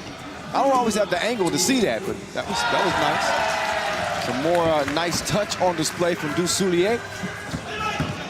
And that's off of Var. So a couple of newbies on this French national team here at the World Cup stage. Mr. Nice has been here before, won bronze in Nantes. Pontins also played on the biggest stage of 3x3, all the biggest stages of 3x3. See, somewhat of a, yeah, you can say he's a pioneer. Even as young as he is. 2-0 game, straight bolt from the great beyond. He can't hit it. Dussoulier. He's already responsible for France's first 2 points. Couldn't get the second 2. Here's Fitzgerald. He was on lock like Jamaican here. Janti, 2-piece. No biscuit. 4-0. Ovnik with the move. Oh, he had Var dancing. His knees came unbuckled. Janti all by himself, going for another one. Missed it, but how about the follow follow like a stalker as Dusoulier sticks with it and puts France up 5-1. Dusoulier, quick clear down to Var.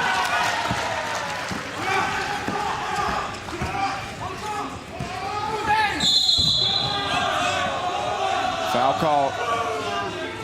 Push on Slovenia.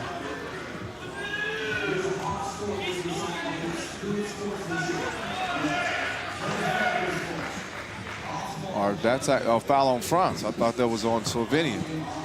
Obnik was not happy about something. Look again at that tip. Great length. Dusoulier. You can't teach length. It's genetic. He's got it. And France right now with a 6-2 lead. Mr. Nice bumps into Kavgic, misses the lefty crib, but the ball finds its way back to him. And now Dusoulier trying it from long range. Got to try again. Empty on that attempt.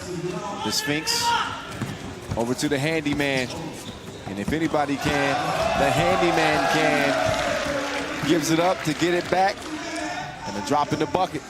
Slovenia cuts the lead in half. Pontiens puts it in. Oui.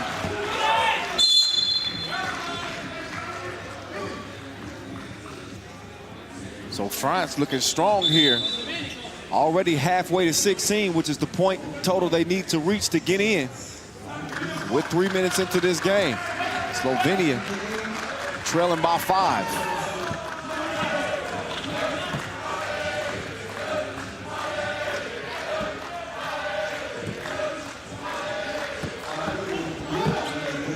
Obnik, so much drip, need a raincoat. He gives it to Gentil. Mr. Nice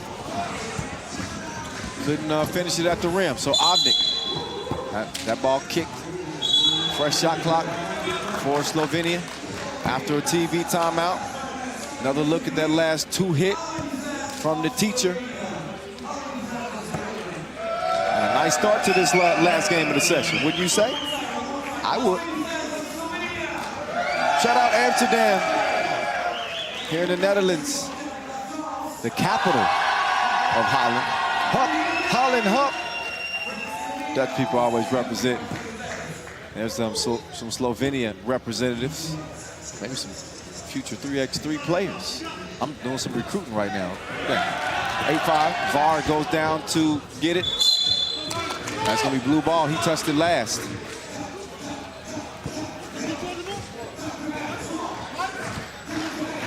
We'll also see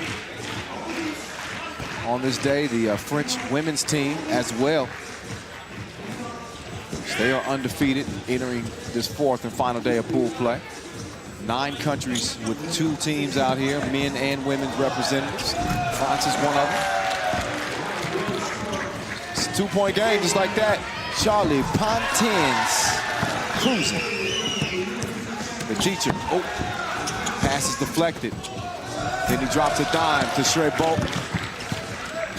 Pontiens, the give and go, but the layup doesn't go. Var trying to spin on Shrey Bolt. Shrey Bolt said, yeah, no argument. I fouled him.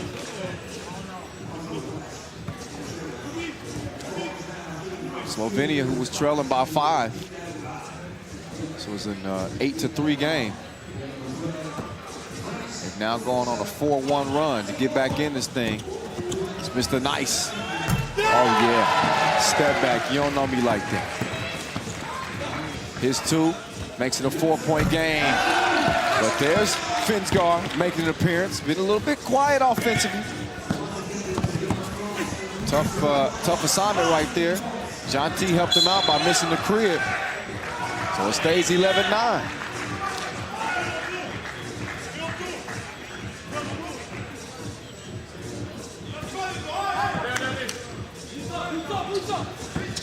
Pontiens. He's setting up. He got a big advantage. Quickness on Shrey Bolt. Decides to give it to Mr. Nice. And he had the range, but no service on the 2-ball. He leaves that up to Obnik. He is the teacher, showing him how it's done. Oh, Pontiens nearly got that to go down, but he missed it. 11 all. After the Opnics two-piece. Put him in the blender, why don't you? Mixed him up like Jamba Juice. Dusoulier now trying to get some get back, and he does it. And Treybo wasn't happy about it. Dusoulier can get twice what Treybo got on his. Chance for and one.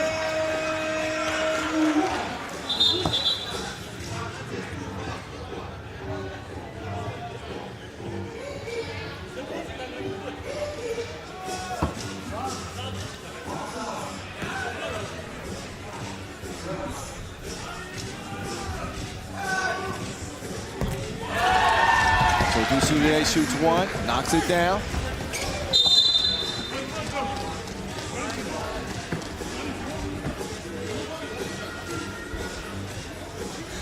We got a one-point game, y'all.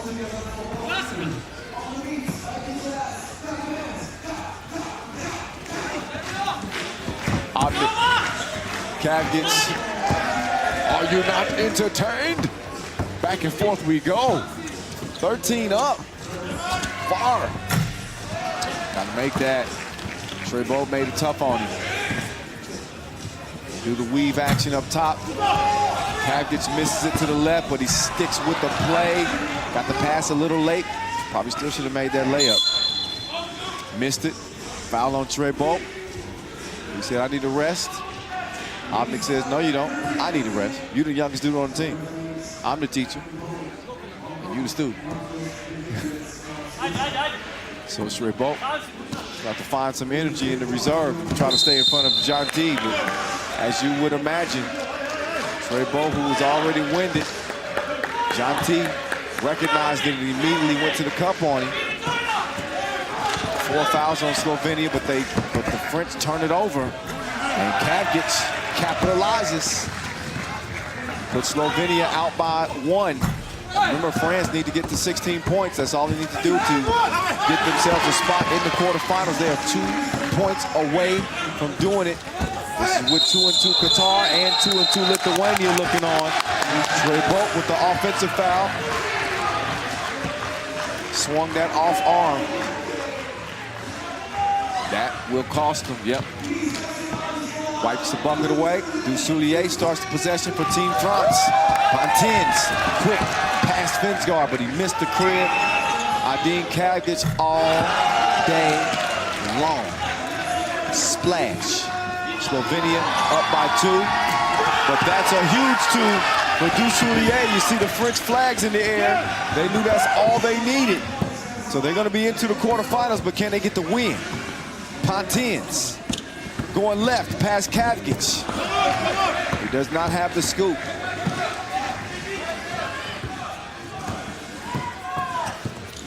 Opnik, you could tell he kind of wanted to pass that, shot it as he was coming down. 16 apiece. Dusoulier launches it. After the air ball, TV timeout. 16 apiece, 3:18 left.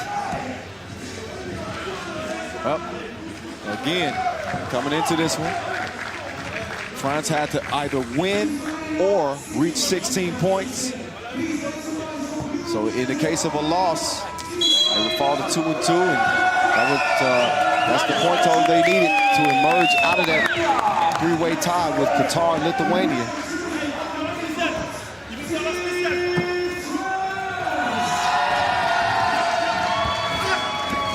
Opnik, pass way off target, trying to hook up with Finsgaard.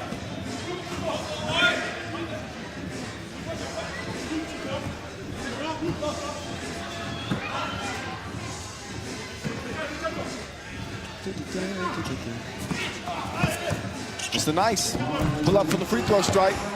Nope. Sphinx can't get a handle on it. Var clears it down to Shanti. Oh, they did clear it. Var says, I jumped past the line. We'll take a look at the replay to see if he actually did that. I thought it was kind of close.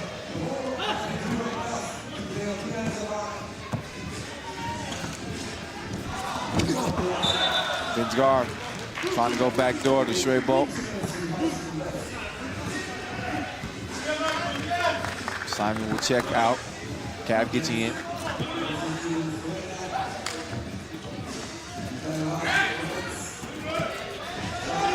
Here's Pontins. No. Cav can't get the rebound.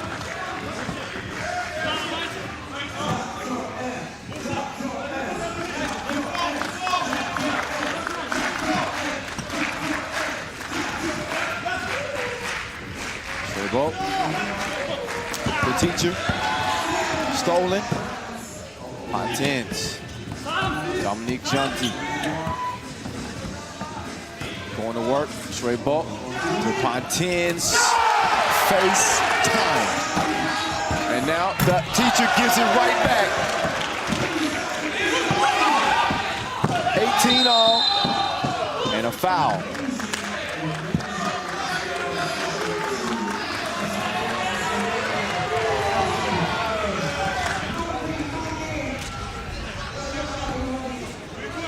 Pontins sent flying on the 6th Slovenian foul.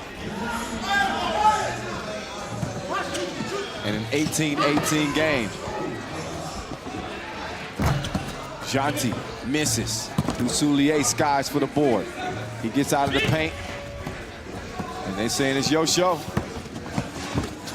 Janti misses, but how good has Dussoulier been on the boards in this one?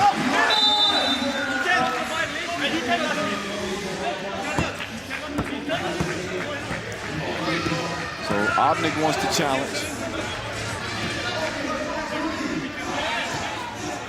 Shot clock challenge. So they're saying that Janti shouldn't have even been able to get the shot up. Got to look back at it.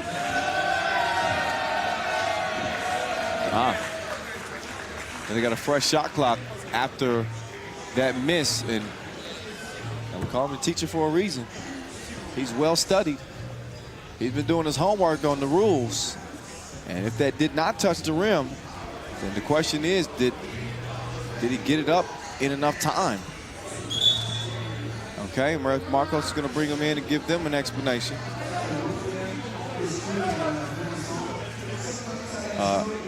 Obviously, I'm not privy to the discussion that's happening inside the huddle. But, okay, the challenge is lost. And Ref Marcos is explaining to them why. Finsgaard's already known. He says, okay, fine.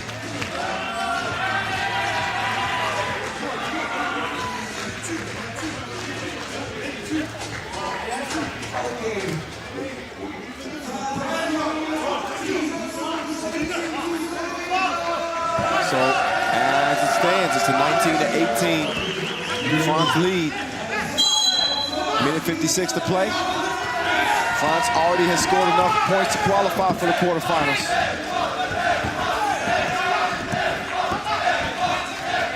Havgic, wow, nearly hit that shot. Schreiber, oh, the reverse, no, missed it. Pontins, quick trigger on the shot, and that ends it for the French, who pick up a big win over Slovenia as they both wrap up 3-1. And that will put France as the #1 team out of the group as they get the head-to-head over Slovenia and take the top spot. So how about that? Les Bleus, hearing it from the crowd, got their own personal cheering section and giving them something to cheer about. That was a hell of a win for France. And how about Charlie Pontins? Hand up, so what? Over the outstretched arms of Schreiber. He got just enough of a look to cash in on him. Credit to France. 3-1 through pool play.